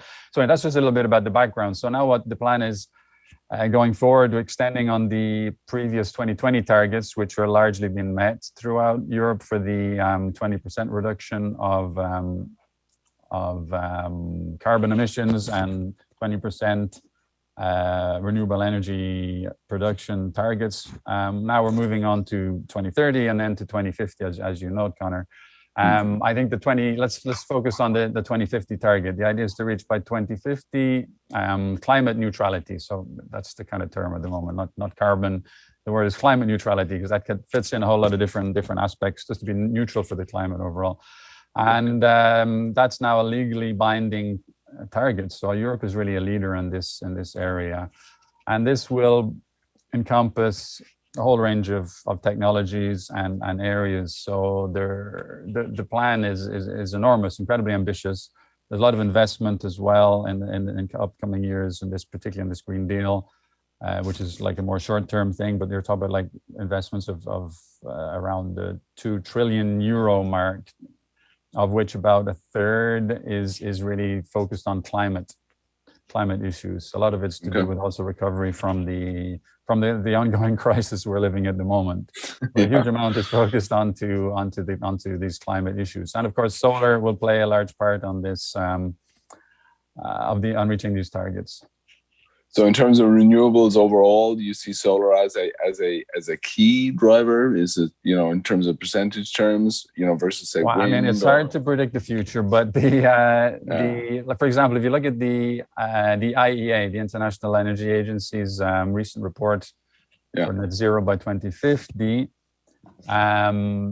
they've, I have to say, typically been a little bit renewable skeptic in previous years, but in this recent report, they're highly positive regarding this renewable future that we have, and they think we can reach climate neutrality by 2050. And in their predictions, solar is going to be the largest single source of energy on a world basis, the single largest renewable source and the single largest outright.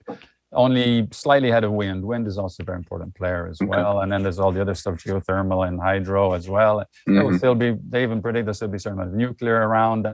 as well. And but the main idea is to really get rid of carbon intensive sources of energy overall. Okay, so finally we'll turn to the EU PVSEC, so EU PV Solar Energy Conference. So you are the EU PVSEC technical chair. So can you tell us about the role that the conference itself plays in promoting PV to sort of installers, end users, actually getting stuff on roofs, on ground-mounted, setups? Sure. Well, I think it feeds back a little bit to what I said earlier, that Europe has been one of the leaders in the research of PV going back several decades, and the Commission was a supporter of this conference, the European PV Conference, since its inception, going back a long time, back into the several decades ago, and we've typically provided the chairship, I should rather say, of the scientific committee for the conference, which is an important role, which just makes sure that the conference has a well-balanced technical program selected from the best abstracts, etc. And I've been doing this role now since the last 4 years. And the conference brings together a whole range of different researchers looking from areas ranging from innovative technologies to manufacturing, to systems installation, system design, and then also right through to financial issues, markets, and policy as well. Policy is very important, and social acceptance, getting the population of the world on board as well in this whole area. And I think the conference has been a very important player in this. And while I'm on the topic of the conference, I'll just mention as well, do a little plug for the conference next year. The conference next year will be in September in Milan. It is going to be the World Conference. So every 4 years, the three major regional conferences, which are the American one, the Asian one, and the European one, get together and they do what is called the World Conference on Photovoltaic Electricity Conversion. So in September next year, it's going to be the WCPEC number 8. And I, again, will also be the technical program chair for this conference, together with some colleagues from Japan, Shuzi Hayase, and Arno Smets, who represents the IEEE American conference. And I think we're really very excited about the possibility for World Conference now, considering the fact that I think at the world scale, people really recognize the importance of going sustainable and the future of renewable energies for the sake of everybody. And I think it's a really exciting time to be working in this field. Awesome. Well, listen, that Robert, that's been really fantastic sort of overview of solar from your perspective. I wanted to thank you again for participating in Free Electrons 2021, and thank you very much. Well, it's a pleasure. I think your program here that you're operating is a really great one, and I'm very pleased to have taken part. Thank you very much. Thank you.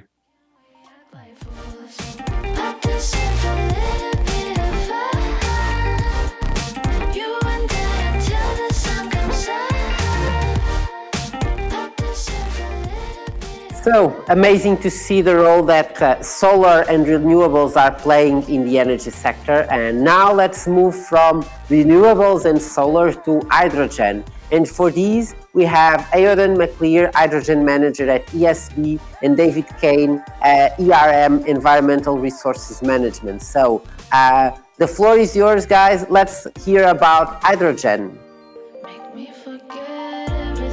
Hi, everyone. My name is Aodhan McLear from the ESB, and I'm joined here today to interview David Kane from a company called ERM, which are working on a really innovative, exciting project that could be the game changer in the energy transition. The Dolphin project is about bringing together the two most excited and talked about elements of the energy transition, namely floating offshore wind and also hydrogen production in a very unique, integrated, innovative system. So David, firstly, what exactly is floating offshore wind turbines and why are they so important? Yeah, hi, and thanks for inviting me along. So, floating offshore wind turbines are what they say they are. They're offshore wind turbines that are floating. But importantly, what that means is it means that you can go into areas of deep water, which are more challenging for fixed bottom offshore wind. And those areas of deep water have some of the highest quality wind resources in the world. Northwest Europe is an area that's blessed with very high quality wind resources in deep water offshore locations, so North Sea out into the Atlantic, and other areas off the northwest coast of Europe. Brilliant. So look, David, I spend a lot of my time looking at hydrogen, but for everybody on the call watching the video, why are we using wind turbines to make this hydrogen gas, and like how does it fit into everything we're trying to do on the decarbonization journey? Sure. So, well, hydrogen is a green fuel. At its point of use, it emits no carbon, which makes it very interesting as a zero carbon product. It can also be made in a zero carbon way, using electrolysis of things like offshore floating wind turbines, which is what we're trying to do with Dolphin. And when we talk about moving to a net zero solution for the whole economy, yes, of course, zero carbon electricity has a big role to play, but there are some areas of the economy where it's challenging to decarbonize just using renewable electricity. And there are some properties of hydrogen that make it particularly interesting. It stores well, it transmits over long distances well through pipelines. So applications where there are storage or transmission constraints become quite appealing for hydrogen. Things like seasonal storage of energy for domestic heating, things like transportation in some vehicles, and also some applications in the chemical sector. Hydrogen becomes really interesting as a way to help those sectors of the economy to decarbonize. Thanks, David. So look, I suppose offshore wind turbines are complicated, making hydrogen is complicated, but you've pulled them all together in one project, in one prototype, and one pilot. It's a very complex thing. So like, why is it so important to do them both together in this really unique, innovative way?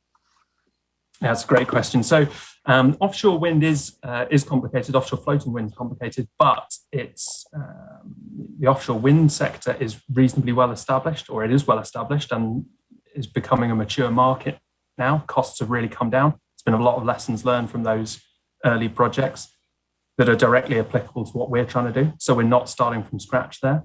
Similarly, with hydrogen production, there are a number of hydrogen productions going on. That's another market that's maturing. A lot of lessons learned over the past more than decade of these projects being developed. So we're not starting from scratch with those. But when it comes to producing hydrogen, we need for it to have a big role in a net zero society. It needs to be produced at large scale. It needs to be cost competitive. And it needs to be zero carbon is our thinking on this. So offshore wind turbines offer a route to very large scale production, and also locating wind turbines long distances from shore, you then have that transportation element coming into it. So converting the wind to hydrogen gives you an efficient way of getting that energy back to shore over long distances. So it unlocks that offshore floating wind potential. But then also the scale of offshore floating wind enables you to produce enough green hydrogen for it to be cost competitive and to make a material impact to decarbonising our society. So those two elements together are what we find really appealing about marrying up those technologies. What phase is the project at now, and when do you think it will be operational and even scalable for large scale commercial growth? Yeah, sure. So we've been developing the project for a number of years now. About 2.5 years ago, we received funding from UK government. So progress on the development really accelerated at that point. We've been through feasibility, we've been through concept select, we've been through front-end engineering design on a prototype. and we're now moving into the design of a commercial scale unit. So that's a 10 megawatt scale unit. We're looking for that to be operational from 2024. And in the late 2020s, we're looking to have multiple 100 megawatt fields appearing around the UK sort of area, UK and Ireland sort of area. Into the early 2030s, I think that's really where we get into gigawatt scale. So we're moving our way through the development journey, but we've very much got our eye on those 2050 targets, the 2050 commitments, but also the stepping stone commitments you need to get there, 2030, 2035, those kind of things. And we're looking to get up to scale quickly. Yeah, look, 10 megawatts to 2024 seems like a very close and a real reality, and something that will be a big part of the future. Look, thank you, David. I really appreciate your time here today. It's a brilliant project. I think people will be looking for more information. Where could you go to get that information? Yeah, so there's on our website, so the company running the project is ERM, and on our website at ermdolphin.erm.com, you can find out more about the project there. David, thank you. Thank you, everybody. Thank you very much. Goodbye.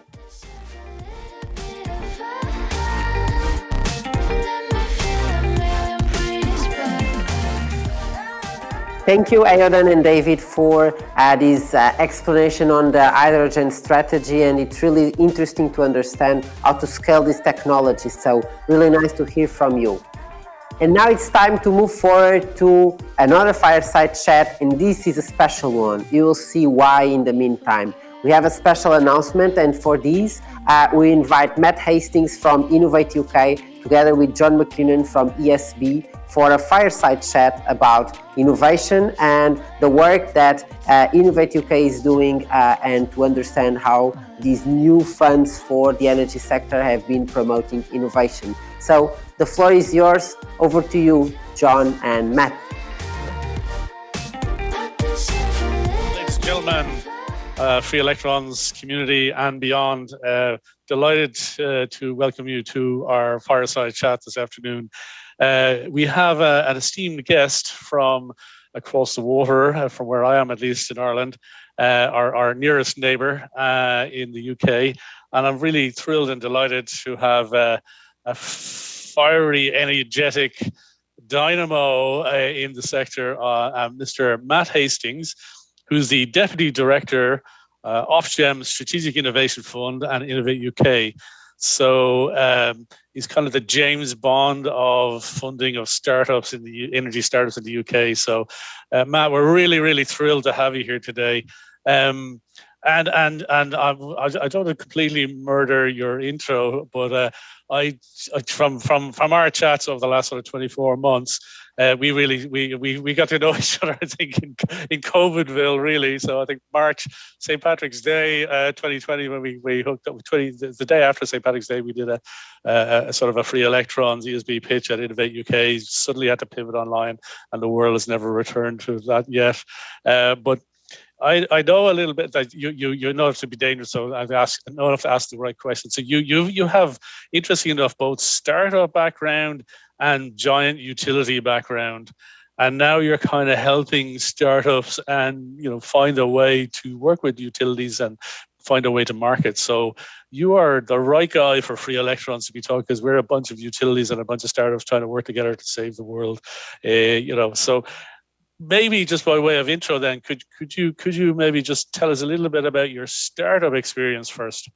Yeah, sure. Thank you, John. I'm really delighted to be here. I don't know if I can live up to that James Bond introduction, but I'll do my best. And unfortunately, don't have the good look, but hey ho. So my journey, I think, with startups started really early on in my career. So I left school when I was 16. Heavily dyslexic, so without any qualifications, but creative, I think is fair to say. So I started off really just testing the water, getting a wide variety of different experience so I could work out what it was that I wanted to do for a career. And I did all sorts of things. My first business was called A New Generation Limited. I thought as a sort of 16, 17-year-old, that could be a good place to start.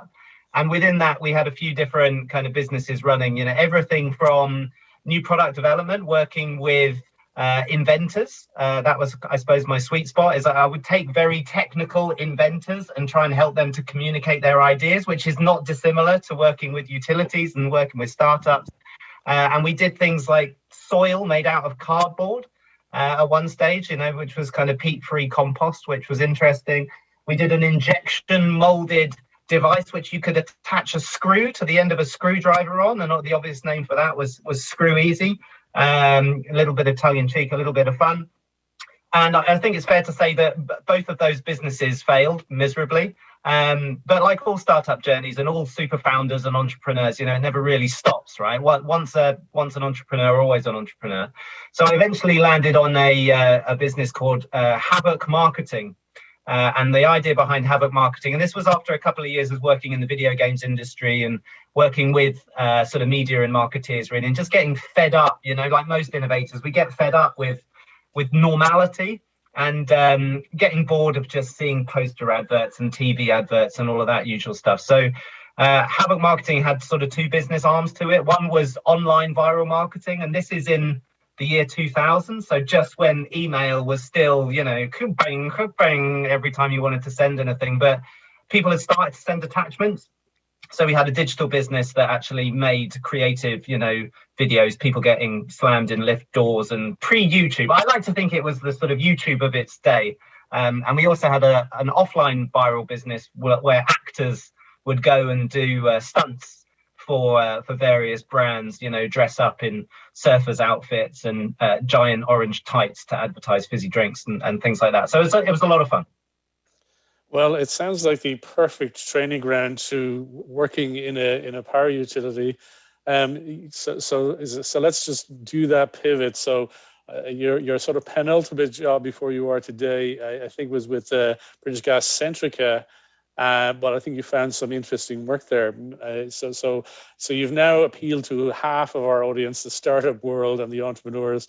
Now we're going to pivot to the other side, so the monster utility side. So how did you transition from, gaming and wacky stuff to we won't mention easy screw, that could be misinterpreted. So how do you pivot into the utility space, and how did that go for you?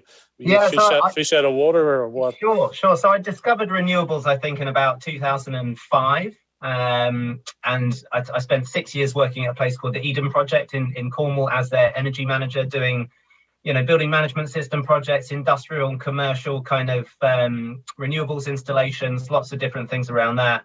And after working in a charity for 6 years, I sort of wanted to get into the deep end. So I started off in Centrica in 2014, working for British Gas in the energy efficiency part of the business. So really trying to work on energy services, where we're installing everything from sort of boilers to insulation, and really at the thick end of the sort of services businesses, working with real customers. And then I was just lucky, kind of at the right place at the right time, when Centrica made the decision to invest very heavily in a distributed energy and power business, which is now known as Centrica Business Solutions. And we were part of the Skunk Works. I think there were about 20 mavericks within the business at that stage who, luckily we were led by a very experienced entrepreneurial director within Centrica, who brought these 20 nutcases together and really had a kind of community of the willing. So we had a lot of freedom and flexibility to spin that business up. And, it turned into a business with significant balance sheet weight and over, several thousand people kind of globally, which was a great exercise to be involved in. And I suppose my specialism has always really been an interest in local energy systems and sort of smart systems and how we get heat, power, transport working. And I had this idea of a local energy market. Always been interested, from a sort of energy users or a distributed energy provider's perspective. The markets are immensely complex. As I'm sure most of the listeners know, or the startups know, trying to enter the energy industry. At that stage, National Grid had over 30 different ancillary services products, let alone, then how to navigate the balancing mechanism, the wholesale market, the retail market, and how to actually trade and make money from, all this different sort of flexibility kind of revenue. So the idea behind the local energy market was quite simple. How do we get sort of TSOs, and in this instance in the UK, the ESO, National Grid, the electricity system operator, to actually develop a new type of market mechanism working with DSOs. So instead of having another layer to the market when DSOs come in to command flexibility, we wanted to create a single market platform. And I'm proud to say that I think, we were in the UK at least the sort of first integrated local energy market where we had both national grid and a DNO procuring flexibility through a marketplace. So everything from sort of reserves and sort of utilization. So 3 month ahead, day ahead, intraday, really working on the weeds of how to get these market platforms kind of working effectively. So, we had a team of 20 developers, and there was nothing like trying to build something from scratch. I think I really sympathize with all the entrepreneurs here where, if you're working in Agile and you've got some experience of Lean and you don't have a defined, exact idea of where you're going to end up, I think for corporates, that can be sometimes a little bit scary. But I think my experience of a corporate was quite mixed. I think finding the right leader who had the kind of guts to say yes to something, I think was a really big step. And that's what, we love and I love about Free Electrons is, there's a community of the willing who are brave enough to say yes. But it's so often in utilities, people just say the line, you can just wait and cash out your pension. But actually finding people who are willing to take risks and experienced risk takers is just the most important thing to me about, the utilities of the future. So, yeah, that's just a little bit about the Centrical. Well, I'd say it's safe to say there's almost nothing in common between your startup geeky career and your utility career, except maybe you're a pioneer, and that pioneering spirit seems to hold through. So, so what is your current day job then? Yeah, so currently I'm working, I've got the best job in the world from my perspective. So I'm the Deputy Director of this Strategic Innovation Fund, which is a partnership between Innovate UK and Ofgem. And I think just to put a bit of context around who Innovate UK are and what we do. So, we're part of an organisation called UK Research and Innovation. We manage several £billion worth of government money basically to spend in a wide variety of different areas, from defence to robotics to space, and obviously we've got a very big energy practice. And we've been talking to Ofgem for a couple of years now. They have invested over £1 billion in network innovation, so electricity and gas transmission and distribution, as well as system operation led innovation. And it was just a great opportunity to take the learnings of what they've already done and redesign a program, taking on board all the lessons as well from Innovate UK's previous practice to do something which has never really been done before. So the Strategic Innovation Fund has got a number of different quite snazzy things about it. The first thing is it's challenge led. So every year we set 4 big strategic challenges. And the objectives of those challenges are really to try and make sure that we're at the bleeding edge of innovation. What do network users and consumers really need? And as you know, this industry changes so quickly, we've got to be able to keep up with it. So it's challenge-led and it's flexible. So that's the first thing. I think the second thing is a very lean program. So a bit like how Free Electrons gives away kind of relatively small grants, but then creates kind of big opportunities. Historically, network innovation used to sign some quite big checks. So, 10 to 30 million pound projects. And those big behemoth projects can be quite difficult to kind of manage and govern and ultimately commercialize. So we're delivering the program using a discovery, alpha and beta mechanism. So businesses partner with networks to do 150K discovery projects. They're 2 months long. You get to the end of your discovery and then you apply into an alpha project that can be 6 months long and up to 500K. And then if you're successful at alpha, then you can apply into your beta project. And that's where you can get 10, 20, 30, 40 million pounds plus and deliver a project that could be sort of 3 to 4 years. So we're de-risking a lot of that large scale investment. And then one sort of final thing just to add on to the end, John, if I may, is around the kind of commercialization side of things. So we are absolutely laser focused on commercialization, and having sort of worked on an innovation project within Centrica that did get sort of commercialized. It's a really tough journey for innovators to kind of go through that. So what we're trying to do is support innovators in that journey. So what that means in practice is innovation is often just ends up with a project report, goes on a kind of board somewhere and no one ever reads it, right? So we're working with the networks to help them to buy these innovations, and that requires innovation within the procurement system, but it also means really leveraging investors kind of globally to really get access into some of these businesses, support them on their journey and help them to grow and scale. And growth and scale is one of the sort of key objectives for our team on the Strategic Innovation Fund. And it's one of the reasons why we love the Free Electrons team, because you guys eat growth and scale for breakfast, right?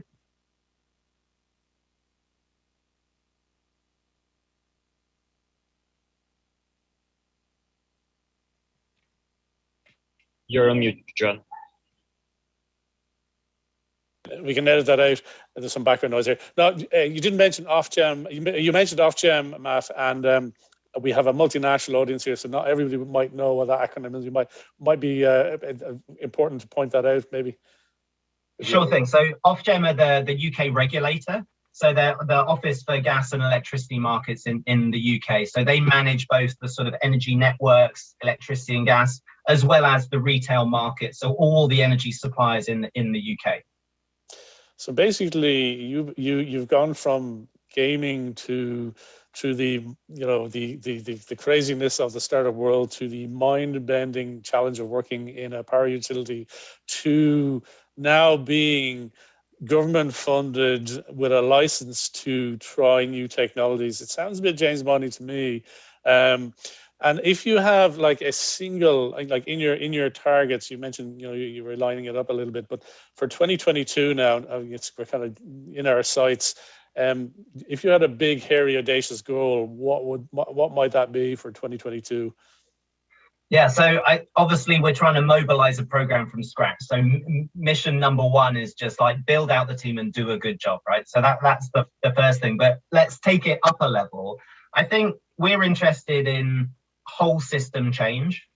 So, innovation funding has an ability to really be in the center of this energy system. And I suppose what I mean by that is we want to bring in investors, suppliers, networks, innovators, startups, scale-ups, consumers, all into this new kind of energy system of the future. I think one of the issues that we've got, and I'm sure it's the same for some of your sort of utilities colleagues, is there's a lot of silos which exist in this system at the moment. And a lot of the business models that we're seeing really cut across some of these silos, right? Whether it's kind of markets which interface with flexibility, service businesses, asset businesses, and the sort of system is out of kilter for where the kind of business models are heading. So in order to support businesses to grow and scale, we're really, really sort of mission critical focused on trying to get that energy system working much more joined up. And, our primary objective is to really deliver net zero at the lowest cost to UK consumers. That's kind of why we're here with Ofgem doing what we're doing. And when you look at the size and the scale of the net zero challenge, it's the mountain which gets steeper every day, right? So unless we get that industry systemic kind of change, it's going to be tough. Yeah, and look, in Free Electrons, obviously we have the channel to market and the expertise to onboard, our 9 partners around the world with 80 million customers. So it's a fantastic channel to market for startups. One-stop shop and away you go if you get it right. And we have obviously the startups. And probably that missing ingredient is, how do they get to, out of the garage to a point where they can do pilots with us? And actually, just a little bit after this session, we will have 3 of the world's premier league Hollywood Gold version of venture capitalists. We've Steve Wesley from the Valley. That's where we're kicking off at 5 p.m. because they don't get up too early over there. There's the time difference. We have Patrick Sheehan from UK, ETF Partners, and we have Mr. Fry from Emerald Ventures coming along to tell us how we can get these things funded. So we're very keen, I guess, to plug that gap as well. But in terms of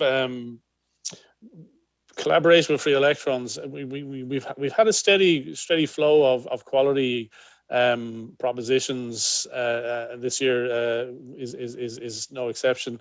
And in the past, actually, we've had some UK based winners. Actually, EV Energy being one, and Intelligence another one. So we notice, because of the market advancement in the UK, that there are a lot of companies, and your hallowed, esteemed colleges as well, attracting talent. So talent plus market opportunity, and maybe with UK Innovate driving it, seems to be working, and we'd very much like to work together. And in that regard, is it? Can you, in your mind, is there some way that maybe your plans for 2022 could somehow, your Venn diagram might overlap with the people in Free Electrons, perhaps? Yeah, absolutely. I think innovation's a team sport, right? And I think when we look across the world, we've all got the same challenges, whether it's decarbonisation, decentralisation, or digitalisation, whatever it may be. And ultimately, we need to work collaboratively together. Collaborations is what is the backbone of this net zero mountain, right? If we want to climb it at the speed that we need to.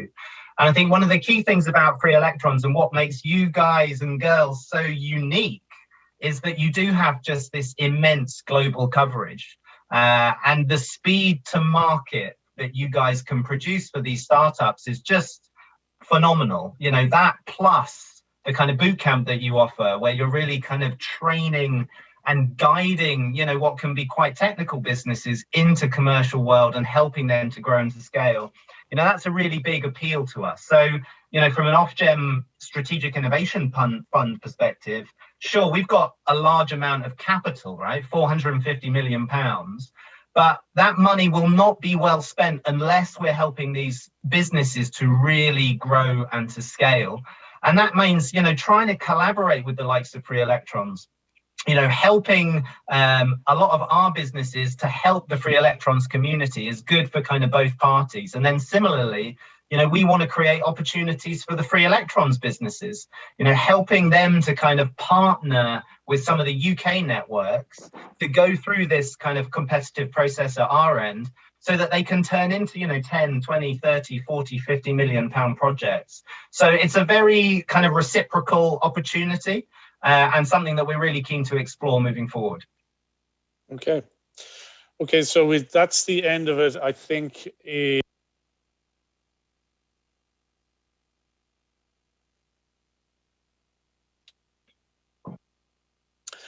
Okay, Matt, this is now the time where we might be able to share the cunning James Bond plan that we've been cooking in the background between the family of Free Electrons and Innovate UK.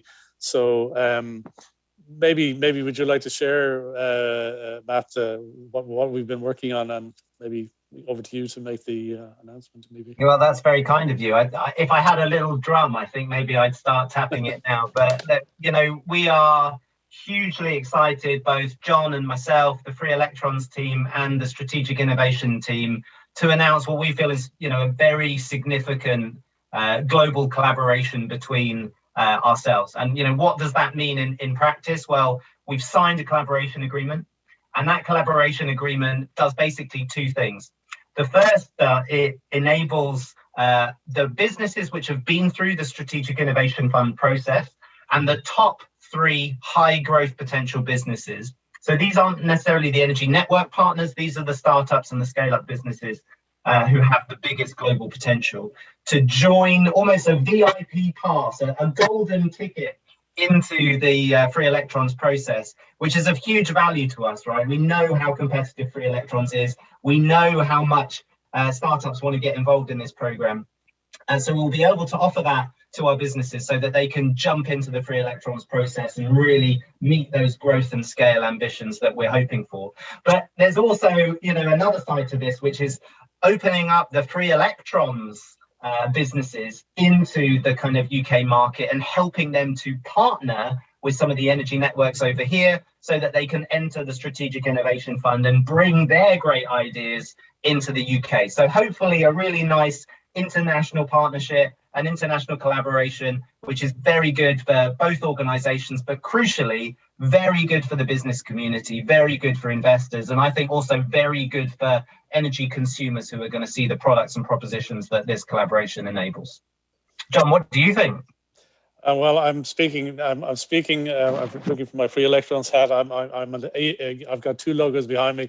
I work for ESB, but I think I'm speaking on behalf of the utility partnership of Free Electrons, and we're really thrilled and delighted. It was unanimous. Everybody, it was sort of no-brainer.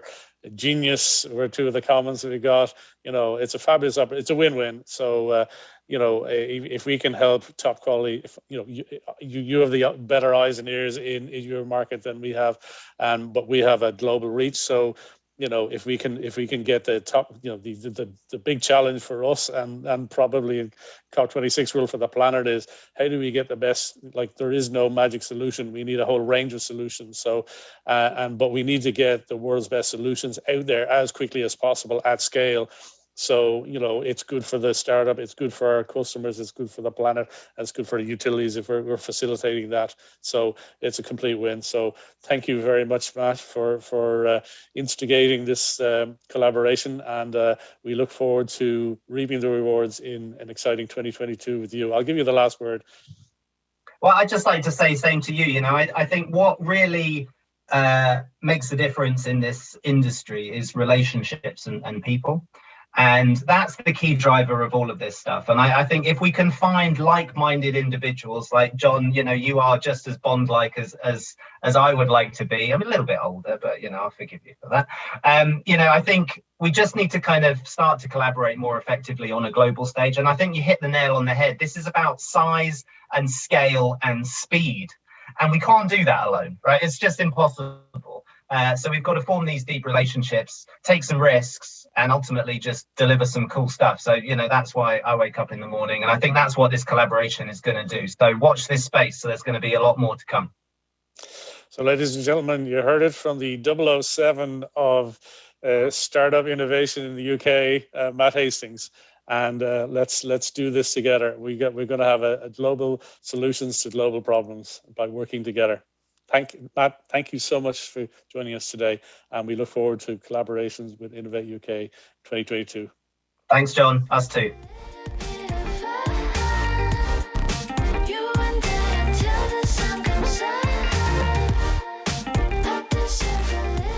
Thank you, John, for this amazing news, and thank you also, Matt, aka 007, for this amazing news and for this partnership that we have been setting between Free Electrons and Innovate UK. And it's really amazing to see the way that Free Electrons is growing and the scalability that we are gaining. So from one side, we'll be able to better understand the UK market and really create this opportunity for the startups that are part of the Free Electrons cohorts for this year, previous years, and future years. And on the other side, there will be this relationship between the startups that come from Innovate UK, and they'll have this golden ticket for our program, and the way that you've been working with us and will work with you in the future will be amazing for sure. So this ends this fireside chat with this amazing announcement, but we still have 2 more amazing fireside chats to go with 2 different topics and really relevant ones. And let's move forward to the next fireside chat that is called From Startup to Corporate. So for sure you'll be able to understand this shift between being a startup and being a corporate. And for these we have 2 amazing guests from HouseNet Services. We have Mark Judd from Digital Energy Futures and Rob Fraser from Data, AI and Advanced Analytics. So let's have a look at these from startup to corporate fireside chat. G'day, my name is Rob Fraser. I head up Data and Analytics for HouseNet Services. Today we're having a fireside chat, literally, in the middle of summer in Australia, in Melbourne, so it's pouring with rain, with Mark to talk about his experience leading a startup through to his time in corporate. So, Mark, today you head up Digital Futures for HouseNet Services, but can you take us back to your startup experience? Yeah, thanks, Rob. In 1994, a mate and I saw the opportunity to use this new technology called GPS combined with GIS to map networks faster, better, and quicker. And we really focused on power and railways at that time. And it took us 2 years to convince a power company to take up our service. And really the rest was history. The company grew strongly for 20 years, mapping railways and power companies across Australia and overseas a little bit. And we sold it to AusNet Services in 2014. Mm. What's interesting is that your startup was at the forefront of technology at the time, and you grew it substantially to 140 people, and then sold into a corporate. Yeah. So what was the experience of that transition from a startup to a corporate? What did that feel like or look like? So it's interesting. So, you come across with the golden handcuffs on. So there's a transition period of helping your company integrate into the great corporate. I then really thought I would retire, but that didn't really suit me, and I was offered a position to lead innovation in Select Solutions, which was the commercial division of AusNet Services. Mm. And I guess just going back to the fact that it was a startup at the front of some new technology, obviously had a strong innovation mindset. Mm. What's the difference that you found in the innovation mindset in the startup compared to coming across to a corporate, and particularly a utility? So I think when you're a startup, you've sort of got unbridled enthusiasm, unbridled capacity to take on risk. Going back to the fact that the startup was at the forefront of some new technology, obviously had a strong innovation mindset and ethos. Yeah. What was the experience of that mindset and ethos changing or being the same or being different coming across to a corporate, and particularly a utility? And this is circa 2014. Yeah, so as a startup, I think you've got unwavering enthusiasm. I think that's really important. You've also got a healthy appetite for risk, and clearly you're agile because you want to adapt your product to meet the customer's needs. So when you come across to a utility, you find that the enthusiasm's measured, the appetite for risk is measured, and being agile is measured as well. And I think probably that comparison simply means that the more measured you are in the long run, you're probably a bit slower and a bit more expensive at innovation. So I think it just comes down to those simple factors.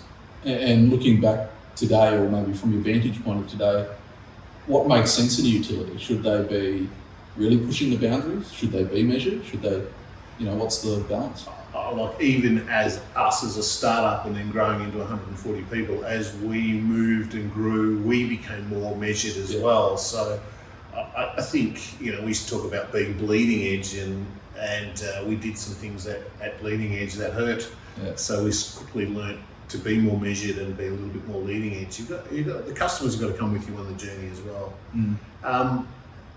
I think what's going to happen in utilities is that with the new digital technologies of AI, automation, development, DevOps, so being able to deliver from dev to ops really quickly, I think the digital transformations are going to go really fast. So utilities will have to be faster and more agile. So I think being measured in the old days was, buying something off the shelf from one of your big company mates. But I think these days startups are going to play a really important role because they'll allow you to move quickly, and you're going to need to move quickly in these new climates. And so given that startups and utilities probably haven't mixed that well as an industry until maybe recently, what have you seen through Free Electrons that changes that? Or has it changed it? Is it still similar to your experience from a few years ago? I think the answer is yes with Free Electrons, and I've been involved for 4 years. I think it's an ongoing journey though.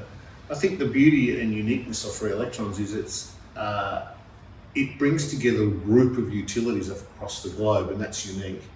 And it really does partner with the startups that we choose.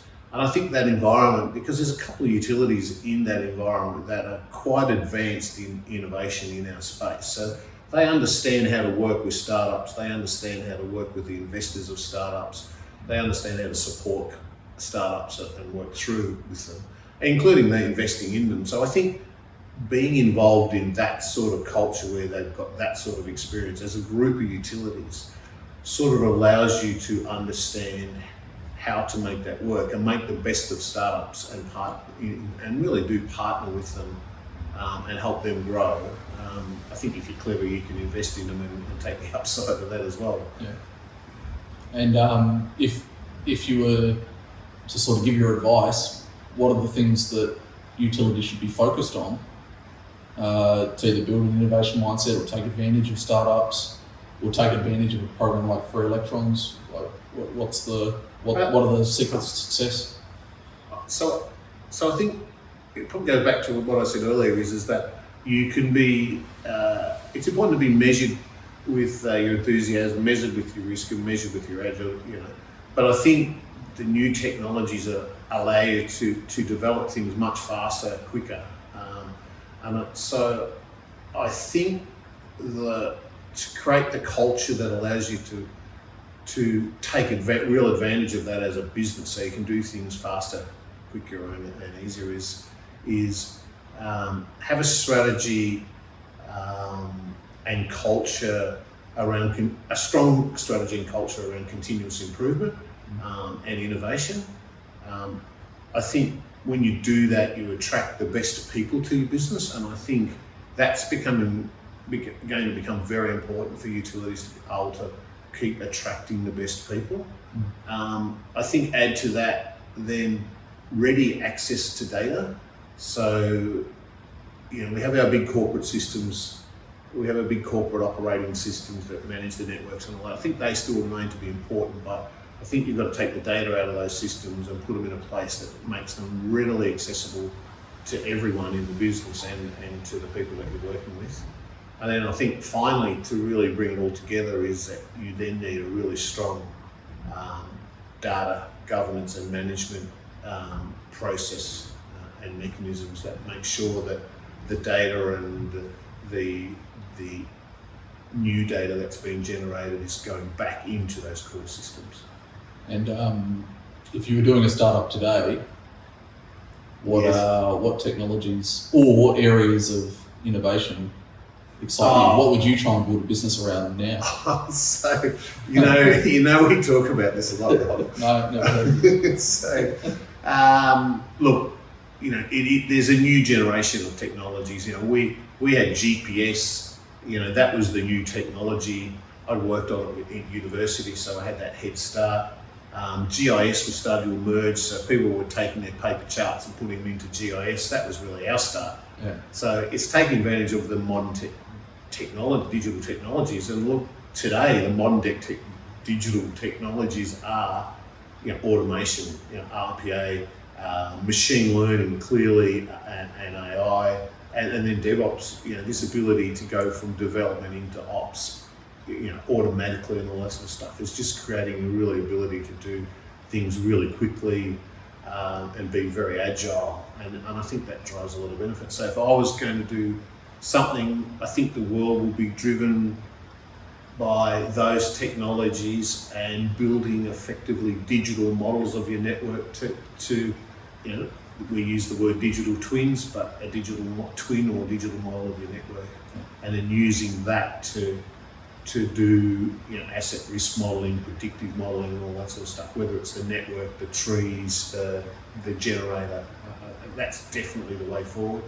And I think the young startups can play a really, really important role in that with utilities going forward.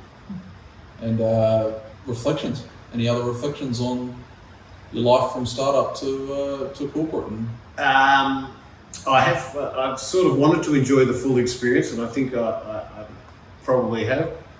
I don't know, it's a bit hard. That's a bloody question on notice. We can recut the video. Yeah, once you've had a chance to think about it. Yeah. What other reflections? What might they be?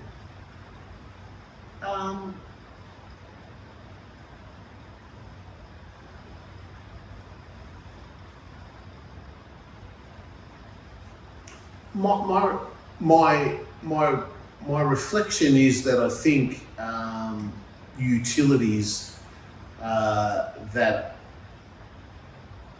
are less measured, if you like, a little more brave, will grow and become more efficient really quickly. And I think we've got to get off, and that really comes down to re-engineering the work practices and the processes. If we can re-engineer the practice and change those and bring these new digital technologies and be a bit braver with it, without being bleeding edge, just a leading edge, and have good plans and stop and take a little bit more risk, be a little less measured, I think utilities have a real opportunity to drive the next level of efficiency in their organisations, but also set themselves up for growth really strongly as well. Thanks, Mark. Thanks, Rob. No worries.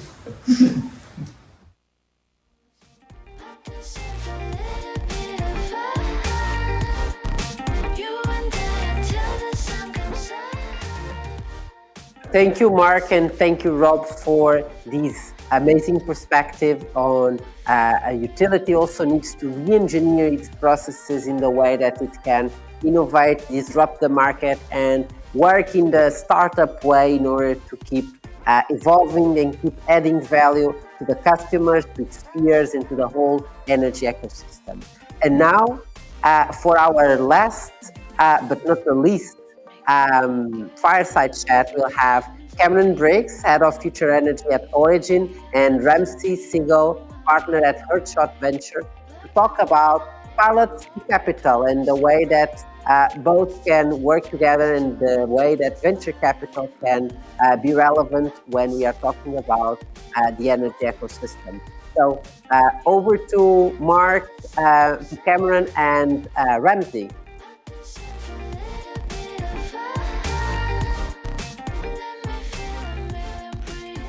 Hi, Ramsey. Great to see you. Great to see you too, Cam.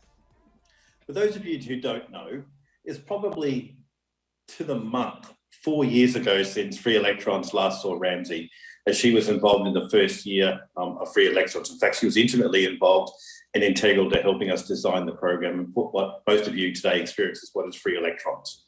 What have you been up to since then, Ramsey?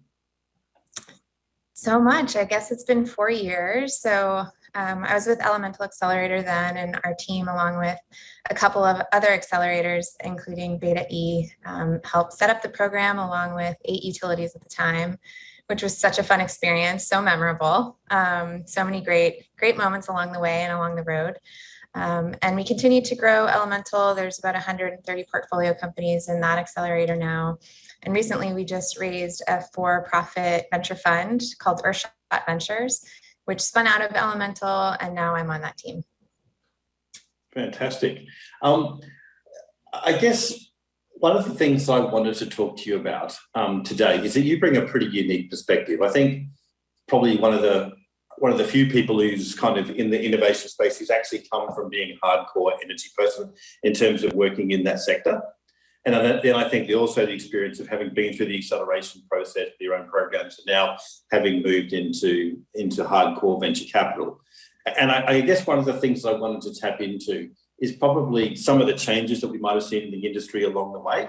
And particularly as we now get to the closing stages of the Dublin module, thinking about all these companies who've been working hard, some of them got pilots, some of them are working up to. What would you be thinking now if you were sitting in their shoes, coming to the sort of finale of Free Electrons program and hopefully having some sort of pilot or having some, or at least a line of sight to what a pilot might be? Yeah, good questions. So I'll start with the first one. I think, when I started selling solar and smart grid technology to utilities about 15 years ago, one significant difference is that utilities weren't collaborating together. So Free Electrons is a great example of utilities coming together, all essentially local businesses, publicly traded in many cases, but still local businesses that can collaborate and, no fear of sharing notes like there would be in other industries.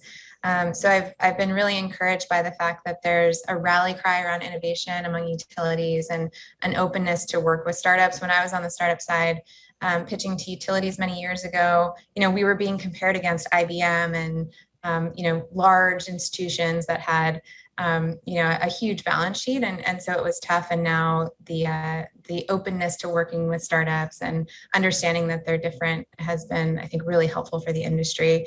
In terms of the companies that are graduating from this cohort of Free Electrons, I think the next step is really taking the pilots and what you've worked on and working to scale them up and creating really incredible references and test cases that can be shared with other customers. So one thing that we've seen with the hundreds of startups that we've worked with is sort of an over focus on perfecting the technology. And I think this is a really good time to shift into the sales and growth model, sales and growth mode, where there's more focus on marketing and sharing the learnings from your pilot work so that other utilities can learn from it and eventually purchase your technology. Okay, that's really cool. I guess for me, if I reflect back on probably some of the changes since we started the Free Electrons program, there's a couple of really marked ones, both in terms of the companies themselves, but also in the environment in which you then operate in and go out to, and you're operating from a business point of view. I mean, as you said, I think it was unusual when we started all this of having big energy companies actively want to work together and see the benefits of the peer learning and sharing and that type of thing. And I think that's just become commonplace now with Free Electrons and many other programs. Companies are willing and able to get the benefit of that. And I think the other thing is that now, probably in hushed tones when we started, people were talking a bit about decarbonisation and the energy transition, which is coming someday. I think it's fair to say, at least from our perspective in Australia, the energy transition has more than arrived. It's happening, or it's happened. Right. And there's big consequences for that. And so we're now starting to see companies not talking about one day, companies talking about what they have to do today and being quite concerned to make sure they're keeping up with what they need to do at the right pace, because it's just being demanded by their shareholders, by their customers, and by their employees. And so I'm not sure if that's something you've seen as well, but I think that creates quite a different marketplace for many innovative companies in terms of the way they operate.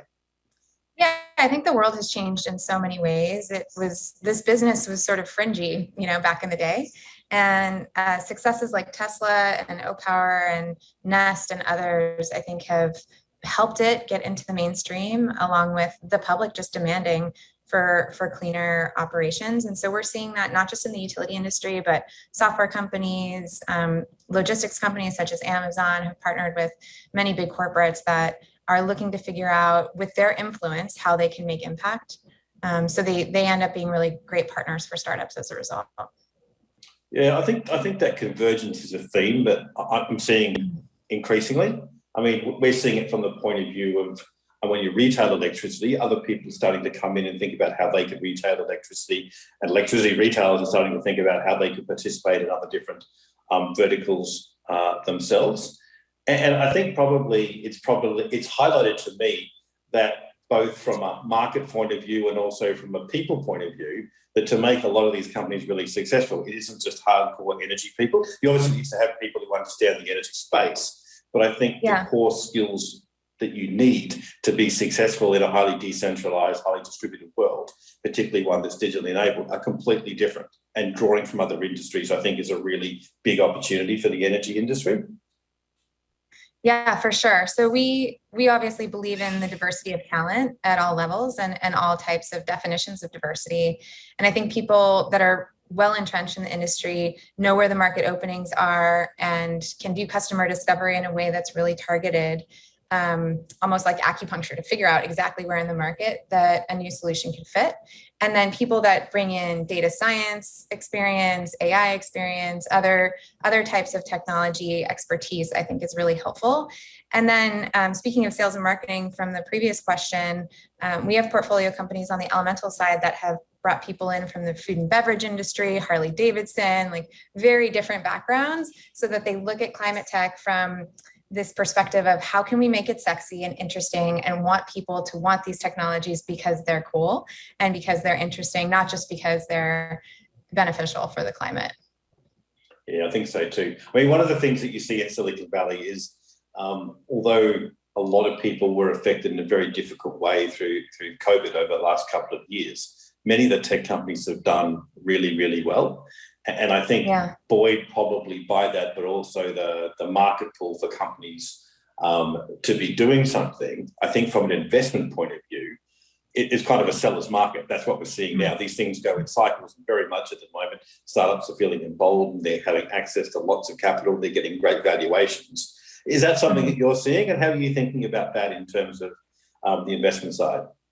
Yeah, for sure. So I think the power dynamics have shifted, which is a good thing, which is that the founders who are doing the hard work are able to choose from a long list of investors. There are more entrants in the space than there ever have been. There's family offices, corporates, traditional VCs, new funds popping up.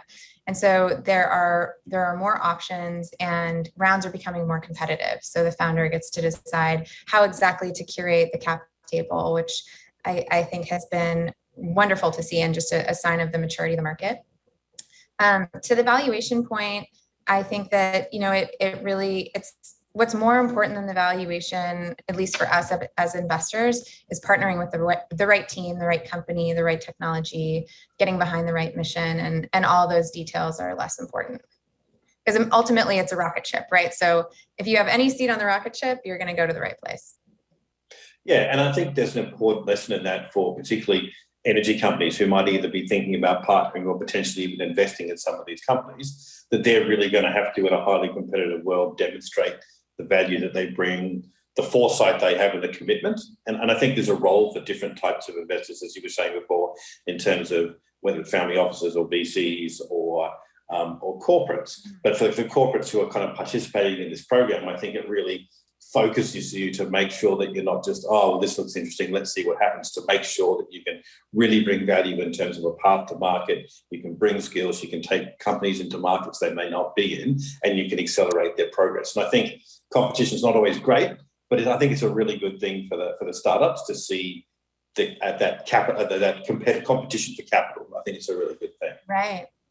Right. And founders asking themselves which investors can get the company furthest, fastest, right? So is it access to new markets? Is it specific expertise in project finance? Is it other things that basically supercharge the network of the founder and make them more successful in a shorter period of time? But I'm curious, Cam, in your 4 years with Free Electrons, what have you learned?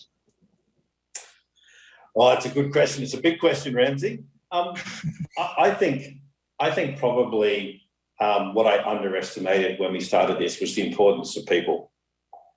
This stuff is just too hard to be doing it with people you don't like, you don't want to work with, and people you don't share a similar, I guess, value system in terms of trying to bring these things to market.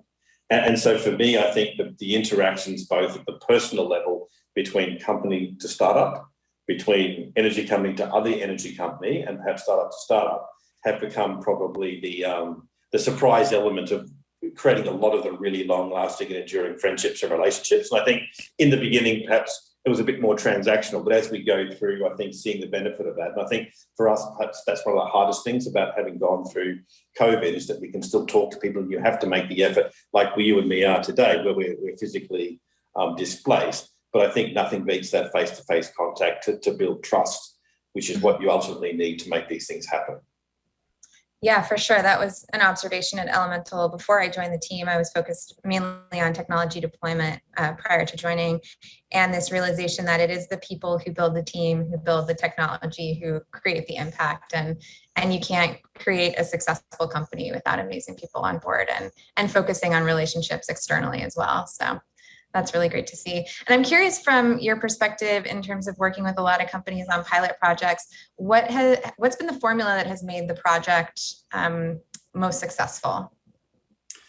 Well, I think each one's a little bit different, but I think to me, it's having a champion inside a big company. This stuff is really difficult, and There's a lot of sometimes corporate antibodies to bringing new things in, and the path isn't always clear. And having someone who's deeply committed to the company, who knows and trusts the people they're working with, and wants to see this executed in some way, because ultimately you don't just want a pilot. What you want is a path to something.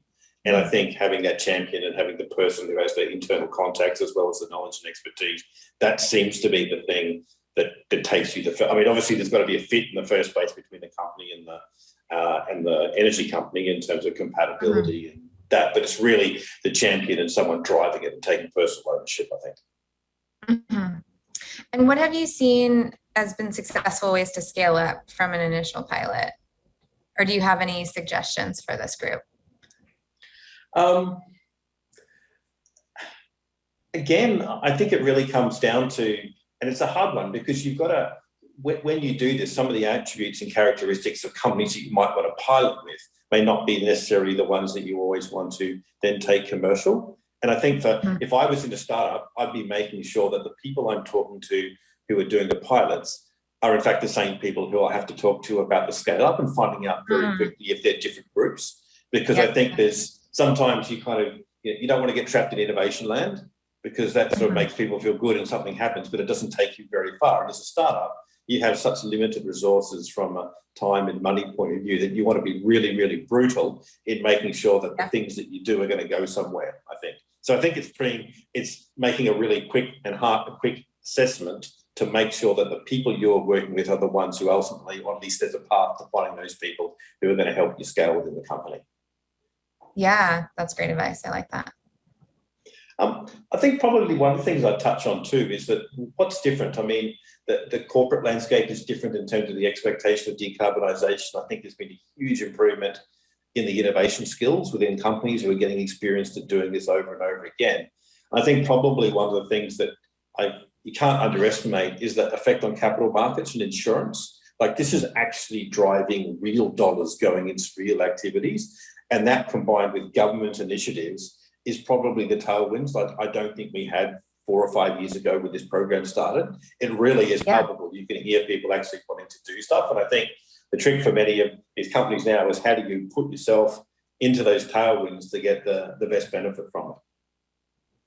Yeah, that's a really good question. I think there's so many different ways to answer it. I think generally we all benefit from the tailwinds. And I think it's a combination of the time being right to address all of these topics, and then some extreme weather events like in Australia and Northern California, the months and months of fires. I think for people who thought climate change was just this conceptual thing that's happening in the future, now it's literally on your doorstep and in your air, in your water. And so all of that is unfortunate, but also I feel like has brought people together and really galvanized the cause. For companies that are looking to continue on the tailwind, I think one thing we think a lot about on the messaging side is how to talk about your technology and how different audiences want to accept the information or are expecting the information. So for example, for an investor, you're early stage, disruptive, innovative, scalable, all these buzzwords, right? But if you're talking to customers, you want to be completely run-of-the-mill, proven, boring, this has been happening for 10 years or whatever, and give them the sense that there's nothing special here, and that all we want to do is help you, save money, focus on the bottom line, whatever the benefit is. And the same goes for policymakers. I know a lot of startups ask me how to get ahead of policy, how to transform policy in anticipation of their growth and changing markets. And policymakers want to hear the same thing, that the technology is proven in other markets, in your market, and all we need to do is hit scale to make impact. So I think there's, especially for early stage companies, there's a focus on the investor pitch deck, which makes sense. That's how a lot of early traction takes place. And then putting that on the shelf and having a everybody else pitch deck that can help companies get traction and get to scale more quickly. Okay.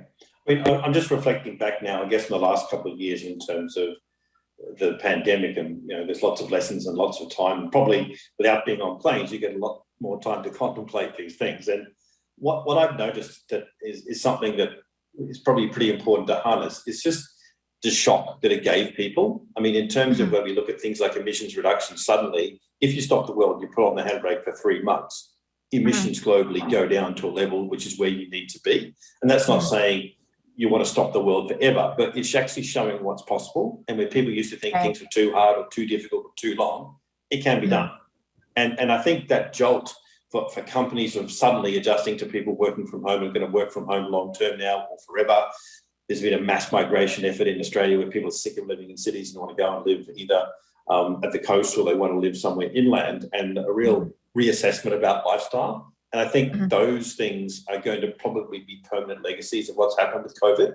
And I'm hoping that those things and that impetus to see what's possible is going to transfer and transform into what we're trying to do. Yeah, I totally agree.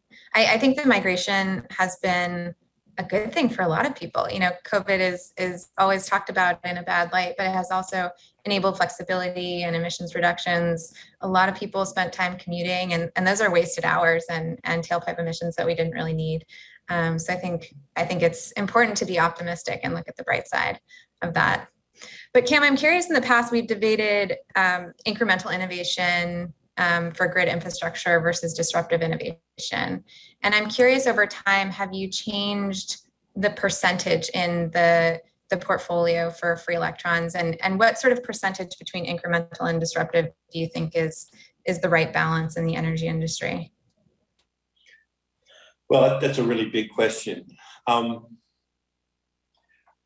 I think probably early in free electrons, we were focused on making sure that we could implement some of the solutions. And I think when you come from, in some cases where people are really starting out on that journey, if you come in with, flying spaceships, it's just too hard to even comprehend about how you could potentially implement it to make some sort of difference.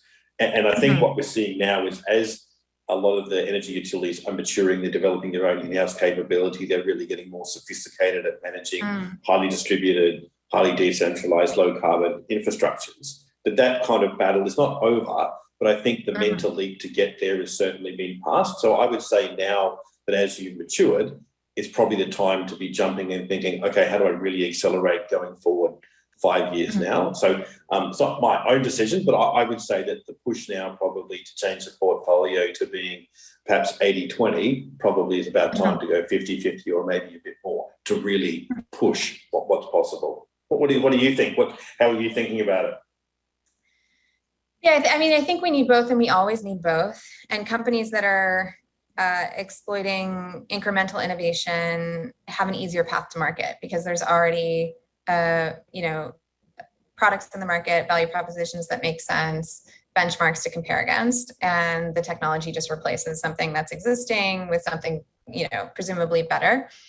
But we can't meet our aggressive carbon goals if that's all we do, if we're just limping along the incremental curve. So I think 50-50 sounds right, somewhere in sort of the middle range, middle part of the bell curve. But I think the question is really for the disruptive companies, how do corporates make sense of it? Do they invest? Do they try to stand up a completely different business unit? How do you create opportunities for something to flourish and create revenue that will then take more of the pie of where the dirty revenue is, and not squash it in the process? So it's an age-old debate, but I think one that's really important and really timely.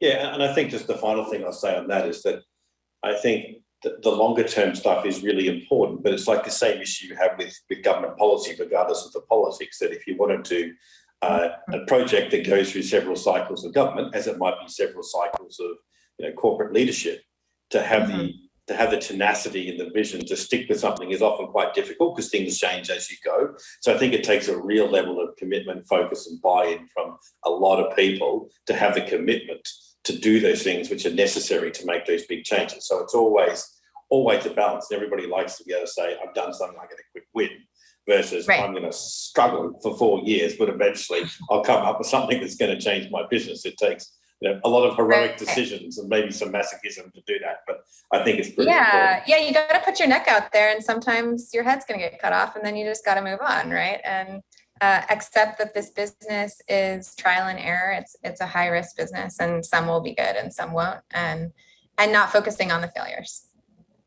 It is, but that's a really common thing around Silicon Valley, where you just pick up and walk across the street and start the next job. I think it's a much harder to bring that mindset to more conservative companies, and people are trying to get there and trying to say fast fail. But I haven't met too many people who seize the opportunity to stand up and tell people how many things they didn't work. So I think it's kind of a cultural thing that does take time and takes a bit of practice as well. Yeah, maybe a happy hour with corporates sharing all their failures is up next. Absolutely.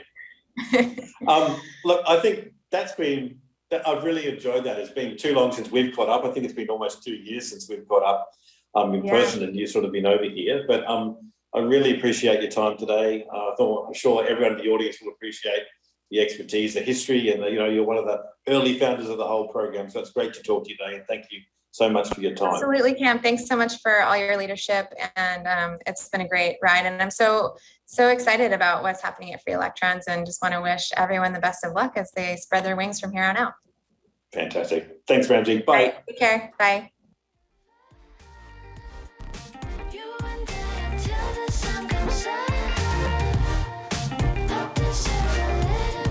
I love that, spreading our wings.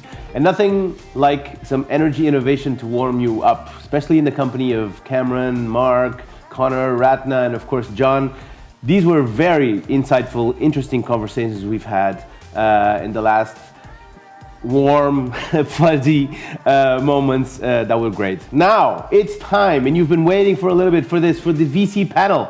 You'll get the opportunity to gain insights from the vantage point of some of the world's greatest venture capital investors in the energy sector. And we're talking about Steve Wesley, who's live from Silicon Valley, Christopher Frey from Zurich, and Patrick Sheehan from London. All of it is moderated by Jerry O'Sullivan, which we've talked with before, ESB Director, Deputy Director. So off to you, Jerry. Take it away. Thanks, Manuel. And hi, everybody. And again, a very warm virtual welcome to Dublin. Really great day so far. Lots of very interesting conversations. And I was reflecting on that when I was thinking about this session, and also about our industry. And a few thoughts just to share. I suppose we all know that the pace of change and transformation in the energy sector and in utilities has really taken off in the last few years. And with more than 70% of world economies signing up now for net zero, I think that's going to accelerate some further. And I think that's a great opportunity for all of us that are involved in the energy sector, in utilities, and in startups. Some might say frightening in that we now know what we need to do, but we don't know how to get there. And isn't that the essence of why we're together? To try and develop the technologies, the market systems, the business models, the customer models, and the funding models to make all of this happen and allow society transition to a net zero world. So I was interested in this morning's conversations because we had lots of the actors speaking about the collaborations necessary for that. We had Leo Clancy speaking as an Irish government organisation about innovation. We had the ecosystem discussion. We had chief executives of utilities talking about how they're going to green recover after COVID. And we had a fantastic discussion about collaboration with customers and enabling customers. And I think we all know that without engaging our customers, this project is not going to succeed. So for me, it's all about collaboration and an ecosystem. And of course, our startups are a critical part of that. I suppose if you reflect back on it, it's the essence. And we as ESB, as a founder member of Free Electrons, it's why we did this with our 8 other partners, is to create an ecosystem where startups could work with us and we could combine the best to try and progress this shared vision. And one thing is clear, we can't work and succeed without being together. There's one missing critical actor though. There's no mon if there's no fun if there's no mon. And basically, no startup can proceed and be successful without the support of investors, venture capitalists who have confidence in them, choose to invest in them, help them particularly in their early stages. Without that, startups cannot succeed. So we're really, really thrilled today to have 3 of the top startups in the world in the energy sector with us. And again, I want to welcome Steve and Christoph and Patrick to our session. And maybe I'll just kick straight in and just to go maybe first to you, Patrick, and to say, I suppose, if you concur with my analysis that there is the big driver is decarbonisation.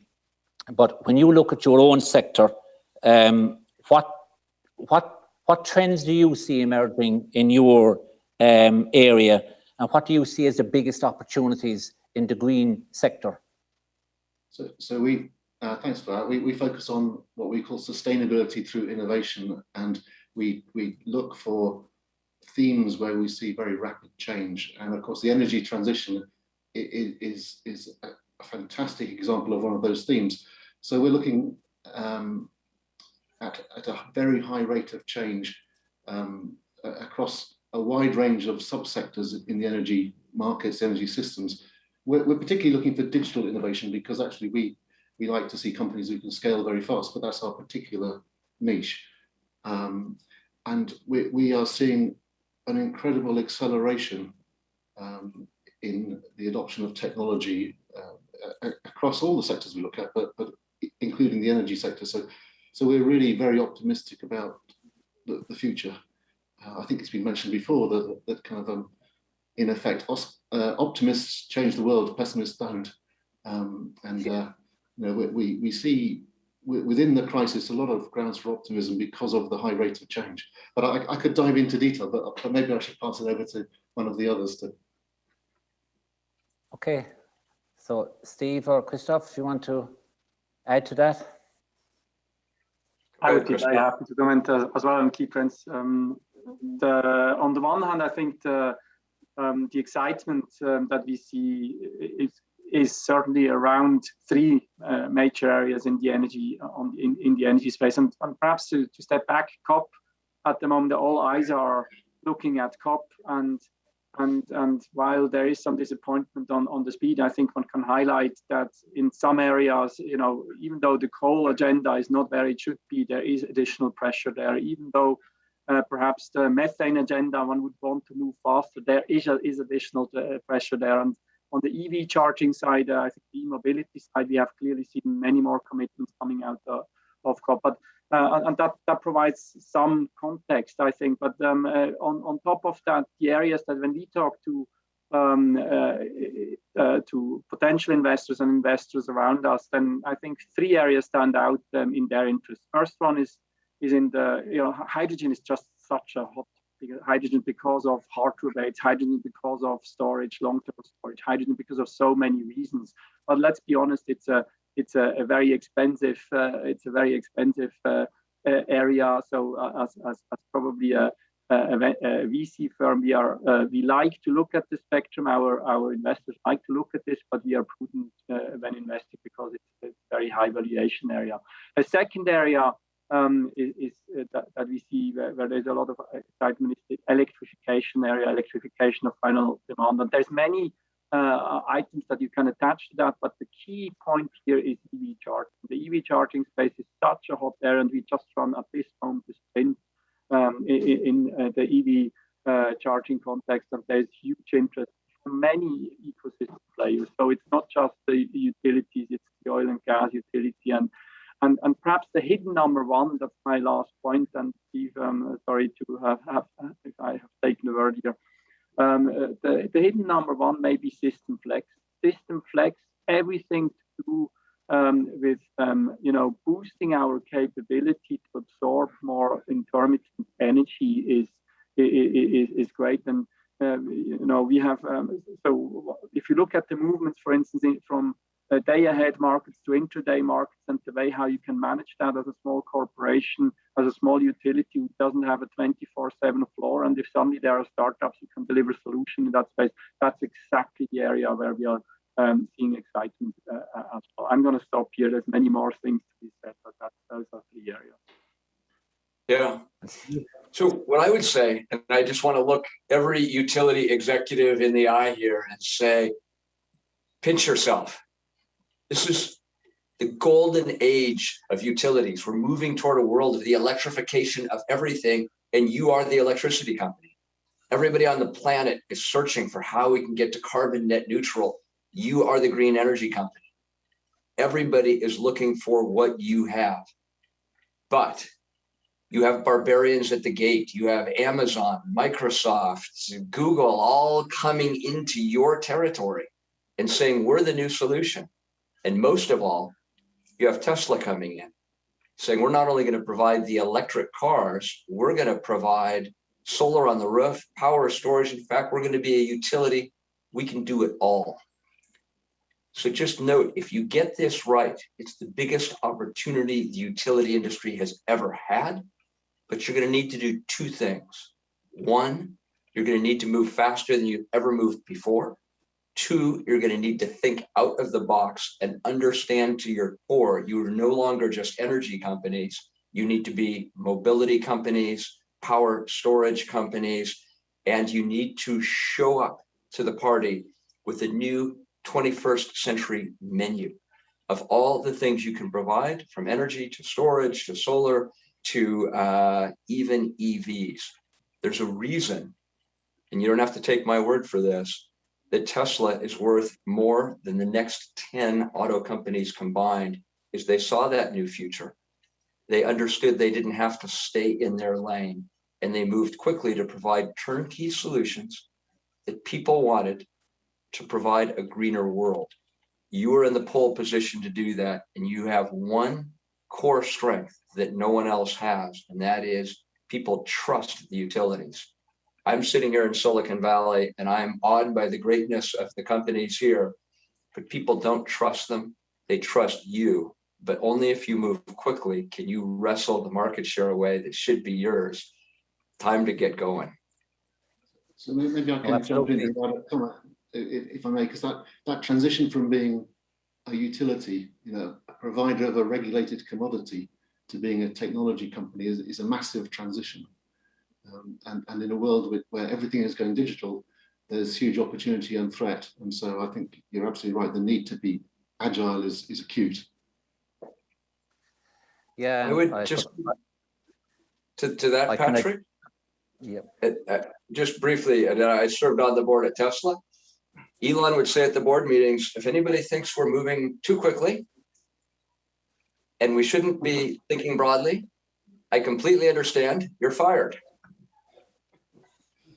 Yeah. And I think that's the world we live in. We've moved from a world where we could walk around saying, if it ain't broke, don't fix it, to what Steve Jobs said, which is, if you're not busy cannibalizing yourself, someone else is. And I'm here to tell you, we know who it is.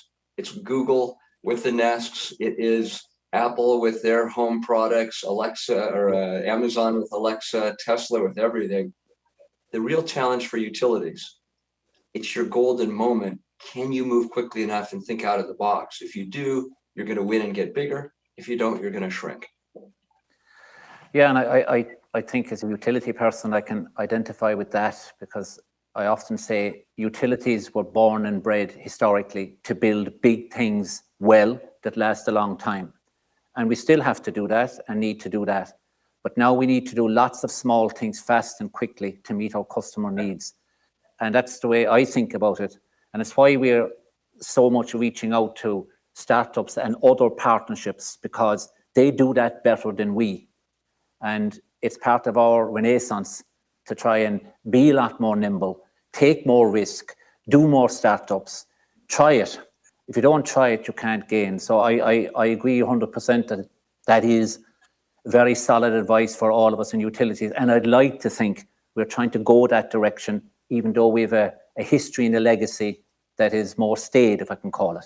So I note your interest in Tesla. You were an early, Steve, investor. So that was one that worked well for you. You did well. So it worked pretty well for us. By the way, everybody thinks, oh my gosh, that must have been just smooth sledding and an exciting ride. It was the scariest thing I've ever seen. The company had some near-death experiences. It was anything but a straight line. But the point remains, To win, you've got to move quickly. You've got to take risks. It's not without challenge, but that is what you need to do to win in the new world. No one wins by sitting still. Absolutely, absolutely. Okay. Christoph, I just might come to you. You mentioned COP26 earlier, just to change onto that bigger picture again that's going on in Scotland at the minute. For your business now, what impact do you see that on your business? Well, first of all, I think there's the pressure that is building up, and you have mentioned the 70% of net zero countries who have net zero commitments. You know, this is just incredible. If you go back only 2 years, I remember I was giving to the Interparliamentary Group in the UK in 2019 a presentation and speaking about net zero back then. Was welcomed with a very, you know, with a question, what is that, what does this mean, etc. And it was really, even 2 years ago, it was by most of the political establishment a foreign concept. And today you have 70% of countries committing to that. And that obviously we can all say now, okay, is that just hot air, etc. But I think the reality is there's massive additional pressure building up. And that, I think for this space that we are all in, it's incredible news. It will bring a lot of new dynamics. It will bring new capital. It will bring new competition as well. Competition is a good thing. I think so on the one hand, those additional commitments are good. I think on the other hand, you know, another way of saying the same thing is we see in different regions, we see some interest building up. You know, we have spoken to Asian companies for quite some time, and many of the Asian companies have been, you know, conservative with their innovation approach. Didn't have an innovation manager at all, zero person. And they are clearly building up skill sets now. There are dock-on points for the kinds of things that we can offer. And that's exciting as well. Second point, I would say, you know, the COP context provides additional interest with players who clearly can have impact. And I think a third point that one could also highlight, COP, you know, the sectoral aspect is obviously, you know, is changing as well. Oil prices are very high at the moment, but, you know, this industry had 18 months like never seen before. You have not seen the BPs, the Exxons, you know, all the big companies being coerced into statements, actually Shell as well, being coerced into things that went beyond what they wanted to do. And I think that, you know, some of the things they want to do anyways, but additional things have been put in. And so that pressure, you know, the oil and gas industry wanting, and Steve has said it already, wanting to come into this space with incredible pockets, with incredible pocket depth. This is different from, the scale is different from a utility scale. Electricity is fragmented. You have a few large players, etc.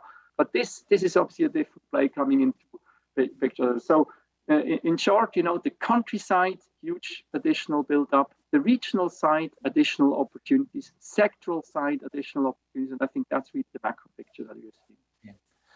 And I think huge money, as you say, because we see it ourselves with offshore renewables. It is absolutely massive money to play in that pitch, and it's where we all need to go. So I suppose it's just a huge wall of money will need to be invested in this whole area. That's the bottom line, I guess, and that's opportunity for everybody then in the sector. Sticking, if I could, with you just for a moment in terms of just your own business, because I know our startups are very interested to understand how you guys tick, okay? And in terms of, like, you work a lot with blue chip companies and blue chip investors. What do they look for in you? So I think what they really are interested in is, and we have daily conversation with big players that you would say that they must know it all, right? But we look at 2,000 deals every year. We have an extremely deep sector expertise in our team, where we have sector specialists. They just look at deals in their area. So be that hydrogen, be that EV charging, be that, you know, intraday trading and algo supported intraday trading type of solution, be that whatever it is. And I think in the end, that's all areas where we see new entrants. And many of those companies, the blue chip companies, are new entrants in some of those areas. And what they want is, they don't want to reinvent the wheel. They want to make sure if they partner with somebody, they partner with the best. And they look at us, obviously, for returns. But I think more importantly, they look at us as a treasury, as a treasure box for just the best startups that are out there. And they want to be able to, A, understand how do we see the horizon, B, what are some of the top companies in the space, and see, we have this specific problem. Do you have somebody in mind that could help us solve it? Yeah, no. And that is what everyone is to predict and pick the best. That's not easy. So I suppose, Patrick, just to build on that, the pandemic, if we all look at it, we in utilities, we certainly plan for those HILPs, high impact, low probability events. We do all of that. And yet, I don't think anyone could have seen what the pandemic has done to the whole world economy. So when you think of the pandemic and predictability in the future, what do you feel in your business? It's a really interesting one, because people, of course, use the pandemic as an example of how unpredictable the world is. And when you read newspapers, it is unpredictable, because I don't think any of us predicted a negative oil price or a few years ago, a rampant gas price. And so if you're too close to the coalface, the world is utterly unpredictable. But to your point, people did predict the pandemic, right? It was recognized as the top catastrophic potential risk by the UK government several years ago. They just chose to do nothing about it because it was considered a remote risk.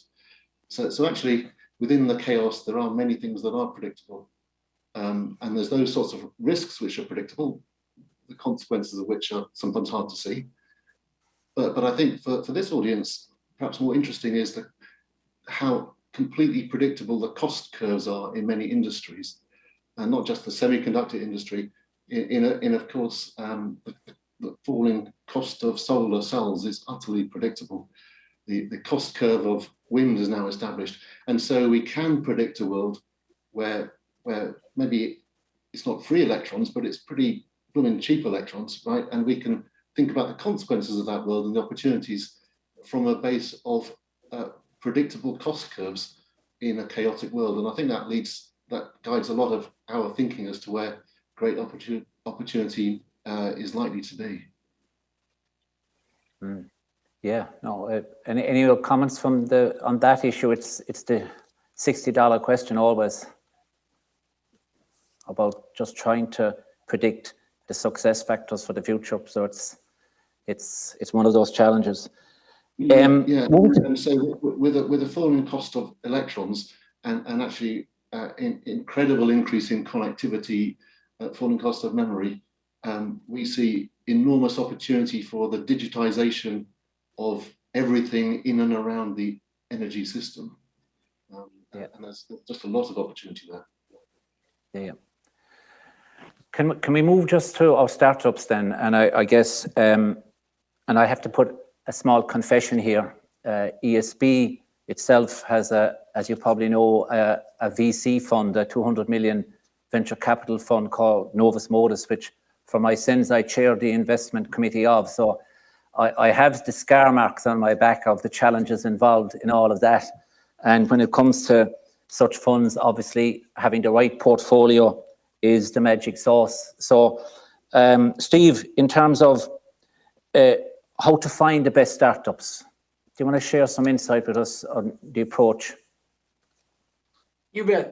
Let me answer two questions. You asked Christoph, what do utilities really look for in working with you? And for us, I founded the firm 14 years ago, so I'm proud. We're one of the most experienced VCs in the energy utility sector.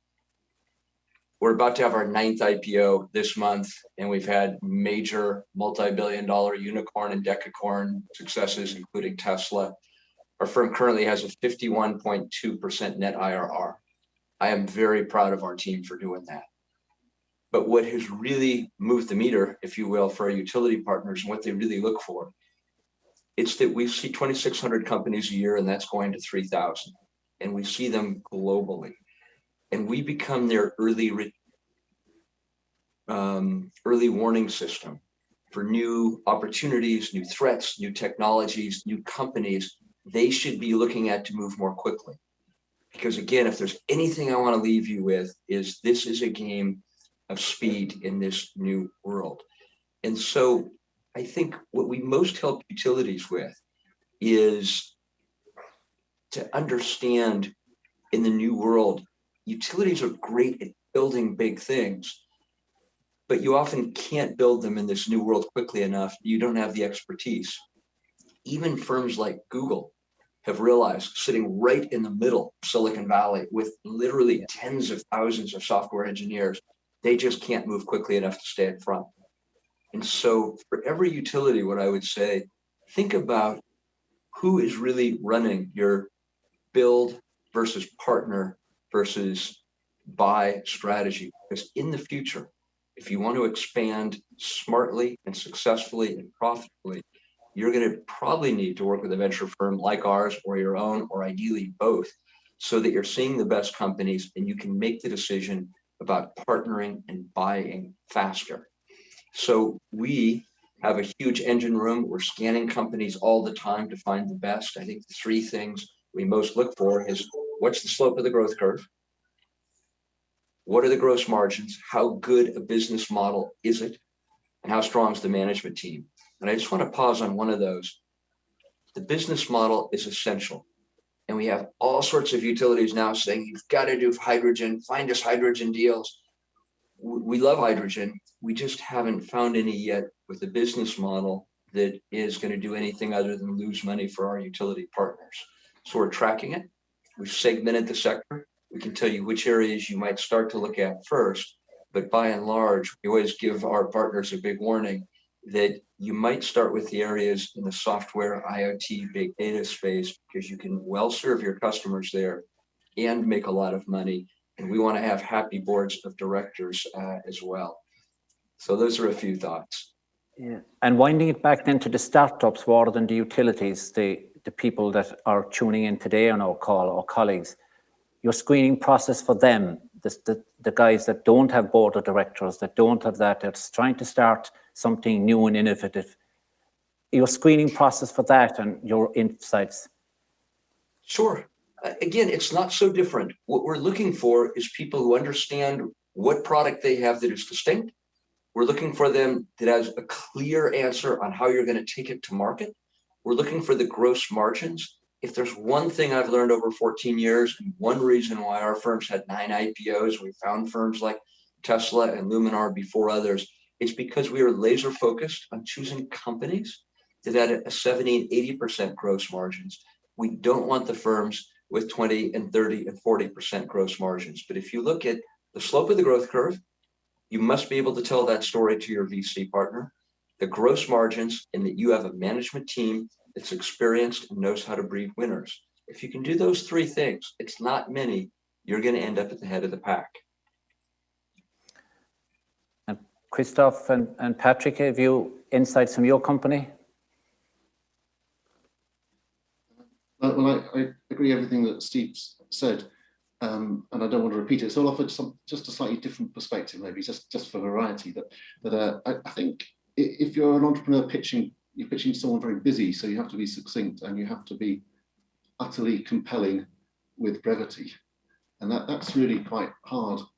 And there's various ways you can be compelling. You can be compelling by being a great Irish raconteur, but that works for some, but you can't fake it. You can be compelling because it's really clear you're meeting a critical need. You're a purveyor of antibiotics, not aspirin, as they say. But you can also be compelling, I think, quite easily by being very simple and keeping everything as simple as possible and just explaining why you will be the best in your world at what you're doing. And finally, you can be compelling by giving people experience, right?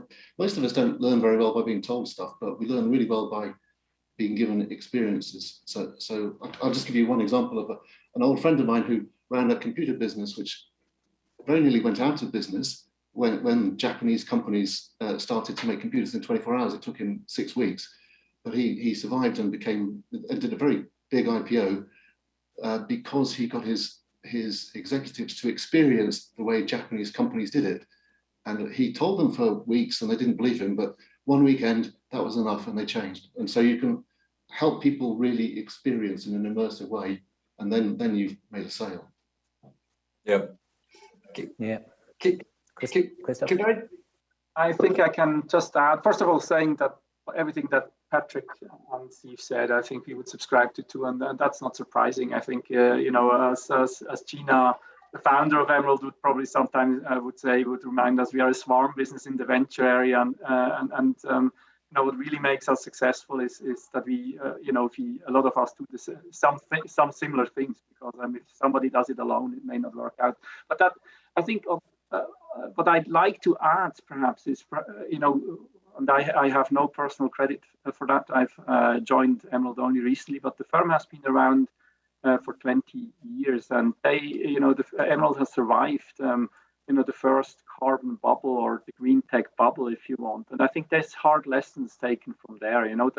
The appetite on, while there's a lot of excitement around the very early stage, it's just, you have just to be careful that you balance your portfolio in a way that you don't, we don't go over 50% in our portfolios with pre-revenue type of investments.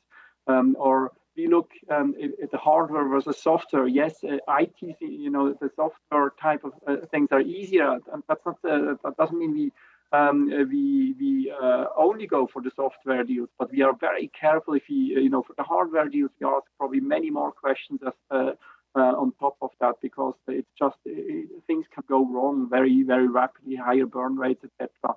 And so I think it's very important. We have survived the carbon bubble. 70% of the industry was gone at that time, and I think really looking at the lessons from this first carbon or green tech, now it's climate tech bubble, is very, very important at this time where valuations are getting clearly very high. And I know from our own fund, it's very tough in that only 1% or so of companies that pitch or seek will get funded, and it's a tough world, and it needs a lot of resilience to keep coming back.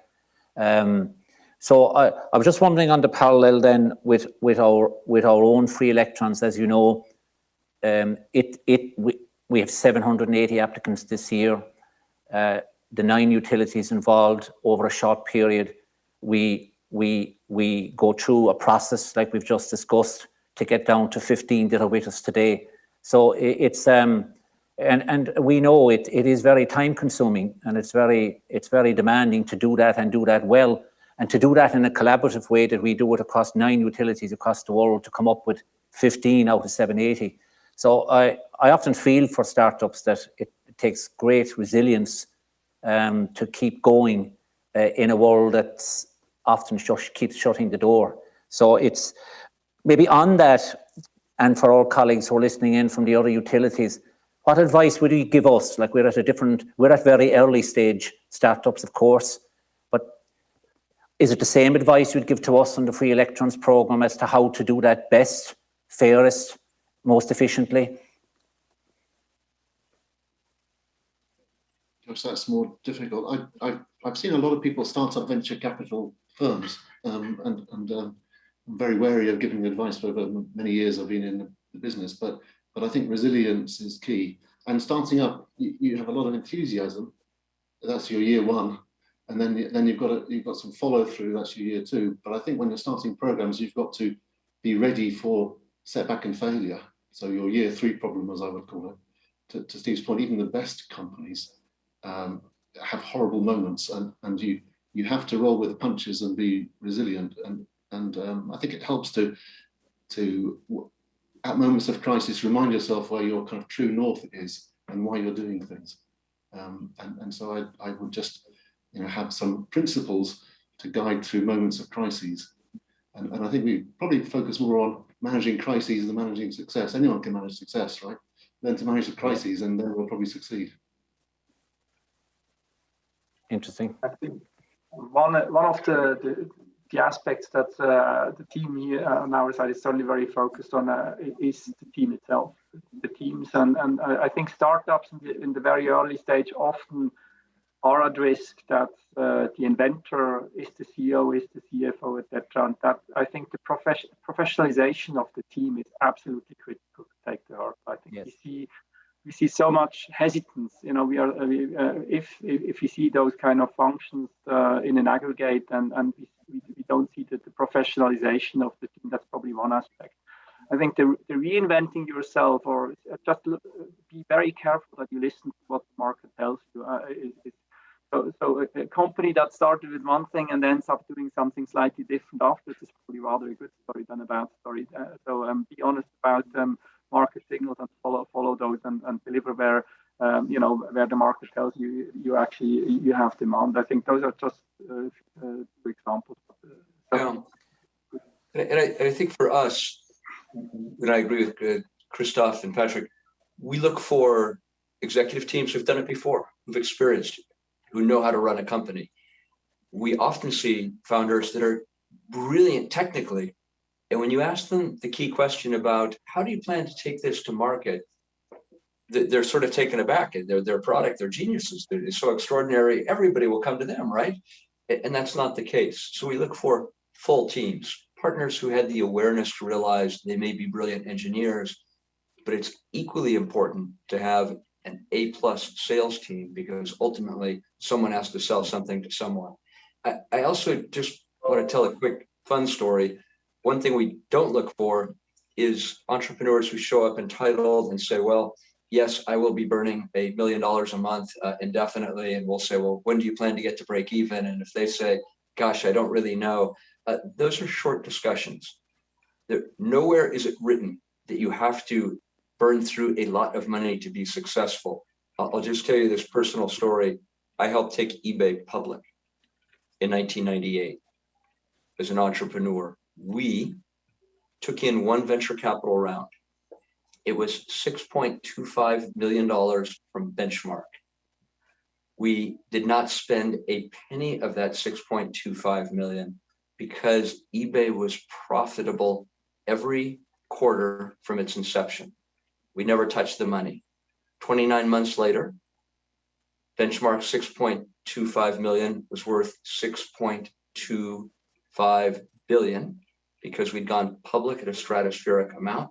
They got a 1,000x return. We never touched the money. So eBay had a rare model. We grew like wildfire, super high gross margins. That's the sort of thing we're looking for. And I just want to remind people, and I think sometimes the utilities are not very good at this. We have a tendency to want to do wildly capital intense things. And sometimes like Tesla, which is pretty capital intense, it works out. But nowhere is it written that you have to plow through hundreds of millions of dollars to get to a successful company. If you find the right team and the right business model, you can get there faster than you ever expected.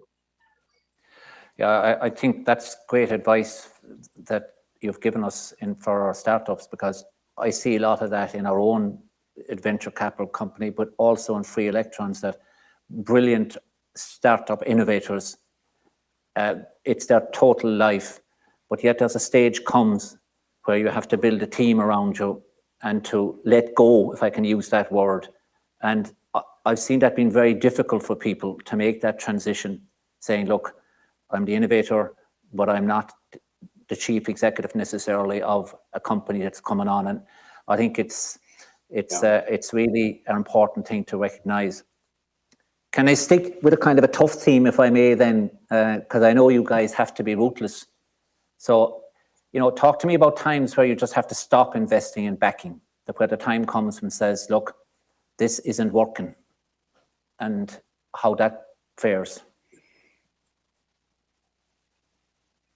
I'm happy to jump in with the tough question.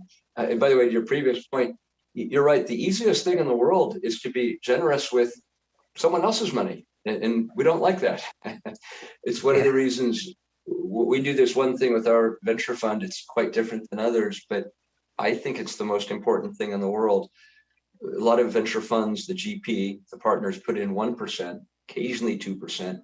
We put in 4%. So it's very important for me that my partners have real skin in the game for every dollar we spend. So our utility partners know we're not messing around or taking undue risks.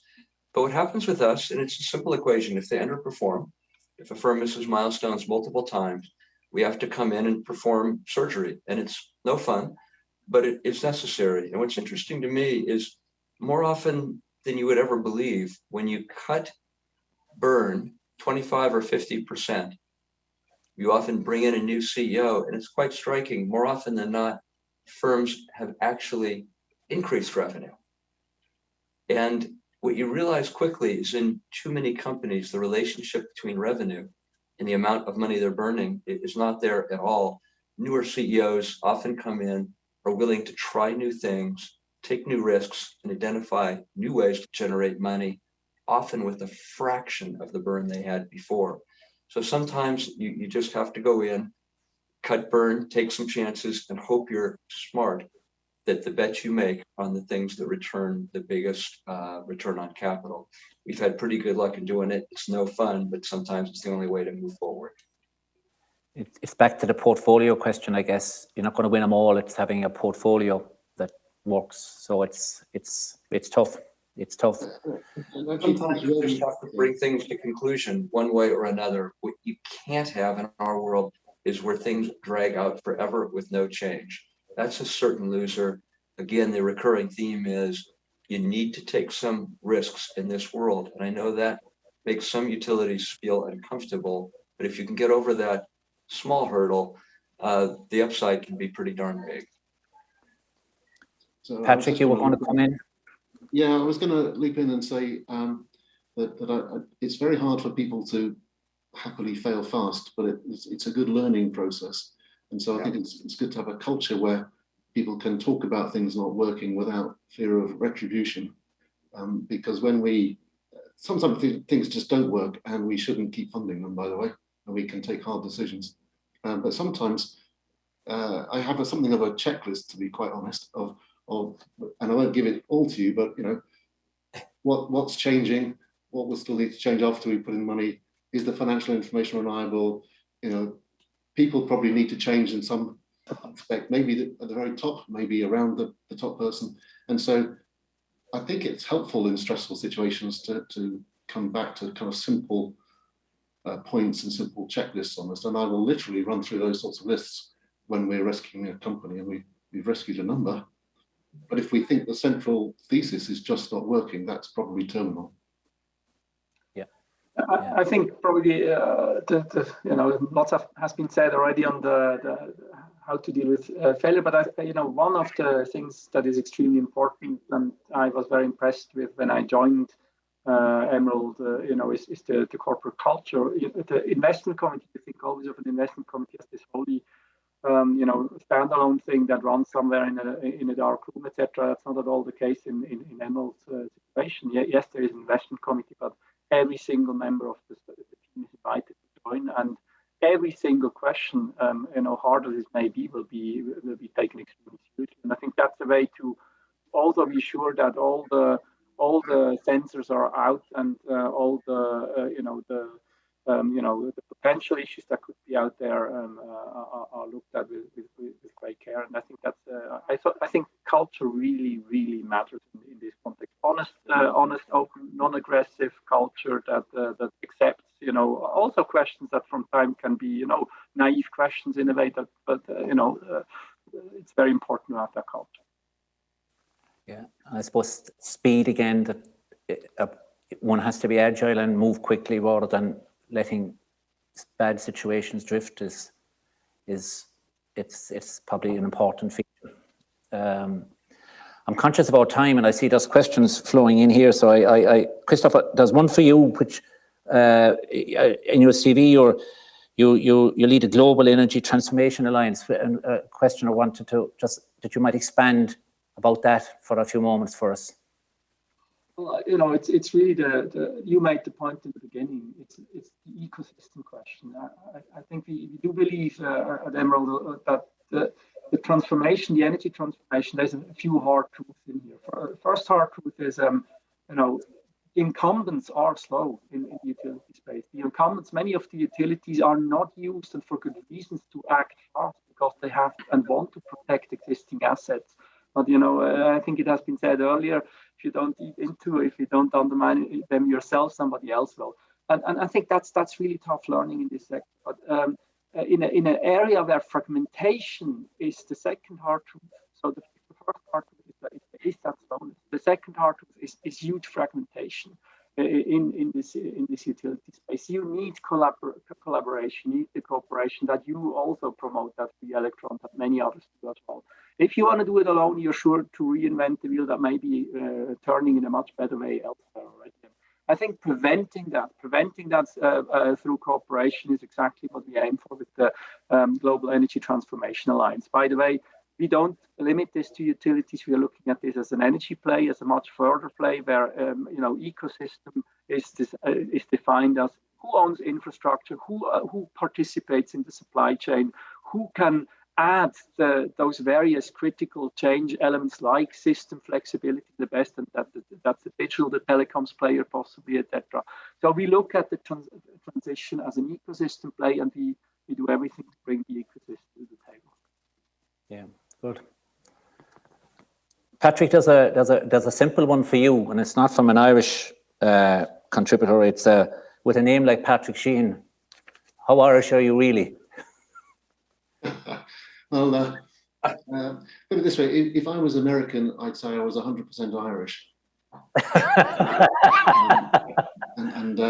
So kind of, if you're a believer in genetics, then I'm 100% Irish. But culturally, I'm kind of a citizen of nowhere. I've lived and worked in California, in Asia, all around Europe, and built a team that's full of people from across Europe. So I think you should pin me down probably as a bit of a mongrel, really.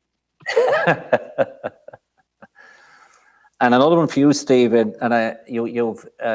we've talked about the Tesla experience you have, but also you're part of the administration in California with Arnold Schwarzenegger, and that must have been and is an exciting time, I would say. So, have you any insights into working with such a man that we all know so well? So, absolutely. I served as the chief financial officer in the state of California, working very closely with Governor Schwarzenegger. And in fact, I was just with him last Thursday. It was an interesting situation where our state, the world's fifth largest economy, was thrust into an energy crisis, shot prices through the ceiling. Our governor was recalled, and all of a sudden, I was working for an Austrian bodybuilder. California is a Democratic state. Suddenly, we had a Republican governor. I actually crossed party lines to work with the guy. And I will just tell you this.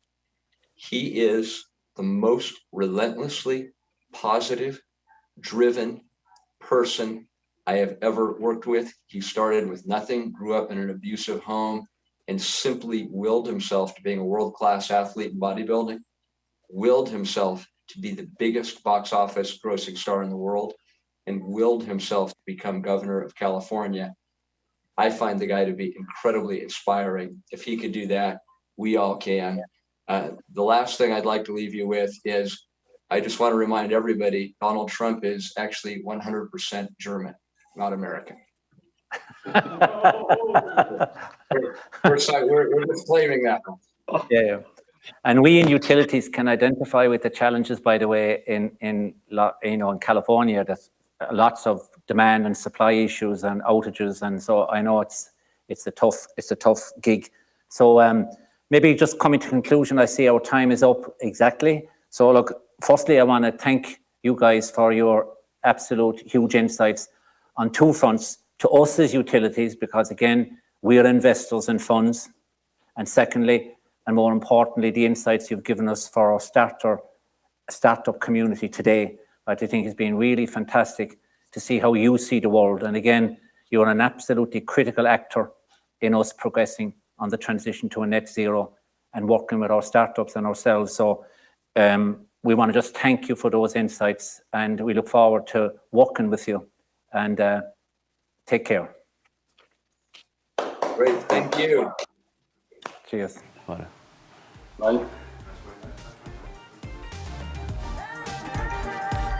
Fácil, fácil.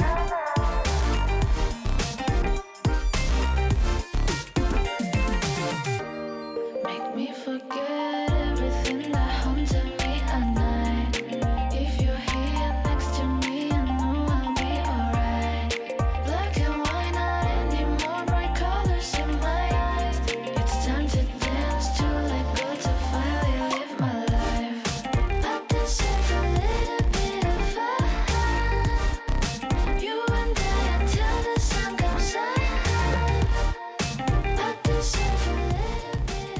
Here we are again.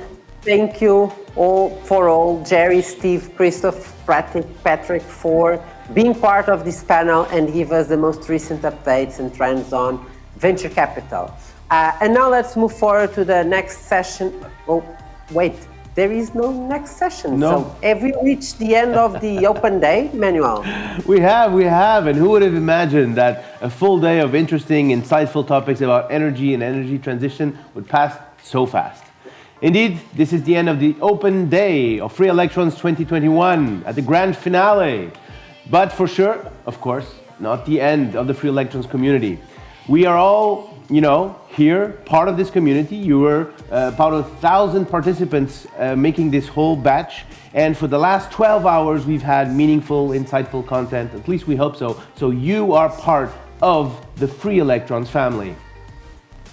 Yeah, that's right. And we have talked a lot about the Free Electrons family. We talked about the utilities. And once again, thank you, the ESB team, for all the effort that you have put together with us to deliver this amazing open day. And we really hope that the expectations are high and we have met everything that you wished for this open day. But actually, there are some innovators that we would like to highlight as well. Because we talked about innovation, corporate innovation, and the way that startups play a role here. We just had a panel on the venture capital, and I do believe that it's super interesting for you also to realize the startups that we have and the startups from this year's cohort. So I would like to name the startups that are part of the top 15 of Free Electrons 2021.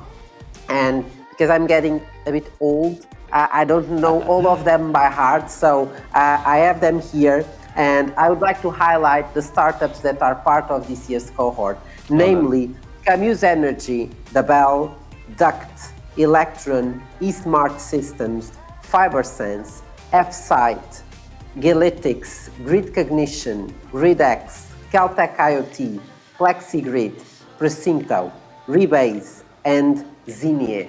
These are the startups that are working together with us in the 2021 Free Electrons edition. Yeah. And if we say that investing in these startups is critical and startups need the support to grow, to scale, these are the ones that you should look for. These are the innovators that are disrupting the energy sector. So feel free to approach them and make the best out of these long-lasting relationships, as we are used to say in Free Electrons.